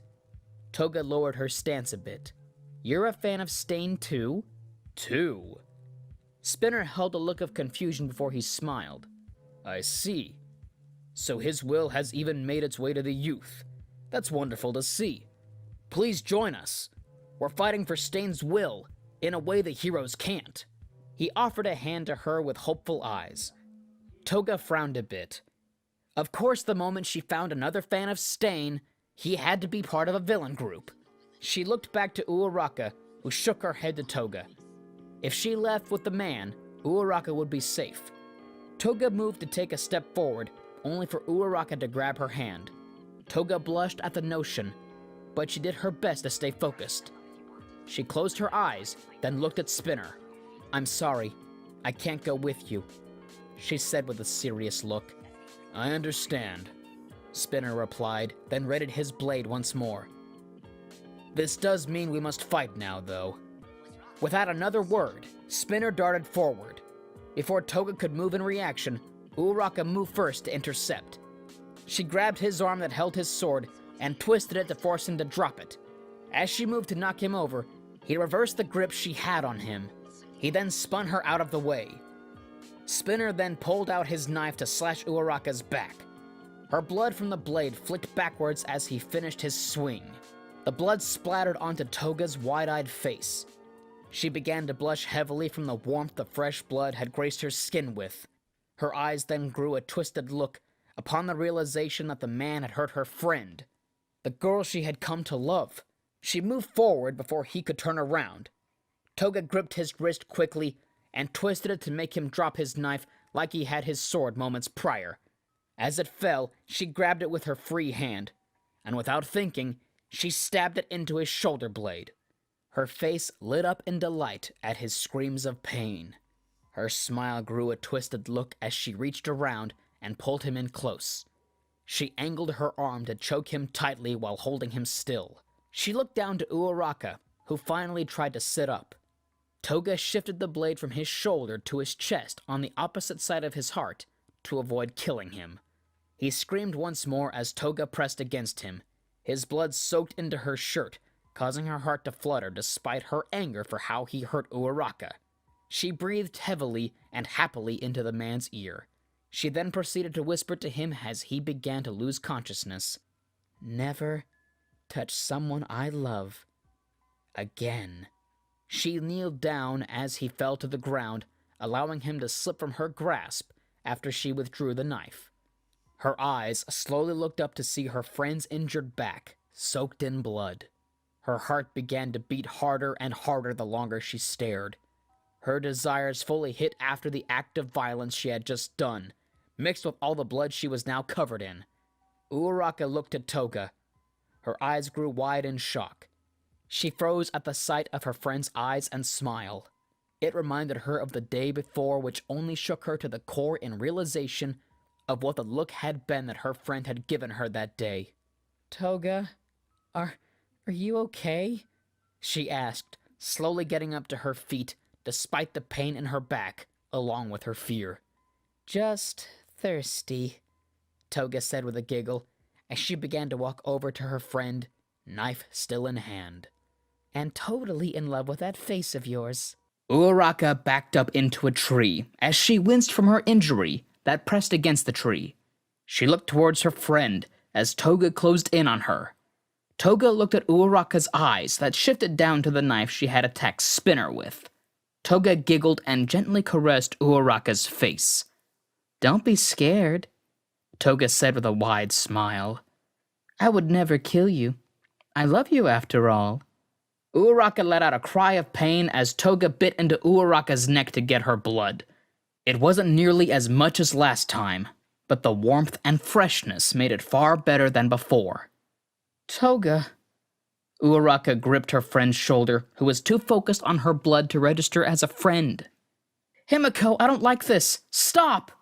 Uraraka didn't wish to hurt her friend, but if she knew Toga didn't stop on her own, she would have to force her off. Toga finally snapped back to reality upon her friend's shout. Toga pulled away and took several steps back to give her some distance from the blood, and allow herself the chance to focus. She slowly looked up to see Uraraka once more. Her fingers tightly gripped the handle of the blade the moment she saw her friend's face. It was full of fear, and with 2 small streams of tears. Despite the blood high, Toga was filled with guilt over hurting her friend. "Ochako," Toga could feel a tear roll down her face as she covered her mouth with her free hand. I didn't mean to." Uraraka's face gained a hint of realization upon the memories of similar experiences. The first day of school with Midoriya, Toga's reaction had become a point of interest. How she acted in her fight with Bakugo, and when she found Toga in the hallway after Midoriya's match with Todoroki. Toga had been facing the way towards the infirmary where Midoriya would have been sent. She had the same look on her face that day, which meant Toga had likely been trying to stop herself from hurting Midoriya. So many memories came back that made just so much sense now to Uraraka. It had always been small instances until they had started UA. The greater incidences had happened when Toga had started working directly with her main quirk. Uraraka's eyes then grew wide. The day at the pool, Toga had acted odd that day too. Uraraka feared for her friend the more she thought about it. They had been constantly working on their quirks recently as well. Uraraka could only imagine how badly this had all been a strain on her friend. This also explained why Toga was so set on proving her father wrong, along with why her father had been so afraid of Toga in the first place. Before either could speak, A man's voice called out. Hey, Spinner! That scream better have been you getting that Toga girl, cause we're running out of time. No, we got plenty of time! Twice called out over as he rushed into the clearing. Whoa, boring. He looked at the scene before him, then more directly to Toga, who never broke her eye contact with Uraraka. Uraraka shifted the best she could to a defensive stance when she saw the new arrival. So, any chance you'd come with me willingly? He asked as a mild joke, slowly inching towards Spinner to pick him up. Toga finally closed her eyes and loosened her grip on the knife she still held. She nodded softly at the man's question. Well, that was easy. No, it wasn't! Twice replied in surprise. As the man picked up his friend, Uraraka shifted towards Toga with wide, pleading eyes. She reached weakly out to Toga, who looked back at her friend with teary eyes. Toga, it's not too late. Please. Uraraka pleaded as Toga slowly walked back over to Uraraka. You can go to quirk therapy. Things don't have to be this way. You don't belong with them. Toga gently grabbed Uraraka's hand. Uraraka smiled weakly for a moment, only for it to slowly fade away at Toga's sad expression. I could breathe for the first time a few days ago. I felt so free. My fears and uncertainties were gone. I felt like I could be who I am for the first time without fear. If I stay, I would be suffocating myself all over again. Toga glanced to where she had hurt Uraraka, then back into her friend's eyes. I don't belong here. Heroes don't hurt their friends, Ochako. Uraraka started to shake her head, but before she could speak, Toga cut in. But at least I know one thing. My feelings of love may have been swayed with blood, but they're still real. Please don't follow me. With a single strike to Uraraka's head, Toga knocked her out. Toga gently laid her down in the grass with a kiss to her forehead. She then wrapped up Uraraka's neck with her handkerchief. She then stood up and looked to Twice. Let's go. She wiped tears from her face and followed him away. Meanwhile, back with the other students, Bakugo fell backwards, narrowly avoiding a touch from Mr. Compress. Suddenly, Muscular raced over from the forest to strike his ally. Mr. Compress fell to the ground and was out cold. Bakugo watched with the other students as they stared dumbfounded at the large man who raced over to attack Moonfish. As the fight began, Midoriya and Shinzo arrived on the scene. Bakugo, Todoroki, come on, let's go while they're distracted, Midoriya pleaded as he raced over. I ain't running, nerd, Bakugo shouted back. Neither will I. They still have Tokiyami, Todoroki said calmly before he darted towards the knocked-out Mr. Compress. Midoriya then shouted at Bakugo as he raced into the heat of the battle between Moonfish and Muscular. Midoriya focused himself before he raced over to join the fight as well. Shinzo sighed before he raced over to help Todoroki. I swear, the longer I spend with your class, the more I realize how stupid you all surprisingly are, Shinzo muttered. Todoroki refused to comment on the matter. Instead, he explained what the villain had done to Tokiyami.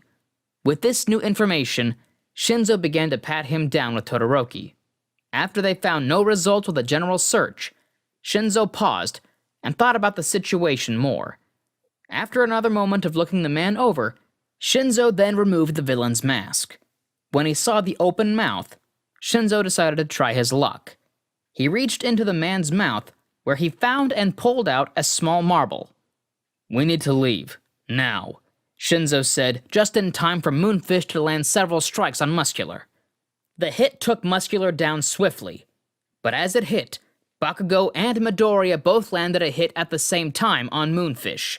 The villain was taken down just as swiftly as his ally. The students looked at each other as they regrouped, their eyes laid upon the marble that Shinzo held. After much debate, they decided to head back with Mr. Compress in tow to figure out how to free their classmate. With that, they raced off. Toga and Twice then emerged from the same bushes near the clearing once the others were gone. Twice didn't like allowing the kids to attack his allies, but given the situation and a quiet request to stay back from Toga, he agreed. He also seemed to love the idea at the same time, or at least said he did. He was hard to read. The two of them entered the clearing as Twice explained that this was supposed to be the evacuation point, as well as the fact they still had a few minutes before the portals would open. Toga gave an understanding nod while she avoided looking at Spinner. She then told Twice that he should try to wrap up the man's injuries with Spinner's scarf while they waited. Twice agreed and began to do so. He wanted to ask the girl for help, but he could figure out what her whole deal was. Given the fact she was still carrying around the knife, Twice decided not to ask her for help to tend to the blood-related injuries. As Twice worked, Toga's eyes shifted over the sound of shifting grass. Her eyes met a stunned Midoriya, who looked over her form that easily painted the picture of recent events. The look on his face was similar to Uraraka's. He didn't look at her like she was a friend, but as a monster that ate his friend. He tried to suppress the look, which he failed at horribly.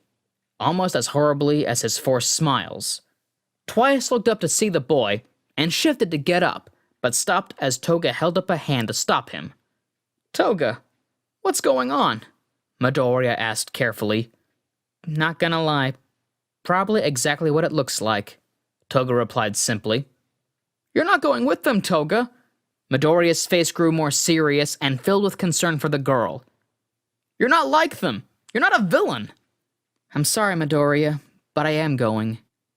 I'm not sure what I am at this point, though what I do know is that I'm not a hero. Not like you or the others," Toga simply replied. Midoriya took a few steps forward with a shake of his head. "I can't believe that, Toga. You're a good person. I don't care if you attacked a villain the way you did. You belong here with us," Midoriya said firmly.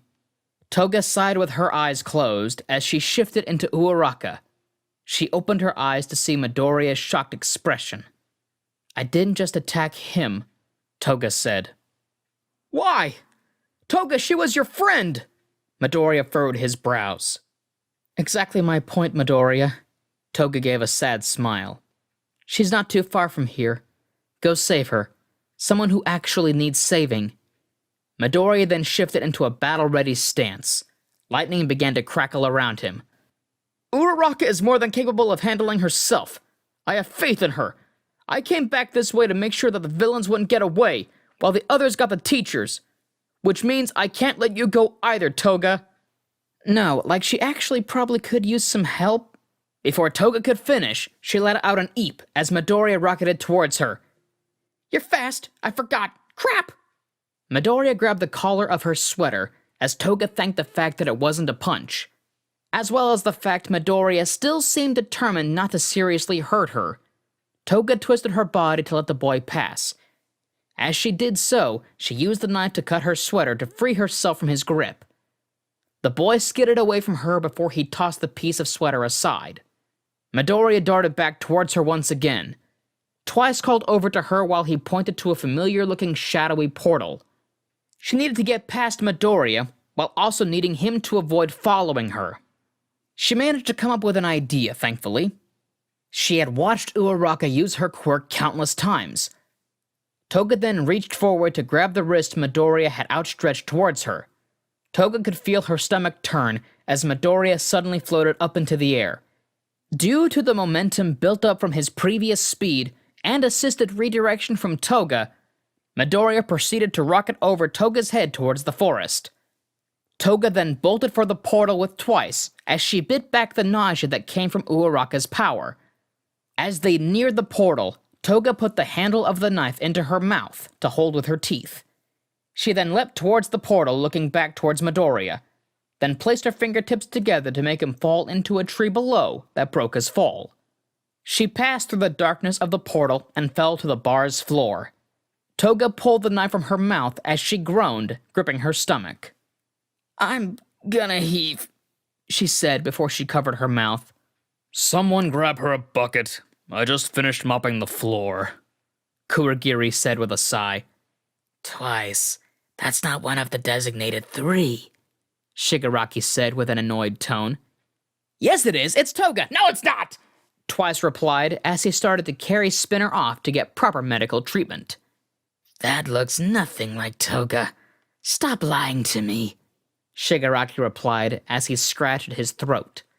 Magna brought over a bucket for Toga. Toga let the flesh finally fall off her form to reveal her true form. She then looked up to see who was before her. Her eyes grew wide upon the sight of the man. She remembered him well from the attack at USJ, as well as the mall, given his similar scratching mannerism. She gripped the knife in her hand tightly. Magna gently touched her hand to get her attention. Hi, you can call me Big Sis Mag. I'm gonna take this off you, okay? Magna informed the younger girl. Toga stared at her for a moment before she loosened her grip to allow the large woman to take the knife. No doubt that they wanted to avoid her lashing out with it. Toga let herself sigh as she stuck her head into the bucket. Of course, she ran off with the villains that happened to work for the guy who had attacked and stalked her friends. Okay, so maybe the others were sorta right that she didn't belong with these specific villains. The next day, Uraraka woke up in the hospital. She shot forward as she called out to her friend not to go. Midoriya gently gripped her arm to calm her down. The girl looked about the room filled with concerned friends and 2 of her teachers. But she failed to spot Toga. As she looked around the room, her eyes met Toga's mother, who was in the hallway, peeking in from the hospital room's window. Next to her was Toga's father, who also looked genuinely concerned for the news they were likely waiting on about their daughter. Then the question hit that crushed Uraraka's heart into a million pieces. What happened? Aizawa asked, straight to the point. Uraraka knew if she told the truth, everyone would see Toga as a traitor, a villain, and a potential murderer. By now she knew the struggle Toga had to prove that she was a good person to her father. If she told the truth, all that work would go down the drain. Her friend had stopped at her request, and managed to control herself. Uraraka knew that Toga likely was struggling with her quirk. Even if Toga had hurt her, she couldn't hold something her friend was actively trying to control against her. Toga was pretty upset that she had knocked out Uraraka as well. But the situation wasn't really the best one, so Toga had likely thought that this was the best plan of action.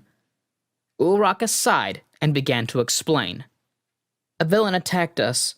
They tried to get Toga to go with them, but she refused to do so, so he attacked. I moved to intercept, but he got me in the back. Toga took him down the best she could. I let her bite me for my blood, in case she would need it for some reason. We were attacked again shortly after, and she left with them to keep me safe. I passed out before I could stop her, Uraraka explained with a frown. She must have needed your blood for your quirk, Bakugo stated simply, like it was clear. What? Uraraka asked, confused. Deku said she used your quirk to stop him from following her. She likely knew she could possibly use your quirk with your blood, he said flatly. Right. I knew she didn't attack you. She must have told me she did to get me to leave so no one else would get hurt, Midoriya said with a growing smile. Of course she did. She's not an idiot like you, Deku, Bakugo simply replied. After a further explanation of what happened after Uraraka passed out, Aizawa left to inform Toga's parents of what happened.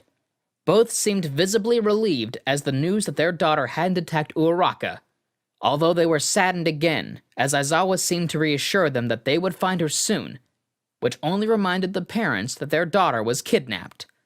Bakugo and the others stayed with Uraraka for a while longer, before all but Bakugo left to check on the other injured students. Bakugo closed the door once everyone else was gone. He then sat back down beside Uraraka, who looked visibly nervous. Good cover. Now tell me what that idiot actually did. She's been acting weird lately, and I'm tired of being told nothing's wrong when something clearly is, he said, visibly annoyed. You noticed that too? Uraraka asked, surprised. Of course I did! I'm not as stupid as the rest of you guys. Now hurry up and tell me before someone comes in. Uraraka tensed up but nodded. She explained everything, starting from the forest, then backtracked what she had pieced together the other night about what was going on with Toga. Bakugo agreed it was more than likely that her quirk was the issue, since she seemed to be an even bigger freak when she used her main one. Uraraka pouted at her friend's situation, only for Bakugo to grumble out something. Quit pouting. This is bad, but also good. This means that it's something that can be trained to resist. Every quirk has its downsides. This is just likely one of hers that she has had little exposure to. All this means is that we need to tell the teachers the truth about what happened. Bakugo, if we do... She started but was cut off by a look from Bakugo. Then she'll still have the people who truly care about her, while the losers in her life leave. If we don't, and she falls too far into this side of herself, they may assume the worst and arrest her without knowing her situation. Or worse, she may end up doing something she'll only regret later. We need to tell them, so when they find her, they know she's just a victim of her own quirk and needs help. Okay, Uraraka said after a moment of silence. Back with Toga, the young girl slowly made her way out of the back room as she rubbed her eyes. She had a long night of restless sleep due to her situation, mixed with the long debates the group had on if they should have her tied up or not, given her willingness to go with them. She slowly rolled up the sleeves of the white shirt she was now wearing as a replacement for her sweater. Thankfully, the bar had a shirt that actually was in her size. Mostly. The sleeves and torso were a bit long for her liking. Thankfully, rolled-up sleeves and tuck shirts were a thing, which quickly fixed the situation. Good to see you didn't run off at night, Spinner said as he ate at the counter. Good to see I didn't accidentally kill you, Toga said softly with an apologetic look.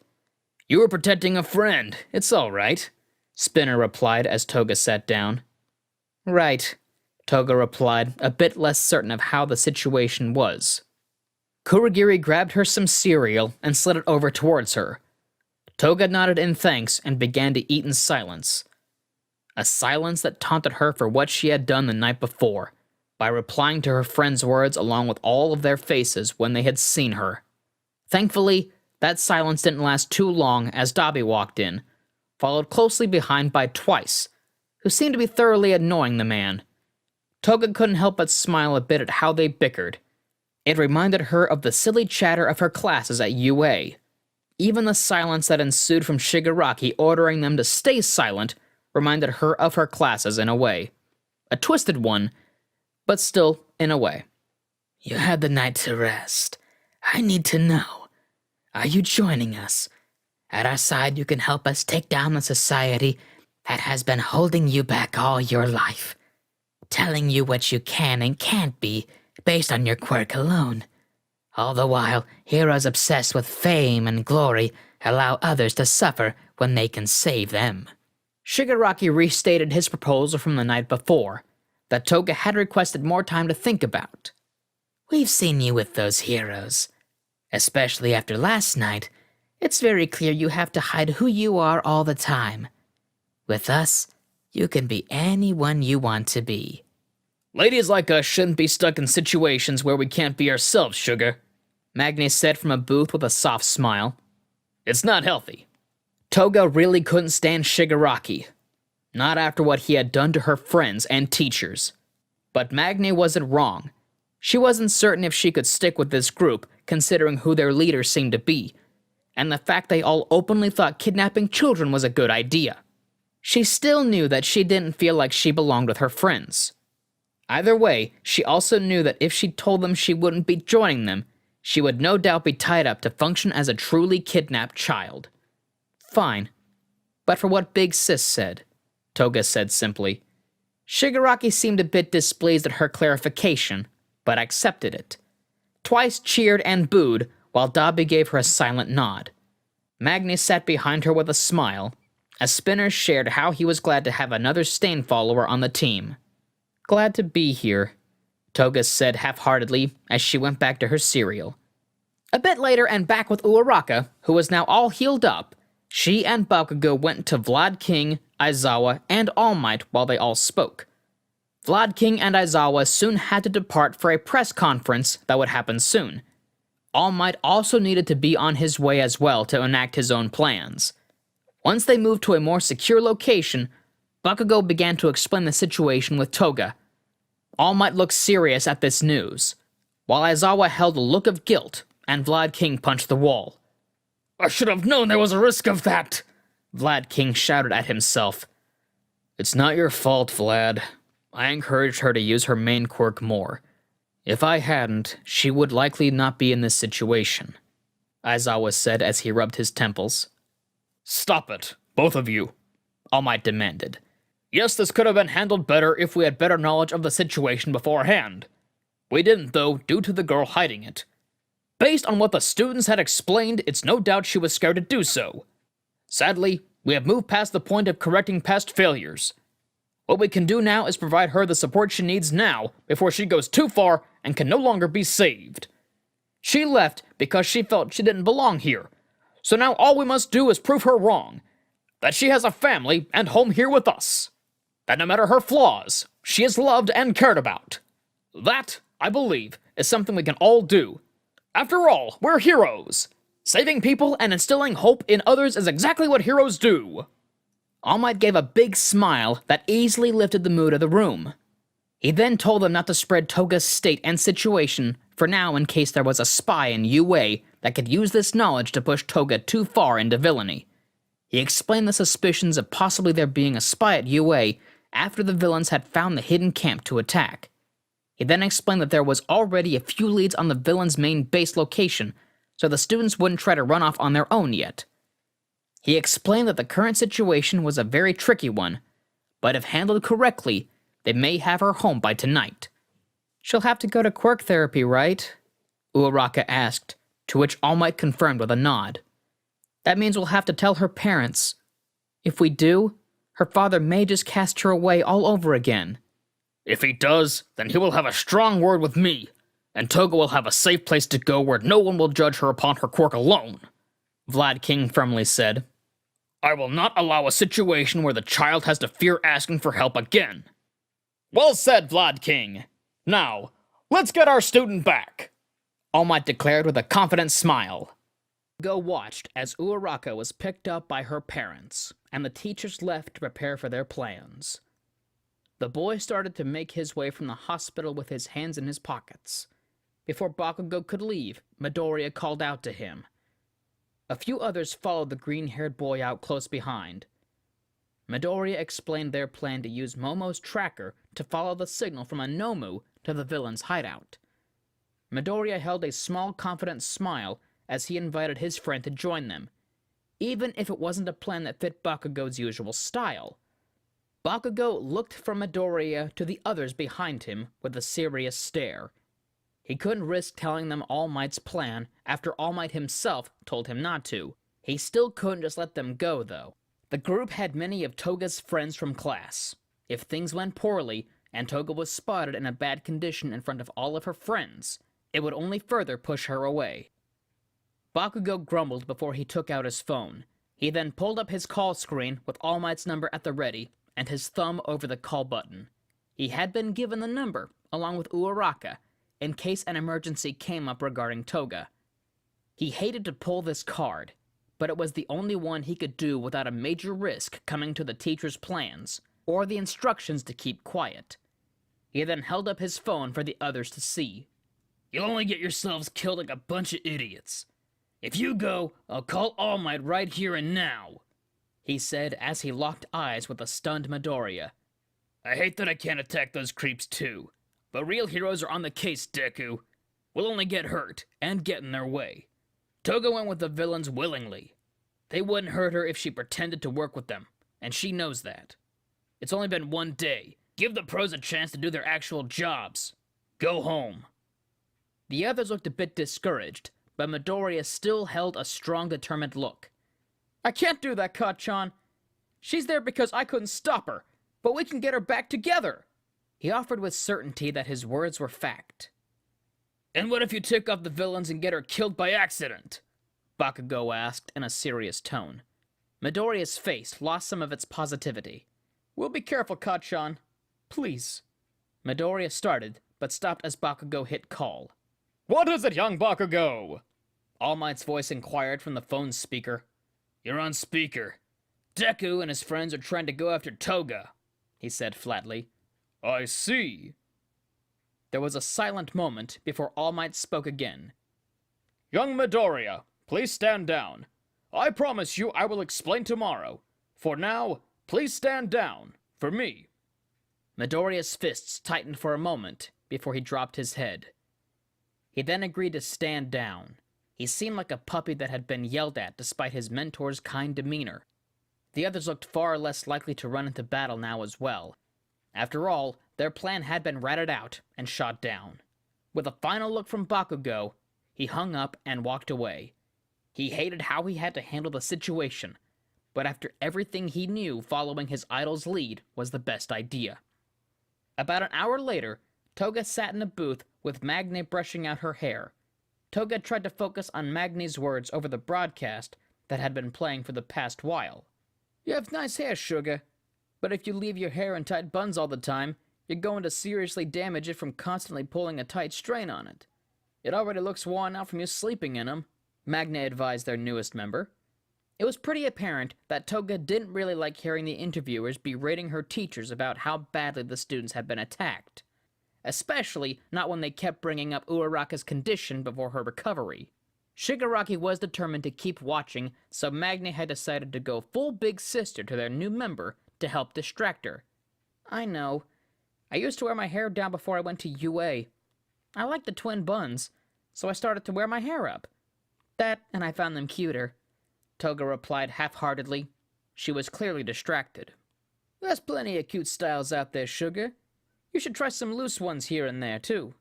Trust me, your hairline will love you for it." She started to restyle Toga's hair.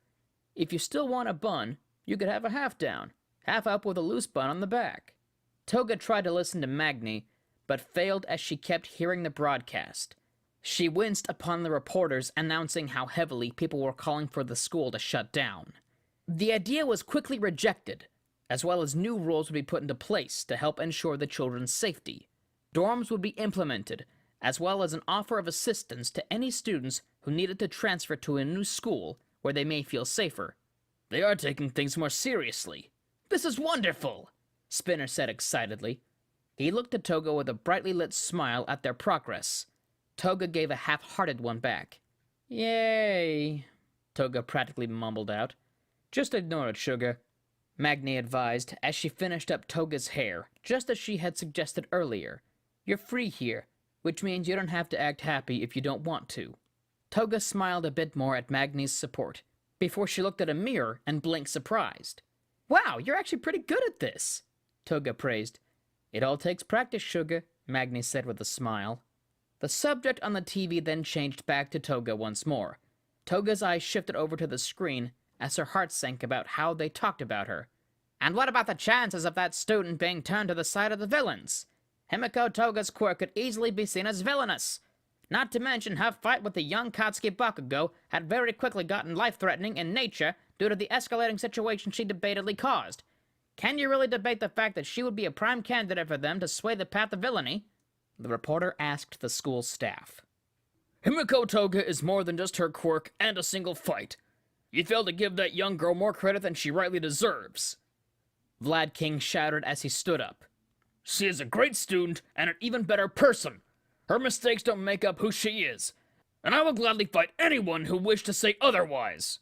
"She's a smart and strong-willed girl. I don't think she could be so easily turned to the side of villainy," Aizawa added firmly before Nezu cut in to calm both teachers who were getting riled up, while restating the previous points more calmly. "Someone's got a fan club already," Dabi stated, almost amused at how the staff defended Toga. "That reporter clearly has a bias, though." Toga's heart warmed at her teacher's supportive words. She didn't know if they knew the truth about what she did, but the fact they had defended her so openly made her feel a little less torn up inside, only for the feeling to return along with her guilt over what she had done behind everyone's backs, as well as what she did to her friend before she left. The fact that the backlash likely was even worse due to her friend's state after the incident tore Toga up, further knowing her actions had really messed things up for a lot of people. Her teachers, school, and friends. All of them were affected due to what she had done. Kurogiri saw Toga's defeated look and reached over and turned the TV off. "I was watching that," Shigaraki grumbled out.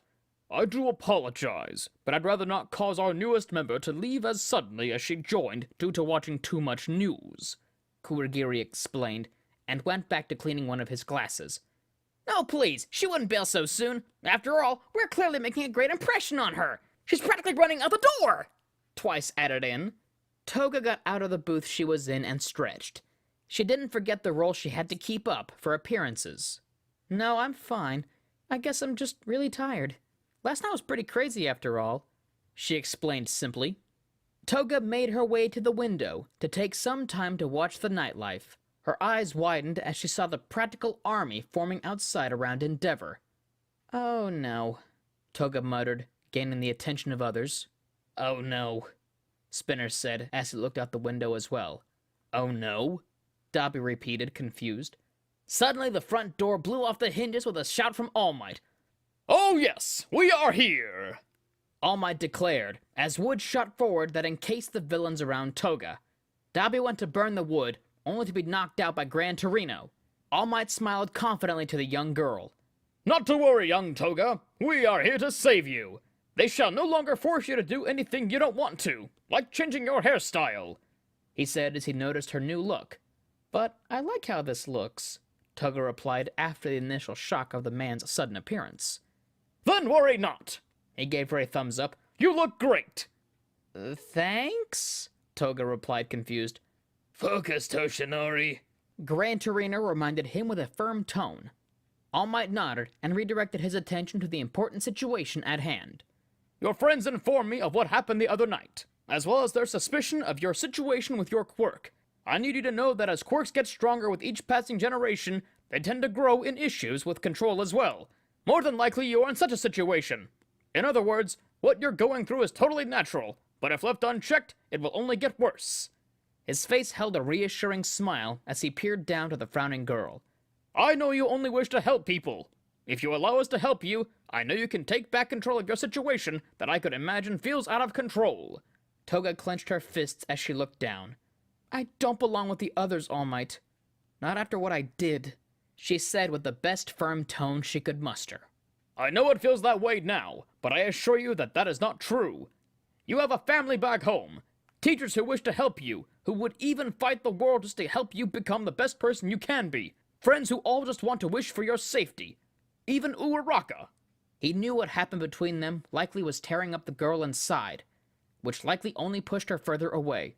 I know the fear you must have felt. It's no doubt the reason why you hid everything.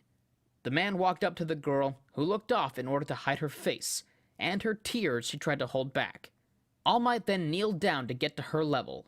Vlad King wished for me to inform you that upon your return, if you come to find yourself in need of a place to call home once your parents learn of your situation, that he would be proud to provide you a place to stay where you will never be judged. He wanted me to remind you that you are who you choose to be, not what others make you to be, or say who you are. His voice was soft and full of reassuring warmth. Toga finally allowed herself fully to cry as she moved in and hugged All Might, who held her closely. No! Stop ruining my plans! Stop! Shigaraki shouted in anger. His shouts were cut off by ooze that came out from his mouth. The ooze then came from the other villains, and then Toga's. Her eyes grew wide in disgust and fear. Soon, more ooze formed that released Nomu into the area.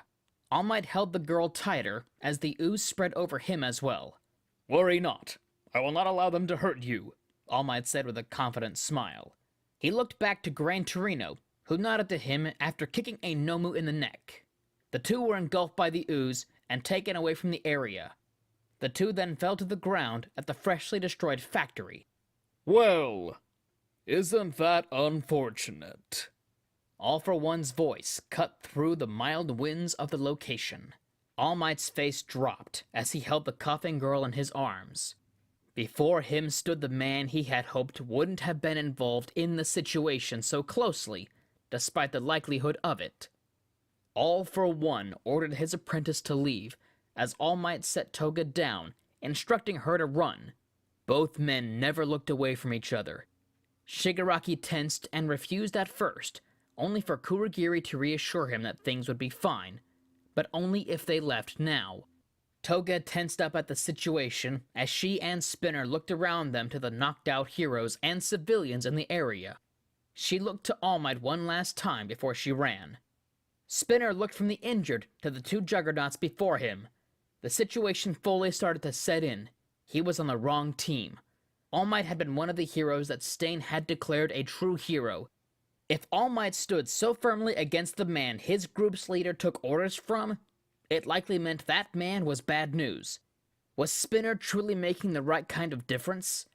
So far, it all had made more progress than standard heroism. But this group in particular likely wasn't the best idea, given the two who led it. To follow these leaders would not truly fit Stain's will, Spinner stated firmly, as Magna frowned at Spinner. No matter what we fight for, I doubt we can accomplish what we desire properly in this group. Magna sighed before she gave him a nod. The two looked at Twice, who looked thoughtful for a moment before he apologized. He then grabbed Dabi and fled with Shigaraki and Kurogiri. They weren't certain on his reasons to stick with the villains, but respected them. They let him leave as Spinner looked to All Might with a smile. Show him what a real hero can do. The two villains that remained then raced off in the same direction as Toga. All Might was a bit confused at the man, and concerned for the young girl. But before he could decide to do anything, he was attacked by All for One. All Might and All for One then began an all-out fight between each other. Neither held anything back now that neither had to protect their own. Toga slowed to a stop once she finally got to a safe distance away. All the chaos in her mind fought for her attention. Despite her distance, the ground still shook from the fight. She held herself as she slowly fell to her knees. Magni and Spinner slowed down to a stop once they caught up to her. Spinner's excitement died a little as he remembered the girl's interaction with All Might. Up until now, he hadn't thought much of her past beyond her brief time with them. Unlike the rest of them, she still had ties that kept her from fully joining them, ties that were trying to get her to return to them. Magni then walked over and slowly kneeled down next to the girl to hold her as she cried. The two hadn't become great friends in their short time together, but Magni knew the girl still needed someone to help her right now. The perfect person to do that, no doubt, was far from their location, so a new acquaintance would have to be the next best thing. After a while, Toga finally spoke in a heartbroken tone. I don't know what to do, Toga practically whispered out, barely loud enough to be heard over the booms in the distance. What does your heart tell you to do? Magni replied. Toga gripped onto the other woman tighter as she thought. I think I want to go back, but if things go wrong again... Then come find us, Spinner finally spoke up. We don't care about your flaws. That and you can help fight for Stain's will the best way you can, with us. Toga slowly looked up to the two who smiled at her supportively. She slowly smiled back to them with tear-stained cheeks. For the first time ever, she finally felt like no matter what happened, she'd finally be okay. Magna gently patted her head as she helped her stand again. Go home, wherever that may be. If that doesn't work out, you'll have plenty of fun with us later living any life you want, free of others' orders. She gently touched up Toga's hair. Except for one. Be kinder to your hair, sugar. Thanks, guys. And I'll try my best, big sis, Toga said with a soft smile. The group went their separate ways as Toga wiped her cheeks. While she ran, Toga looked at the screens as the brutal fight between All Might and All for One raged on. Both were in very bad shape at this point. She rushed into a store to ask to use their phone. The shopkeep looked from the TV they had on to the girl before their eyes grew wide. You're that kidnapped kid, the clerk said in disbelief. Yes, very shocking. Can I please use your phone now? Toga asked again as the two looked to the screen. All Might declared his finishing move, one that would finish the other man off due to his added energy he had from not having to hold back, nor draw out the fight from the start. Sadly, the move left him in his Small Might form. All Might then passed on the torch of hope to the next generation and the number 2 hero. He then shifted to his full form once more to strike a pose before falling over. Toga teared up at the sight, but took the phone when the man finally gave it to her. She froze, though once she realized she had to pick someone to call. Given how she normally just called people via her contact list, she didn't memorize many numbers, which made her options limited. Off the top of her head, she could only remember 3 numbers: Uaraka, her mother, and the emergency police number 110. Her mother drilled the number into her head since she was a child. She couldn't bring herself to call either her mother nor her best friend right now, so the police were the next best thing. After explaining the situation over the phone, Toga waited at the store. Thankfully, when they arrived, her parents weren't with them. One of her teachers was, though. Vlad King had been informed of the call and had opted to join them to get the young girl back. He got out of the police car and smiled when he saw she was okay. Himiko, I'm sorry for not being there for you sooner, Vlad King said as he rushed over. I'm sorry too, Toga replied as she closed the distance to hug the man tightly. You have no need to apologize to me. I'm just glad you're okay, he said as he gently held her. That night was yet another restless night for the young girl. After the truth of what really happened came out, soon came a shouting match between Vlad and her father about how to handle Toga. As usual, her mother tried to defend Toga, though her look screamed how unnerved she was. After all, she had now seen firsthand what her daughter could do if she allowed herself to. Toga decided to text Uraraka, Bakugo, and Midoriya finally after her mother gave her the phone she had left at the camp, though she mostly wanted to help distract herself from the angry parent war going on. She felt bad for how impersonal the texts were, though she knew they all deserved something. That, and she knew with, at least Uraraka, she'd probably wimp out if she had to elaborate on anything at the moment. She simply wrote to them all and said she was back, safe, and sorry. The distraction helped for the 5 seconds it took to send them all. By then, her attention came back to the war that still raged on in front of her. Her father motioned to her a lot, but just like a few months ago, he utterly avoided looking at her. Her heart ached at the fact their progress regressed so far, so fast. She was at least glad she hadn't completely broken her bond with her mother. By the time the decision came on what to do, Toga was totally emotionally drained. It was decided, for now, that she was to stay with Vlad King until the dorms opened up. Then she would move in there while she went through quirk therapy. Her mother had reassured her that she still loved her and that she would bring Toga her things as well. Her mother still seemed a bit shaken up by the truth, but still cared for her daughter despite everything. After her parents left, Vlad King reassured her that everything would be okay before he stepped away to finish up the police report. A part of the young girl regretted returning home, as well as debated if things would truly get better. Thankfully, the part of her that knew better reminded her of Bakugo's words from what felt like ages ago, Vlad's supportive reassurance, and All Might's speech to her from before. She would be okay, but it would still take time to get to okay. After Toga fell asleep on the way home, Vlad King brought Toga to his guest room. It was there that she chose to stay 95% of the time for the next few days.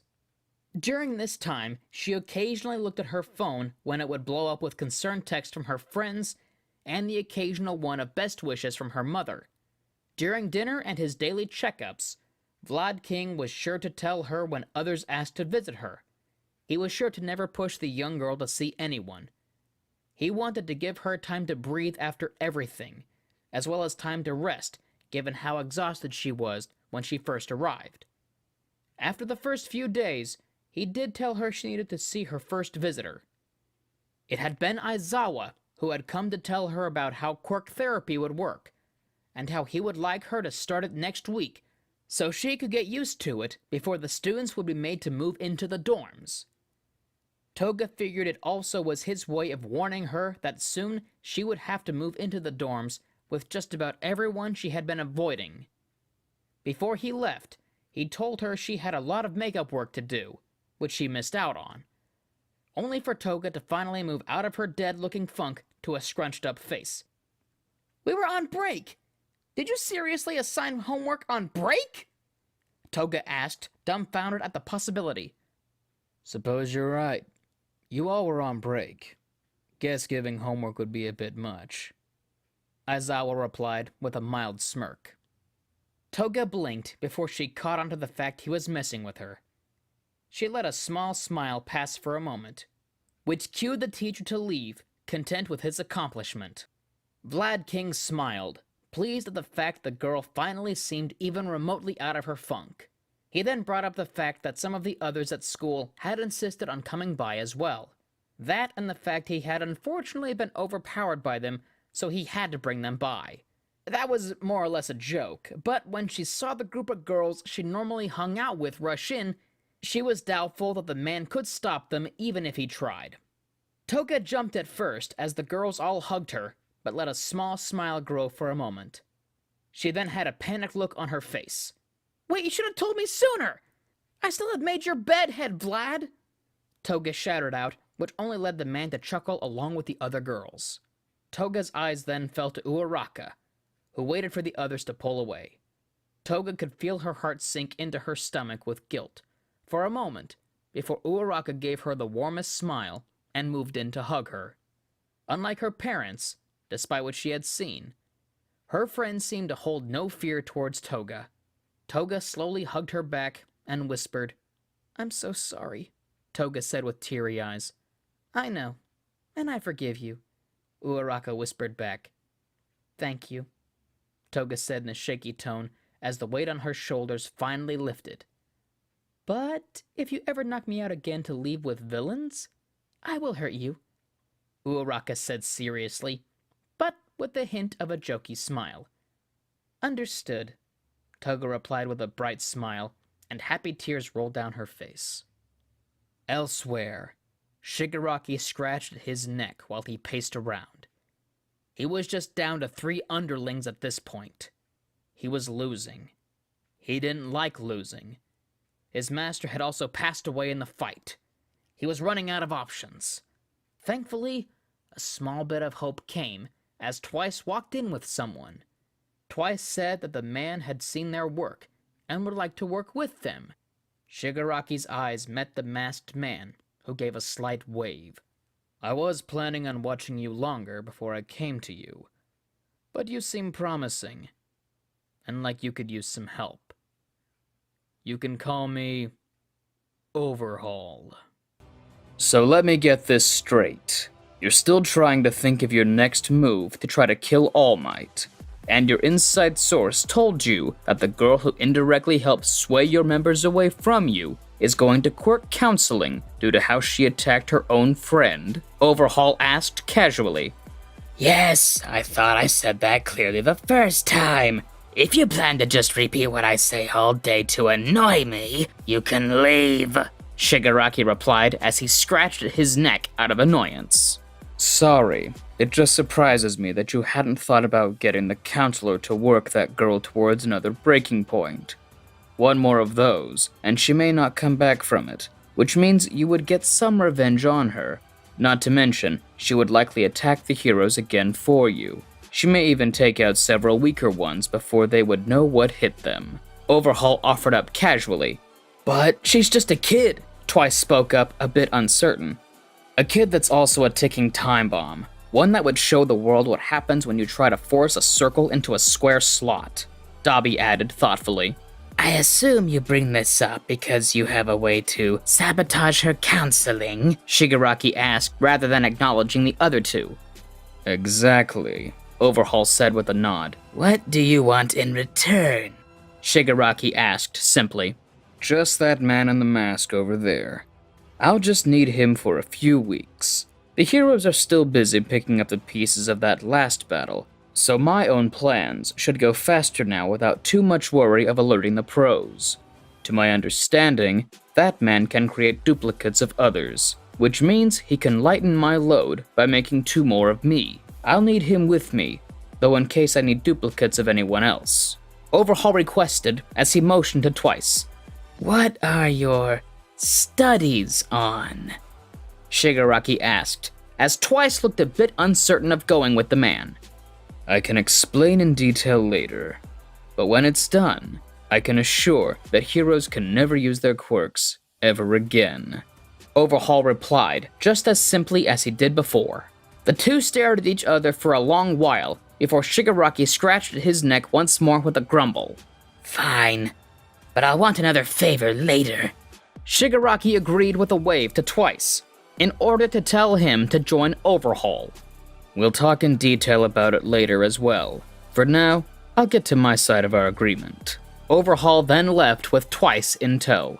So, what now? Dobby asked as he leaned against the building's wall. We think of a good time to strike the heroes again. I'm not putting everything on that guy's plan, Shigaraki replied as he watched the door close behind the man. A few days later, Toga stood next to Vlad King outside of the Quirk counselor's office. The girl looked up nervously as she tried to steady her breathing. After a few nods to pump herself up, she lifted her leg to take a step forward.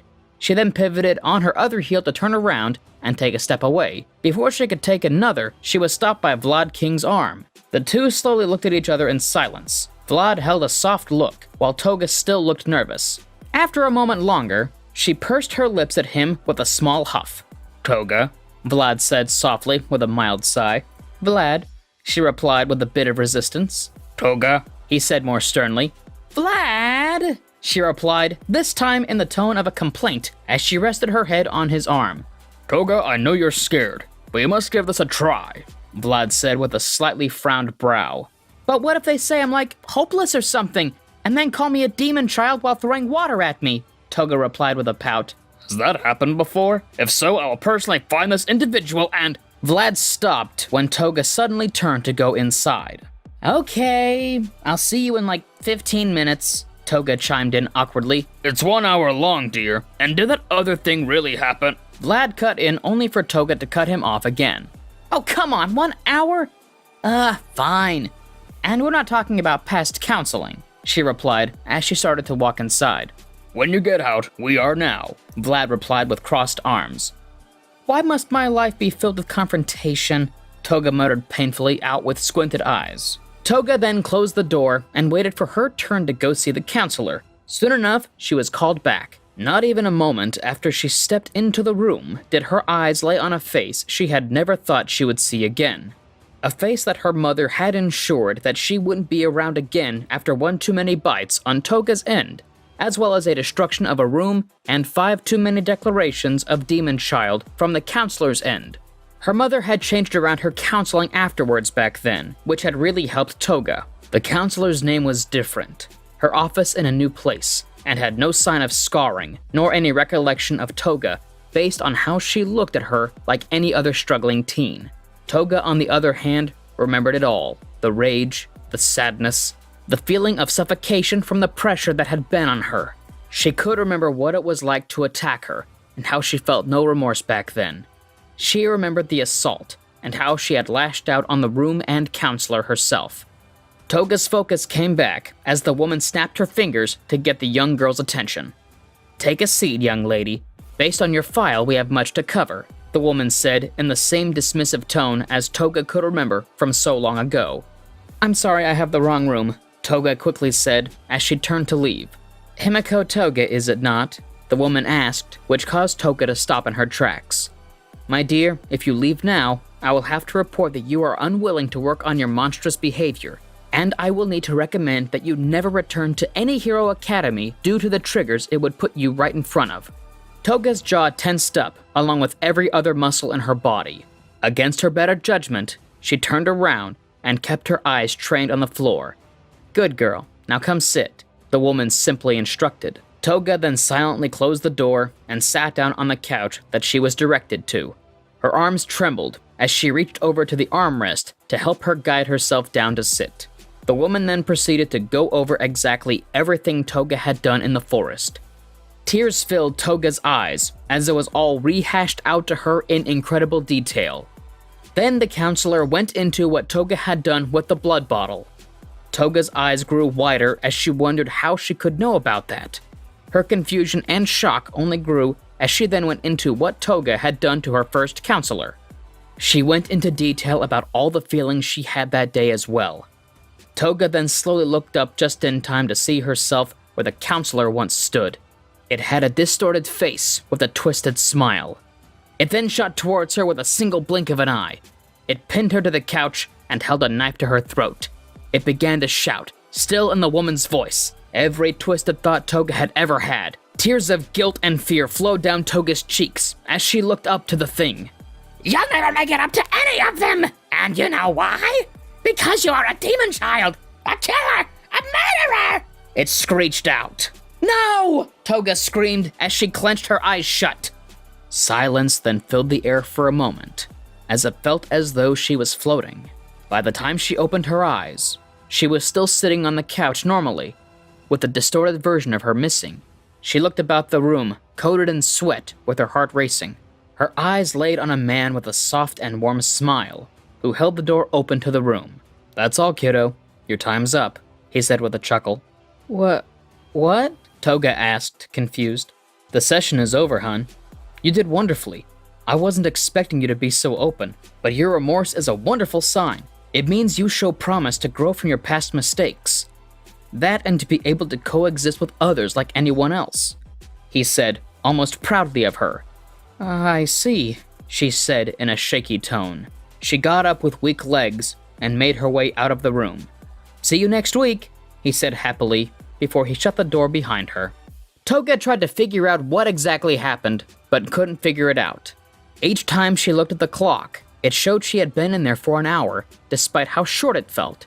She didn't remember seeing that man until the end, let alone talking to him about her issues.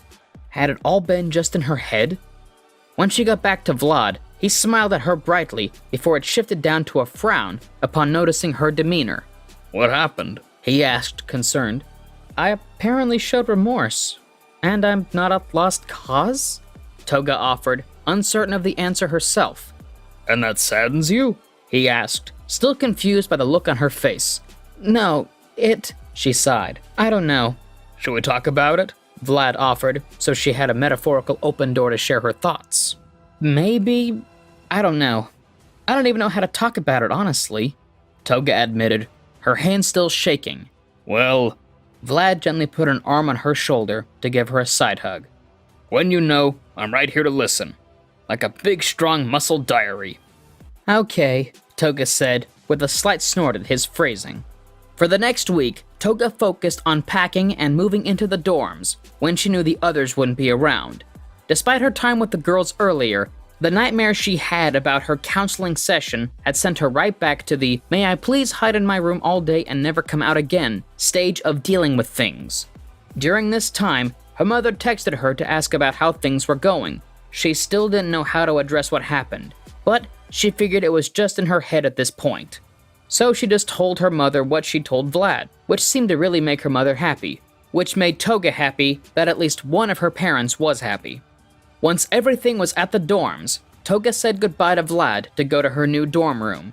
She only really saw one person before she got there, and it was Bakugo. The last time she really interacted with him was at the forest camp. Besides that, it was the day she drank all that blood from the bottle. He had known there was something wrong back then, just as much as he knew that something was wrong now. She could hear him following her as she went to her bedroom. Even after she shut the door, she could tell that he was outside. Everything's gonna be fine. Bakugo's voice said softly, just loud enough for her to hear on the other side of the door. "Hey, you visiting someone?" Midoriya's voice called over from down the hall. None of your business, nerd! Bakugo shouted back and stormed off. "Wait, is that Toga's room? Is she in? I wanted to visit her earlier, but Vlad said no," Midoriya asked with a lighthearted laugh. No, she's not in yet, so go bother someone else, you stupid deku! Bakugo shouted, just barely in ear range. Toga sighed in relief as she heard Midoriya leave. It wasn't that she didn't want to see him, it was just she didn't want to try to have a lighthearted conversation with a friend who she yeeted into a tree that had been trying to help her. So instead, she just put on her pajamas and let down her hair before she crawled into bed to resume sulking. This lasted for a few hours, until a large party of people started to laugh as they went door to door to seemingly comment on rooms.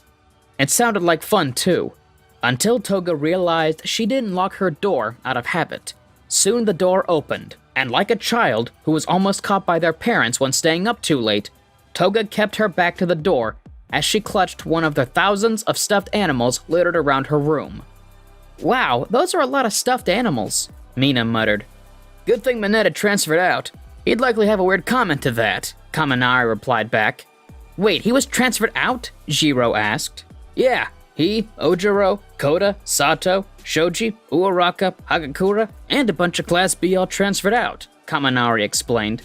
And here I thought Hagakura was hiding, Yaoyorozu said thoughtfully. Wait, Uaraka transferred out? Jiro asked, confused. That's what I heard, Kaminari replied with a shrug. Toga's heart plummeted the moment she heard all the names, and even more so when she heard Uaraka's. Though just as they were about to leave, the girl herself called out to them as she raced over. Actually, I talked my parents into letting me stay. I just got here late is all. So what's going on? Uaraka asked curiously. Checking out Toga's room while she's away, Mina simply replied. Without permission? That's so... Uaraka moved to grab the door before she saw Toga laying in her bed. She's not gone. The group slowly looked over to see Toga laying in her bed, still faced away. Toga stared with wide eyes at her wall, while one of her eyes mildly twitched. The group then all scrambled away quickly as they hushed each other. Uaraka failed, as she was swept away with the group. After a moment, though, the others left and moved on to other rooms. Shinzo stayed behind and grabbed Toga's door. Hey, he said softly, but got no response. No one could sleep through that. I know you're awake. I didn't see you all day, so I also know you're likely hiding out in here.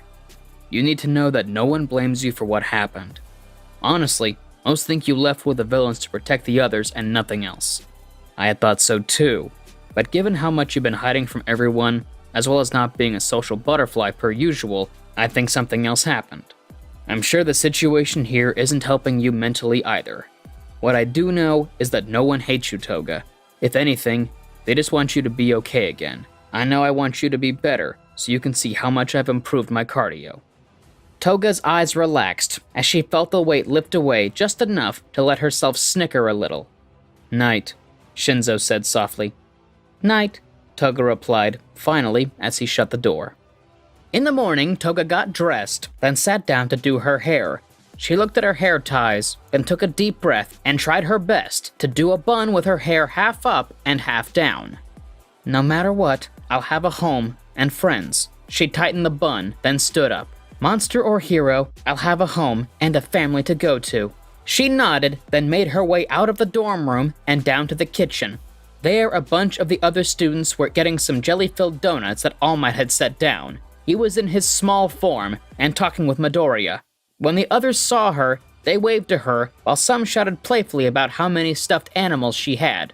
Toga gave them a glare, which quickly got them to shut up, given they knew that they shouldn't have been snooping in the first place. So teasing her about things they found mid-snoop was not a good idea.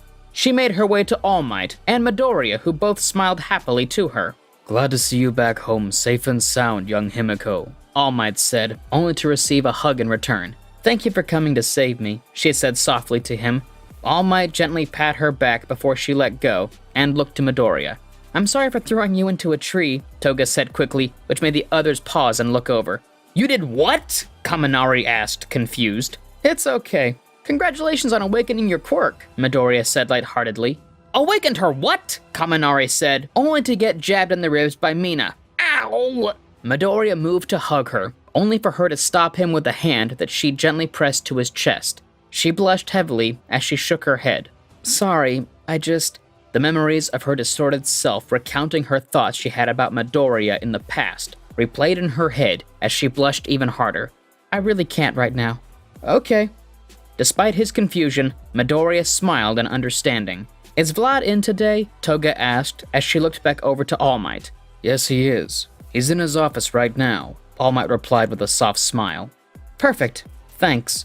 Just as she turned around, she was hugged suddenly by Uaraka. Hey, sorry I missed you last night. I came in late and... Uaraka paused when she noticed Toga's heavy breathing. Hey, Uaraka, now is really not a good time.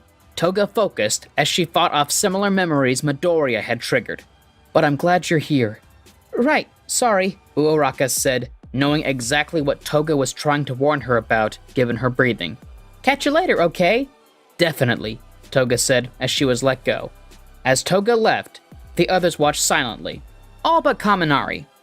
Well, that was weird, he said, just before Mina jabbed him in the ribs again. Why? Mina? Why?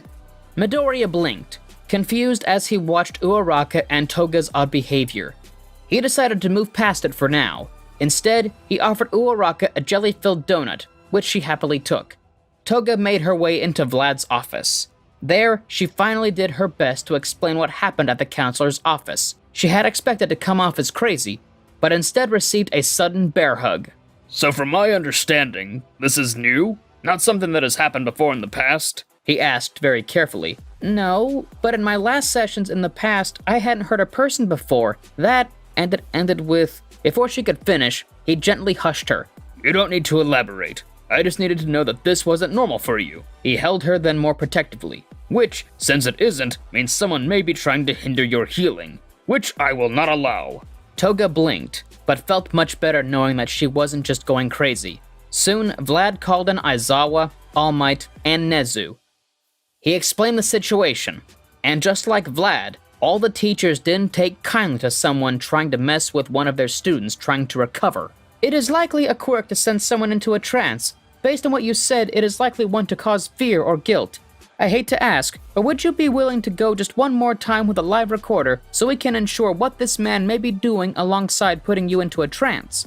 If we suspect anything bad may be happening, we would come to stop it right away, Nezu asked softly, but All Might cut in before Toga could speak. From what I've seen, just one session alone has affected her very negatively.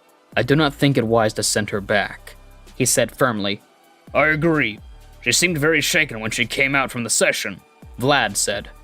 Did she act oddly to you as she did with young Midoriya and Uraraka?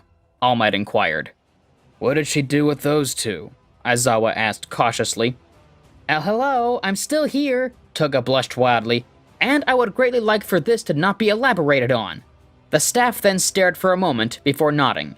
All right then, now I understand the concerns, though if this quirk allows them to talk to the person in a trance, they could get any form of information from her, Nezu said simply as he looked right at All Might. Any bit of information. All Might tensed up as well, as Toga did when they had that realization. I can do it, Toga piped up again, clearly scared, but knew it needed to be done. Toga, Vlad said softly with a bit of concern. It's all right, Vlad. All it'll take is a look from me, and they won't hurt her any further. Aizawa reassured him. Vlad tensed up, but nodded. Everyone's nerves were up the moment it was realized her next session was later that day. For now, it was time to plan and prepare. All right, Miss Toga. Last time we left off with the things you felt bad about. Today, let's focus on your relationship with others. The counselor said in a soft tone as he passed in front of the hidden camera of the hair clip in Toga's hair. The teachers watched on from nearby as a purple aura slowly formed around the young girl. As she walked to the couch to sit down, she remained totally silent. The counselor sat across from her. His eyes shined a bright purple, so brightly his pupils weren't even visible anymore. He stared at her for about 15 minutes, before he began to grin widely. There we are. Look at that. Far less time to link up fully, this time. Good girl. He pressed his pencil to his notepad, ready to take notes. Now, tell me about your parents. Inside Toga's mind, she looked up nervously from her hands to see her father's gaze. He sat across from her, right next to her mother. As he spoke down to her, Toga, in reality, spoke in a near emotionless tone. My father always thought I'd try to kill him and my mother. He believed me to be a monster. Later, I managed to make him believe otherwise, but I messed up. I think I lost any chance to make it better again. She explained, still unmoving. Do you agree with his thoughts? The counselor asked as he took his notes. I don't know, but I want to be good for others, even if it hurts sometimes, she replied simply. Vlad tensed up as he watched on, but relaxed mildly as Aizawa placed a hand on his shoulder. What about your other parent? The counselor simply asked. In Toga's mind, her mother went to speak after her father finished his shouting. Before her mother could speak, a strong hand gently gripped Toga's shoulder from behind the couch. The young girl looked back to see the figure of Vlad King, who gently wiped the tears from her eyes with a gentle smile. Vlad is the father who I always wanted. He makes me believe I can be better and not have to suffer while I do so. He makes me feel safe and loved, Toga said. The counselor's eye twitched a bit as Vlad's eyes grew a bit wide, though his face softened with a warm smile at how the girl viewed him. And your other relatives? The counselor tried next. In Toga's head, her mother was guided to her feet by Aizawa. The man led her over to Toga's side of the room. My mother loves me. I scared her, but she loves me. I believe she always will. Aizawa is a super cranky uncle, but very funny. He just wants to help me be my best. Stop resisting, the counselor growled out under his breath. Your peers. What about them? In her head, the others vanished. Suddenly, she was attacked by the students who had transferred out from UA. Toga leapt from the couch to barely dodge the attacks. I had a good relationship with them, but because of me, they had to leave UA. She explained calmly. I attacked 2 of them and hurt them. In her head, a wave of explosions pushed back the other students suddenly, while several were suddenly put in wraps. From behind the crowd of students, a distorted version of Uraraka flipped over the students to run at Toga. It looked at her the same way her friend had in the forest after Toga had attacked her. I hurt the people I loved, Toga continued as the counselor began to grin again. This nightmarish Uraraka hit Toga to the ground hard. However, before she could strike again, another Uraraka came in and pinned the distorted one to the ground. She looked over at Toga with a bright smile as Bakugo and Shinzo finally came into view to continue to hold back the other students. Midoriya then walked over and held out a hand to Toga. Toga smiled up to him and took his hand to help her stand. But they forgave me. I need to make up for what I did, but thanks to them, I'm not alone. In her head, Magni and Spinner then stepped in to stand beside Toga and Midoriya. I even have friends now who don't mind my monstrous side as well. As Toga continued, the aura began to fade. The counselor squinted his eyes in aggravation. The teachers rushed to move in. You can't be serious, you brat. The man started just as the aura broke and his eyes faded back to normal. I'm perfect the way I am, Toga said now, confidently as she came back to her senses. And no one can make me believe otherwise anymore. Guess counseling works after all. She then tilted her head to one side with a stuck-out tongue and grinned. She flipped the man off just in time for her teachers to rush in and capture him. As the teachers went to escort the man out to interrogate him, Vlad looked at Toga with a proud smile. Toga smiled back at him just like she used to, bright and full of playfulness. Toga then followed the teachers out as she walked beside Vlad King. So, think I can just train with you and Aizawa from now on? Toga asked curiously. Most definitely, Vlad replied, ruffling her hair. Vlad! She tried to fix her hair. That took me so long to do! Sorry, Vlad said with a small laugh. Elsewhere, Twice walked down an alleyway while he muttered to himself. He occasionally shouted in irritation before one final sigh. That overhaul guy is such a creep. I love him. First sending that guy to mess with that Toga girl, now this of all things? He punched a wall, then yelped in pain as he held his fist. They're just kids, and he's hurting them like it's nothing. I know we're all villains, but seriously. Torturing a 6-year-old just to get a quirk-destroying drug? It's genius! Twice walked off from the alleyway as Spinner watched from the shadows, which he slunk back into shortly after Twice left. Later that night, as All Might left the prison with Aizawa, the two spotted Spinner as he stood on a rooftop across the street. The two made their way over cautiously when All Might recognized the man from the other night. Before either could inquire anything, Spinner began to share what he had overheard from Twice. Once he finished, there was one question that lingered in the air for Aizawa. "Why tell us?" Aizawa asked. Spinner locked eyes with All Might for a moment, who knew likely his reasoning, then looked back to Aizawa. "Because I believe you both can stop this, as to where I cannot," Spinner explained simply. After a moment of long silence, All Might nodded. "Thank you," All Might said with a bow of his head right before Spinner left. The two teachers knew they should likely have taken the man in, though they also knew they may need his assistance in the future, so for now, they let him go. Aizawa then pulled out his phone. The two contacted several other pros they trusted to get help with investigating the new leads they had. Thankfully, they knew Spinner's leads were likely accurate thanks to the name Overhaul, matching up with the information they had received from the counselor after their interrogation. They needed to act fast, though, given the other child that was in danger, especially when said child was being used to craft a new drug for canceling quirks.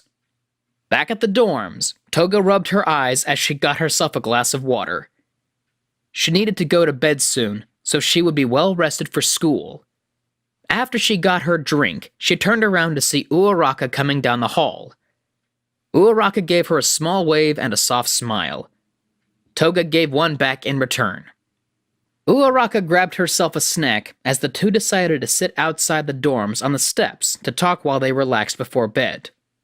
Toga filled Uraraka in on what happened at the counselor's. She avoided some details, but still gave her friend all the information she could.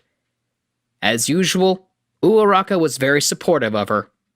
"I don't like that you had to go through that, but you helped some pros arrest a bad guy. That's actually pretty cool." Uraraka praised with a warm smile. "Yeah, kinda is when you put it that way," Toga replied with a soft smile.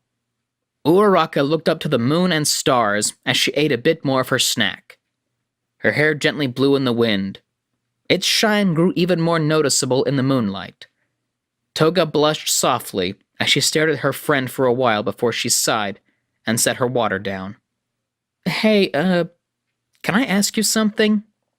Toga asked as she braced herself a bit. "Yeah, of course," Uraraka replied with a smile, looking back to Toga. "I can't really sit around not knowing anymore, but I need to know." Toga took a deep breath, then spoke again. "Do you like me like I like you?" Uraraka's smile slowly faded as she blushed a bit. Both girls grew serious in their expressions as the question settled in like a wall between them. Unlike Toga, Uraraka had almost forgotten that she had never addressed her friend's question for what felt like centuries ago. Uraraka slowly lowered the bowl that held her snack. "I don't think I do.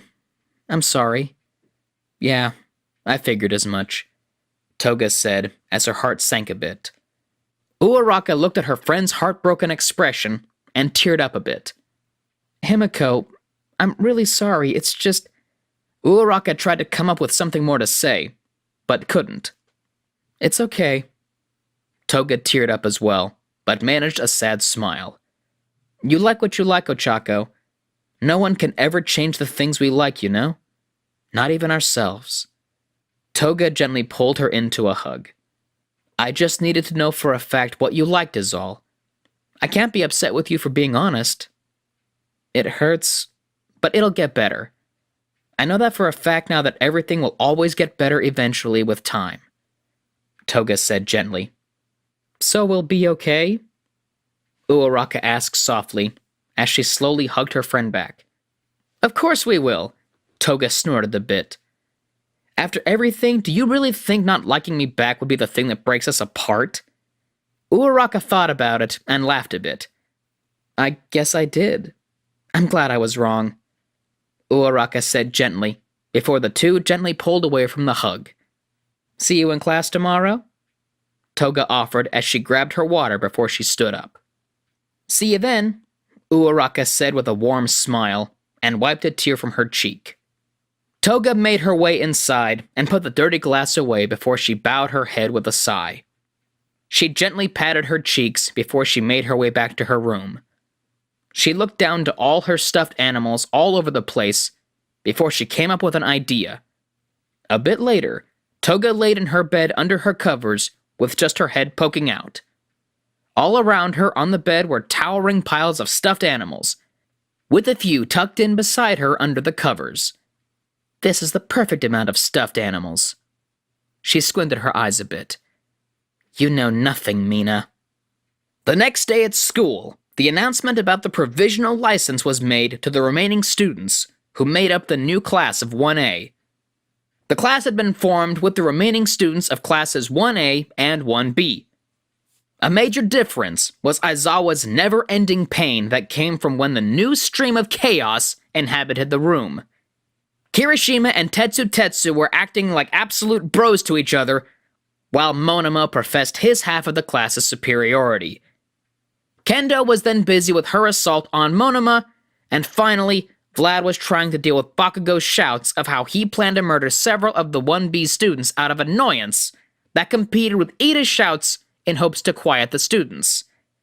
So, pretty close to canon, just far less focused until the big three came in. Then came the fight with Mirio, which would play out as you think until Shinzo asked Mirio a question, then told him to stop moving long enough for Midoriya to get one hit in. Then it was back to the previous one-sided tricks, when Mirio knew about Shinzo's quirk.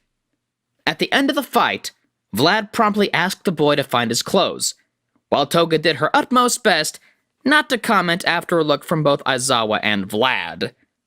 After school, Toga left with Aizawa and Vlad to the gym, where they began to slowly try to work on Toga's quirk, as well as her issue with blood through practice, and slowly increasing exposure. At first, it had been pretty rough given the obvious, though over the next week, they managed to get it to a more calm manner. She still had her usual feelings, though she could now control them to where it didn't make her lash out, which had been a bit of an issue when they tried to expose her to larger amounts of blood at first. That weekend, Toga even managed to get herself to go shopping with the other girls for the upcoming cold weather. As she shopped, she spotted Spinner, who watched her from afar with a concerned look. Toga couldn't help but smile back at him. She held up a thumbs up to him when the other girls were distracted, which seemed to ease the man's nerves a tad. Not by much, but enough to leave the girl to it. Meanwhile, Shigaraki met up with Overhaul to talk over his upcoming favor, and he would need help with it soon. Overhaul, who was beyond pleased with his progress in his own work, agreed given his original plan had failed as well. He had noticed heroes starting to linger around his area more, so he told Shigaraki how he wouldn't be able to help him as greatly as he'd like, but would still give him some support. Shigaraki, of course, wished for more help, though took what he could. For the next few weeks, everyone worked their hardest. The students were training, the pros were on the hunt for information on Overhaul, as well as planning to make their move. The villains were furthering their own plans. And finally, Aizawa on his attempts to not have a brain aneurysm towards the new chaos that came forth every time he had thought he snuffed it all out of the class. Finally, the day came that the students were loaded into a bus to head to the provisional licenses test.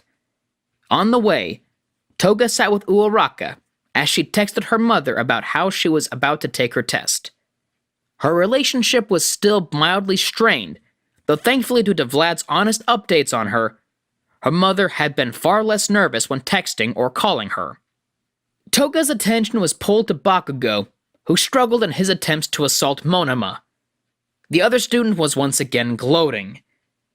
Kendo handled Monoma quickly per usual, and laughed with Yaoyorozu and some of the other girls.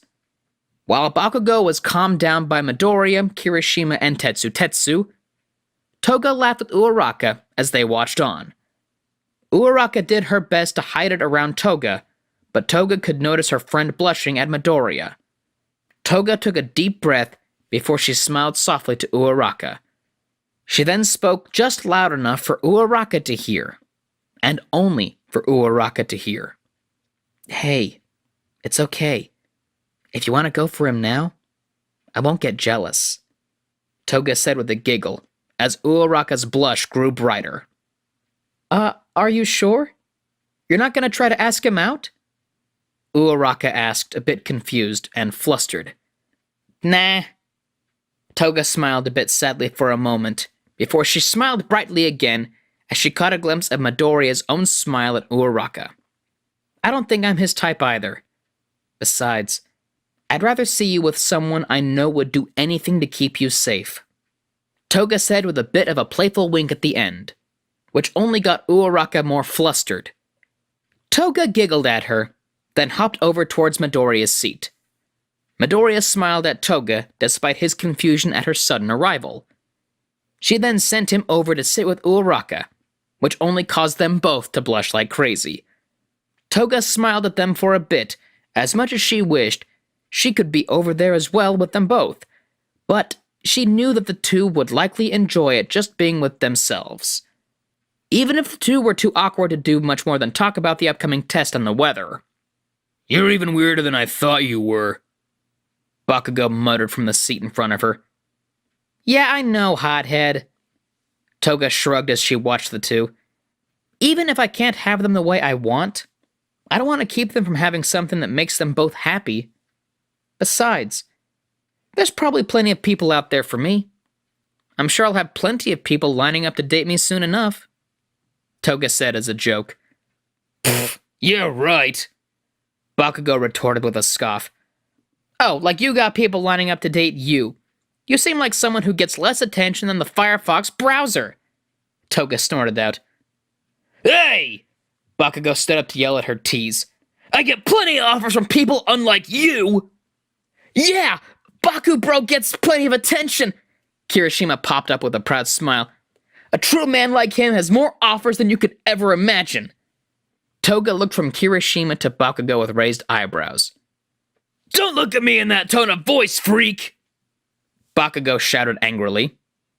I don't know what you're talking about. I didn't imply anything, she said with a monotone voice, despite her smirk. I was just looking at two totally platonic bros. Yeah, you better be, you freak! Bakugo then sat with a huff, shortly after being joined by Kirishima. Toga let out a snort and sat with a soft smile as she looked out the window the rest of the way to the testing grounds. Once they were there, Toga made her way out with the others as she checked her phone. Both Aizawa and Vlad King had sent her good luck texts. Toga smiled happily before she looked over to All Might, who gave her a thumbs up as he led some students to their designated area. Toga gave one back as she looked over to see their old classmates talking with the others happily. Toga joined up with them to talk. Yeah, and the best part about the new school is this girl named Cammy, Mineta said to Kaminari as he pointed over to the girl talking to a bunch of others. She's such a super hottie. Oh, bro, totally, Kaminari approved happily. Oh yeah, total hottie. I'd kill to look like that. Cute hat, too. Toga chimed in before she left. Wait, what? Both Mineta and Kaminari called out after her, confused. Meanwhile, elsewhere, the heroes moved into position. They needed to remain cautious, given how recently a lot of people they had been watching went off the grid. It was concerning, though also put them at the advantage for their planned assault. At the same time, Shigaraki watched the students file into the building to take their test with a large collection of others. He just needed to wait for the right moment to strike. Overhaul's eye twitched as his remaining men armed themselves with several guns and bullets. He looked to Twice with narrowed eyes, who tensed up, but created 2 Overhaul clones, as per instructed. Sir, we still don't know if these bullets will work correctly yet, one of his followers said as they loaded up their pistol. Well, we'll have to use this as a practice round now, won't we? Overhaul said calmly. He looked to one of his clones, then to the cowering little girl in the corner. We're under attack. Mimic is keeping them in the tunnels for now. You know what to do, he explained. Eri, "Come," the clone ordered as he began to walk off. The little girl was terrified, looking at the 3 different overhauls, but left with the clone nonetheless. Overhaul sighed as he pulled his gloves on tighter, and his men got into a holding position. His other clone joined him at his side, as the 2 waited for the heroes to arrive. Twice frowned before he slipped away from the scene. "The elimination round has concluded!" The administrator of the provisional license test announced back at the building the students were in. Many had been eliminated, though all of UA and many students from Shiketsu High were still in. The students sat around in rest, waiting for the next test to finish preparing. Soon it was ready to go. The students were directed out into a destroyed cityscape. They all looked in awe as the test was explained. The students quickly rushed out as Toga lingered behind for a moment. Uaraka and Midoriya both looked back at her nervous expression. "Don't worry, it's all fake, Himiko. You got this," Uaraka called over. Toga looked from the wreckage to her 2 friends, who smiled supportively to her. Toga took a deep breath before she smiled. With a nod, she ran off with them. Soon, Gang Orca came onto the scene. "Let's see what you heroes can do while facing a villain," he said firmly. Before the students could react, several dark portals formed all around the testing area. Everyone stood in shock as Shigaraki, Dabi, Kurigiri, and several of Overhaul's crew emerged from the portals. "Please say this is a part of the test," Kaminari said hopefully. Suddenly, a small cluster of Nomu raced out of the other portals. "Evacuate!" Orca shouted, as he and several teachers raced towards the villains. "Now!" Destroy them, and bring me All Might, Shigaraki demanded, as the villains all raced out towards the heroes. Toga stood in shock for a moment, before she looked at her other classmates. Her eyes shot to Ida. She didn't have practice with a speed quirk, but they needed to get these people out quickly. There were still actors all over the testing grounds. "Ida!" she called over to the boy. It took a moment before he realized what she was shouting to him about. But when he did, he raced over to let her take his blood. "We need to get the civilians out," Ida declared as Toga shifted into him. "We cannot allow our fear to take control of us." Their classmates and the other students all nodded in agreement before they all rushed to start helping the actors. Meanwhile, back at Overhaul's hideout, the heroes ran down the hall after finishing off Mimic. They skidded to a stop, just in time to see the array of guns aimed at them, along with the 2 Overhauls. Kamui Woods quickly formed a wooden wall to block the gunfire. He then parted the wood just enough for Best Genist to send out his threads. The threads bound several of the armed minions to lessen their firing, just enough for Gran Torino to maneuver his way towards the villains. After the wood wall was lowered, Overhaul then reached over and touched the threads of one of the minions, before all the threads shredded apart, then reformed back into the direction of Best Genist. Fat Gum rushed over just in time to take the attack. He winced in pain as Gran Torino began to take out the minions. He skidded to a stop on the ground as the pros lowered the wall. "Surrender now, and—" Gran Torino began, but was cut short by a gunshot, and a sudden bullet piercing his side. Gran Torino furrowed his brows as he looked to see a man in a mask and white cloak with a gun aimed at him. He moved to shoot towards the man, only to manage a small jump, which made him fall to the ground. The pro hero stared on in shock, as well as Gran Torino, who clutched at his injury. "It works after all. Well, that's good news," Overhaul said calmly, as a large man walked over from a side room with metal bracers on his forearms and stood between the Overhauls and the heroes. "Now, what were you all saying about surrendering?" Back at the testing grounds, the students raced to help the actors out of the area as the teachers took down a few of the villains. Toga shifted back from Ida as she and the others watched the battle, as well as the Nomu that were beginning to grow closer as they finished off some of the teachers.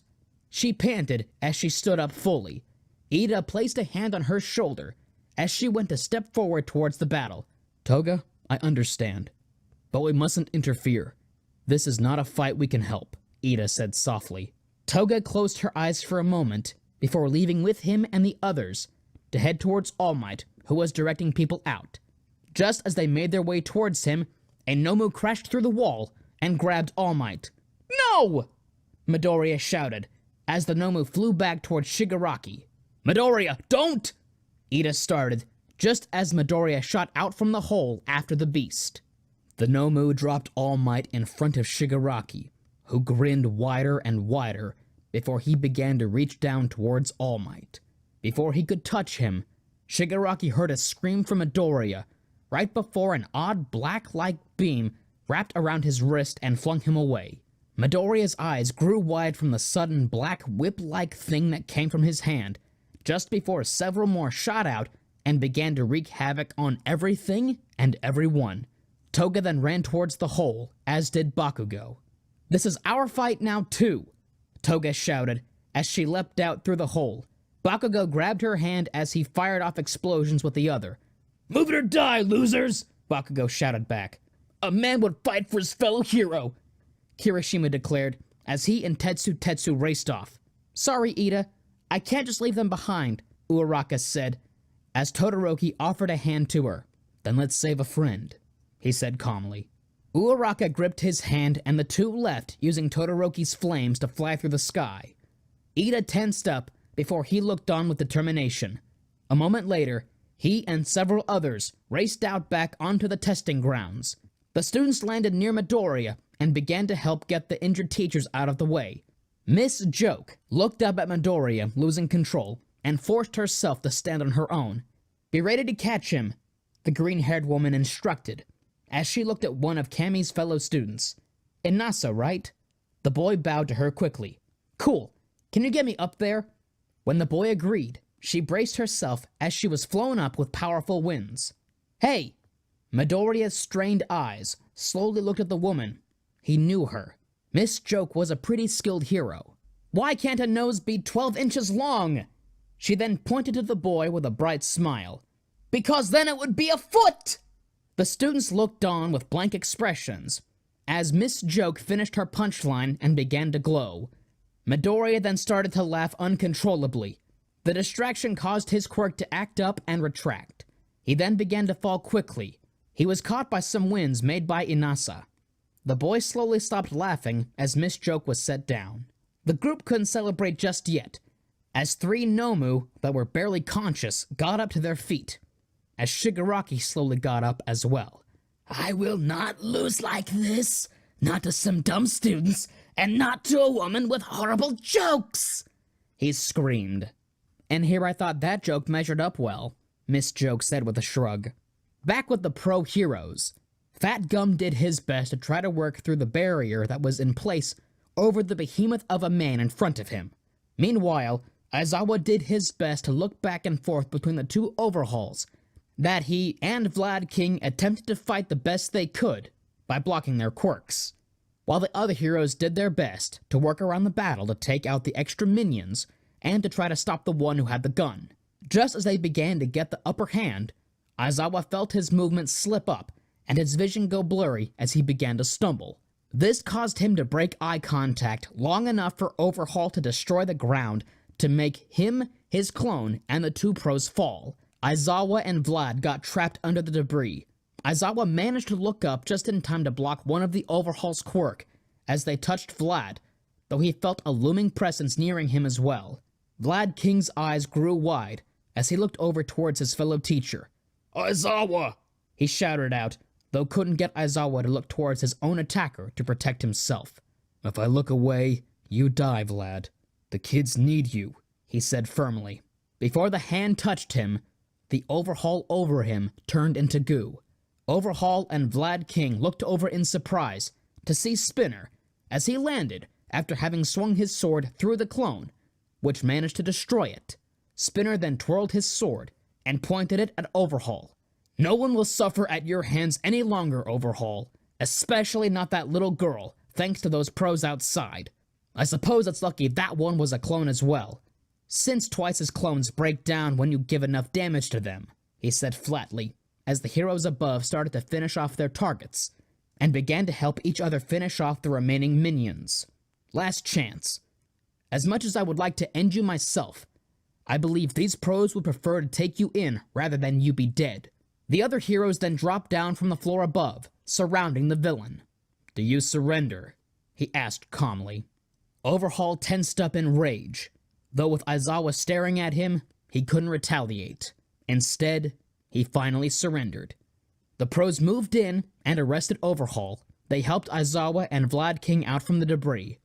On their way out, the pro heroes stood in shock as the news hit them of the attack going on the testing grounds. The pros that were still in fighting condition raced off to go help out. Back at said situation, the students barely avoided the attacks of the Nomu, while they did their best to keep the injured and knocked out teachers out of harm's way. Thankfully, Miss Joke was able to keep Shigaraki at bay with her quirk, although his laughing was something the kids would have nightmares about for years. They kept holding out as long as they could, though they were all running low on steam. If the students hadn't been helping each other avoid the attacks, there would have been plenty of them injured. Toga kept moving, though she looked over to Uraraka, who tried to keep Midoriya out of harm's way as he began to wake up. They needed to do something. Toga then had an idea. She raced her way over towards Uraraka. She looked to her with gentle eyes, which were returned with a soft smile. Uraraka held out her arm so Toga could draw her blood. Once she did, Toga looked around all the injured people with a mildly growing blush. She focused herself as she managed to find the guy she was looking for. "Bakugo!" The blonde bombshell looked over in annoyance, just in time to see Toga turn into Uraraka with a grin. "How far can you throw a ball?" The boy looked confused just before he saw her touch a Nomu that was close to her, and it began to float. Bakugo then grinned wildly and sped over. He then blasted the Nomu up high into the air, as the two heroes in training made their way over to the other two Nomu to get them up into the air as well, with Toga touching them and Bakugo blasting them. Toga heaved a bit as she looked up to the creatures. Todoroki then walked over and raised his ice arm. He gave a nod to Toga, who smirked and pressed her fingertips together. The Nomu then began to fall. When they got close enough, ice shot forward and caught the beings in mid-air, trapping them all high in the air. Soon after, the pro heroes arrived just as Toga shifted back to her normal form while holding her stomach, with Uraraka rubbing her back. Midoriya sat with All Might, and the others did their best to tend to the teachers and injured students. Vlad King raced over to Toga, who looked up in shock at Vlad's injured state. The two embraced, as Gang Orca explained what happened to the pros who had just arrived. After handling Shigaraki, Gang Orca and the pro heroes gathered the students around. "Today, you all proved yourselves as heroes in training, so you all have passed the test and will be receiving provisional licenses," Orca explained. The students excitedly cheered, though Toga slowly looked to Vlad. "What is it, dear?" he asked curiously. "Where's Dabi? And Kurogiri?" she asked, realizing that she didn't remember seeing them being arrested with the other villains. Vlad King's eyes grew wide as he moved with the pro heroes to try to search the place for them. There were no clues to be found until later that night, when Shigaraki disappeared from his prison cell, and the binds that kept him locked up burned away. It was enough to keep the pro heroes on high alert, except for Vlad King and Aizawa, who stayed with the children, beginning to prepare for the media circus that would likely come. Toga's mother was nowhere near thrilled when she heard about what happened, though she did her best to try to tell her daughter that she was proud of her. Despite the attack, she wouldn't feel so discouraged. After the phone call, Toga sat outside the dorms where she was soon joined by Vlad King. She rested on his shoulder as he gently held her in a supportive manner. "You did well today," Vlad said softly. "Yeah, but the villains got away because we missed two of them," Toga said with a sigh. "Dear, that may be true, but today we still arrested an entire criminal organization that could have hurt as many people as they could, not to mention abusing a little girl. An organization we wouldn't have known existed if it wasn't for your help." He consoled her with a soft smile. "Sadly, there will always be a villain to capture, but today is still a victory, because we still came out over the villains, and those who wish to do evil to others. That, and you proved what I knew you could do all along." Toga slowly looked up to him with a confused look as he smiled down to her. "That despite your situation, you can be a hero. You can work around the things that hinder you to be a hero and what you want to be. You were put into a worst-case scenario, And you not only made it through that without breaking, but you helped stop any further assault to others. And when others ask the question, can those with troubled pasts and villainous quirks be heroes? We can now prove to them all that with enough determination and willpower, that yes, they can. That they can be anything they want to be so long as they work hard enough and never give up. He gently kissed the top of her head as she looked up to him with a soft smile and teary eyes. I am so proud of you, Himiko. I know that no matter what the world will throw at us, so long as we never give up, we can all defeat the forces that try to stop us. You know you're really cheesy, Toga said with a giggle, and wiped her tears away as she and Vlad King laughed. With enough willpower, determination, and by fighting as hard as you can, anyone can be whoever they dream. Though sometimes dreaming is not enough. The road may not be as smooth as one dreams, nor as clean-cut, but those who push through the pain and the tears that may come their way will find themselves where they had once dreamed they'd be. It may be later than planned. It may be a bit different than they had planned, but they will find their dreams. It is people who can fight through it all and change the world, and leave it brighter than what it was when they arrived.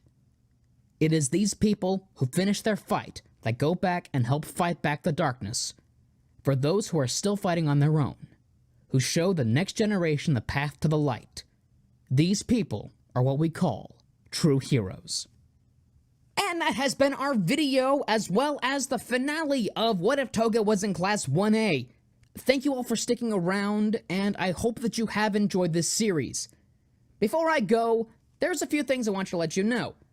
First off, We the Celestials has many other channels for your entertainment and viewing purposes. All the information you'll need is right below in the description, so feel free to check out all the other incredible content our team creates. Secondly, on behalf of We the Celestials, I want to thank everyone involved in the production of today's awesome content. Their details will be in the description below. That's it for today's video, so thank you all for watching, and I do hope you all have an amazing day. Take it easy, everyone. Mustache out.